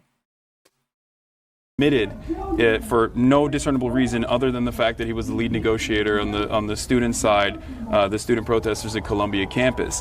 On top of that, just like in Nazi Germany, the Trump administration is now trying to put up an academic receivership and take charge and take control over different institutions within Columbia, and I feel like this is Sorry, Lennon, gotta touch grass. Posting isn't praxis. Sundry Clown Car back in 2000, Michael Moore pitched taking over the local Democratic Party of your city by a strategy called just get 10 friends to show up. Exactly! Get 10 friends and show the fuck up. Don't have 10 friends? Make some more friends by showing up and talking to the people there. a grave mistake. Do you feel like the Democrats have any sort of interest in fighting back against this? Not even, regardless of what their opinion might be on Israel, the fact is that this is greatly going to expand, and it's simply just the entry point. Like the Palestine conversation is simply an entry point that has at least like some semblance of institutional backing. But it's obvious to me that they're going to go after a lot of other people, including but not limited to the French researcher, according to Le Monde, that was denied entry into the country because they looked through his phone and they found out that he... What you do when you show up and you get a Trotsky pamphlet is you slap that motherfucker across the face, hand him capital, and tell him that Trotsky is an idiot. There is no such thing as Marxist-Leninism, to be honest, in my opinion. There's just Leninism, or there's just Marxism. There is no Marxist-Leninism. The two don't combine. There is no Trotskyism. It doesn't work with Marxism at all. Give them a few cents. Yeah, like, slap them across the face, give them like $5, move on. had criticized Trump's elimination of grants. We stood up right now and said enough. Capitalism ends tomorrow. Because Except the thing is, most people out on the street aren't mad about capitalism. They're mad about how capitalism is treating them. We still have to do the work of getting them to realize it's capitalism, not Donald Trump and Elon Musk. Because all of these people on the street think if we just got rid of Musk and Trump, everything would be fine. But nothing would change. Because of the free speech grounds. Not a thing. Because of the free speech grounds, because when ICE came to try to pick up in Mahmoud Khalil's case, when they tried to pick him up, they offered no warrant. These were unmarked people. There were no charges.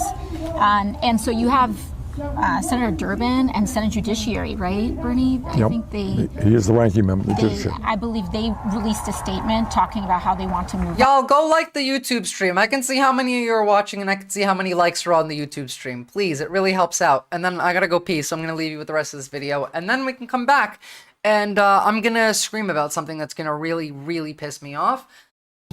And we'll go from there. On this, but I also think that it goes without saying that there is still profound money and interest that remains dedicated on both sides of the aisle in trying to marginalize and also conflate criticism of Israel as anti-Semitism. Right. And we have to be very aware of that too. We have very limited time, and you guys have to. Do I need to? Sorry. You got no time. Going up. I'm going. Okay. It's my cue. All right. Just Sorry, a minute I'm or going up on two. stage. All right, perfect. One question I actually wanted to ask you before we let you go is, you've also talked about, recently with the New York Times about what the future of the Democratic Party looks like and what maybe young enterprising individuals must do. And I believe I'm paraphrasing here. You said something along the lines of like running as an independent rather than utilizing the party for me, infrastructure. that's not a very radical concept because I am the longest serving independent in American congressional history, and I've always run as an independent. Look, I think the Democrats over the years deserve credit for the work they've done on women's rights, on gay rights, on civil rights in general, fighting bigotry. They deserve credit, and they've made progress. But I don't think anybody with a straight face can tell you that they've stood up for the working class of this country. And I think that's why so many working class people have drifted into the Republican Party. Not because they believe in tax breaks for billionaires or they don't believe that climate change is real. It's they look at the Democrats and there's not much there. So what my view is people should think about running as they want, progressive independents. Should run. Trotsky was not a peaceful Trotsky was a snake and a liar. Trotsky is the reason that the Soviet Union became shit. If Trotsky never lived and Lenin had created the Soviet Union according to the things that he wrote about prior to becoming the leader of the Soviet Union, then that would have been actual socialism. It was Trotsky's fault that they kept capital, and it was Trotsky's fault that they killed the anarchists that they were allied with. Exactly. Captain Buggy, you beat me to it. As progressive Democrats. Thank you, Senator But don't necessarily feel that you have to run. Nah, it was before Stalin. Trotsky is the reason the anarchists died. He got Lenin to do it. And then he helped Stalin rewrite what happened under Lenin, create Stalinism, and then Stalin killed him. Within the Democratic Party. And I think as you may recall, in Nebraska, a fellow named Dan Osborne ran a really, really powerful campaign as an independent, running as a very proud trade unionist, running on economic issues, and he did extremely well, much better than anyone had anticipated. So that was my point, and I think... Good speech, though. Now, moving on. You know how wild it is that the richest person in the world is saying that the French don't work enough? Retirement age in France is too low. That's a legit issue, says Elon Musk. Richest person in the world saying the French people don't work enough is seriously Louis the 16th vibes. It is. It's true. Who on the internet first planted the idea in people's heads that Trotsky was allegedly dope and Stalin didn't lose his mind? Some ML somewhere. Oh god, he's gonna get fed posts from the French people that tweet? Yeah, I hope so, honestly. It'd be very funny. The French do like their Fed posts, and he can't do anything about that one. Now, you want to get real mad? This guy is running for mayor of New York. And this is what right-wingers think about him. Breaking. Zohran Mamandi has announced he wants to implement government-owned supermarkets in New York City. He's literally trying to implement communism in New York. What's wrong with him? Let's see what he actually wants to do.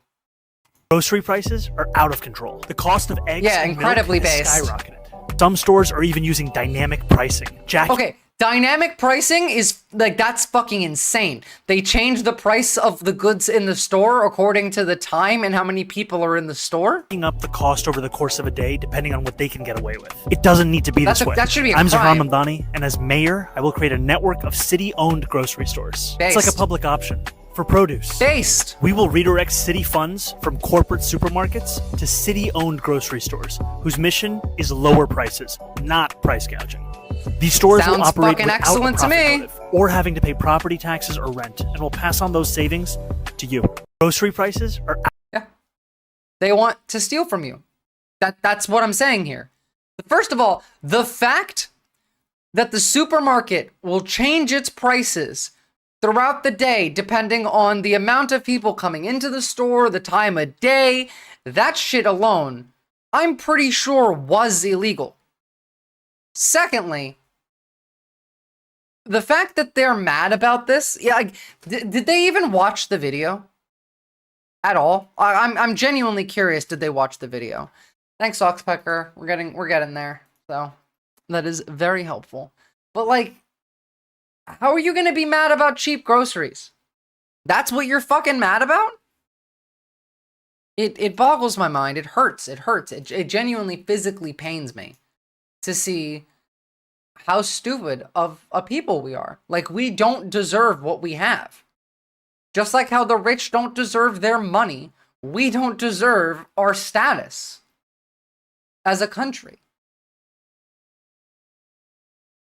They don't like the idea of anything anti-capitalism because they're indoctrinated into capitalist ideology. Oh, I know that, but like, there's a certain point where reality has to break ideology, right? Like when the MAGA people who are fully in the cult, when they start to financially hurt, they switch sides and go to the fucking town halls and start screaming at Republicans, right?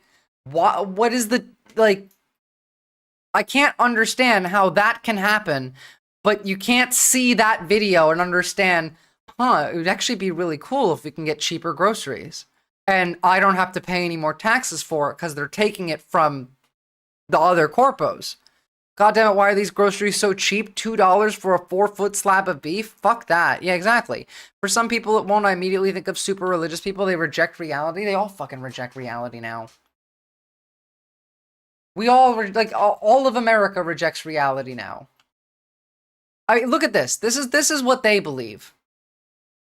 If you were raised in the US, you've been subjected to relentless bombardment of Marxist propaganda throughout your entire life, at least since you started kindergarten, but probably earlier. How old when you first realized that?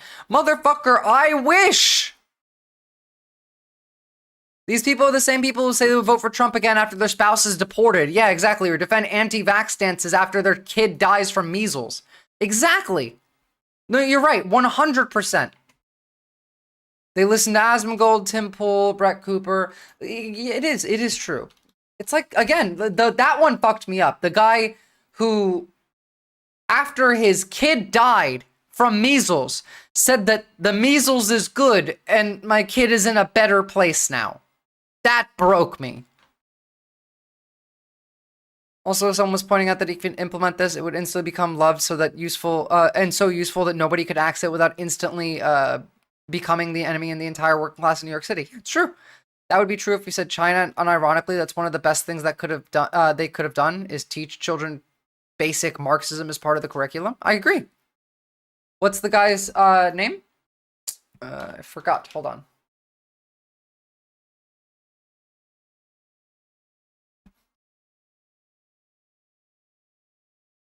Gotta find my link again. Here we go.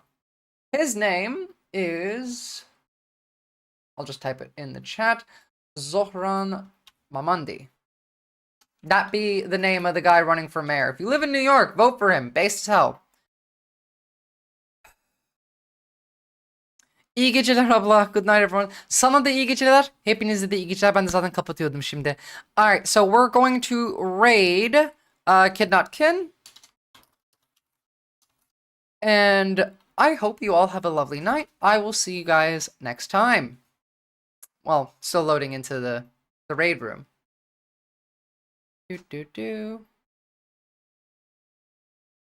Yeah, that is why I'm very angry. Yeah. All right, have a lovely night, y'all.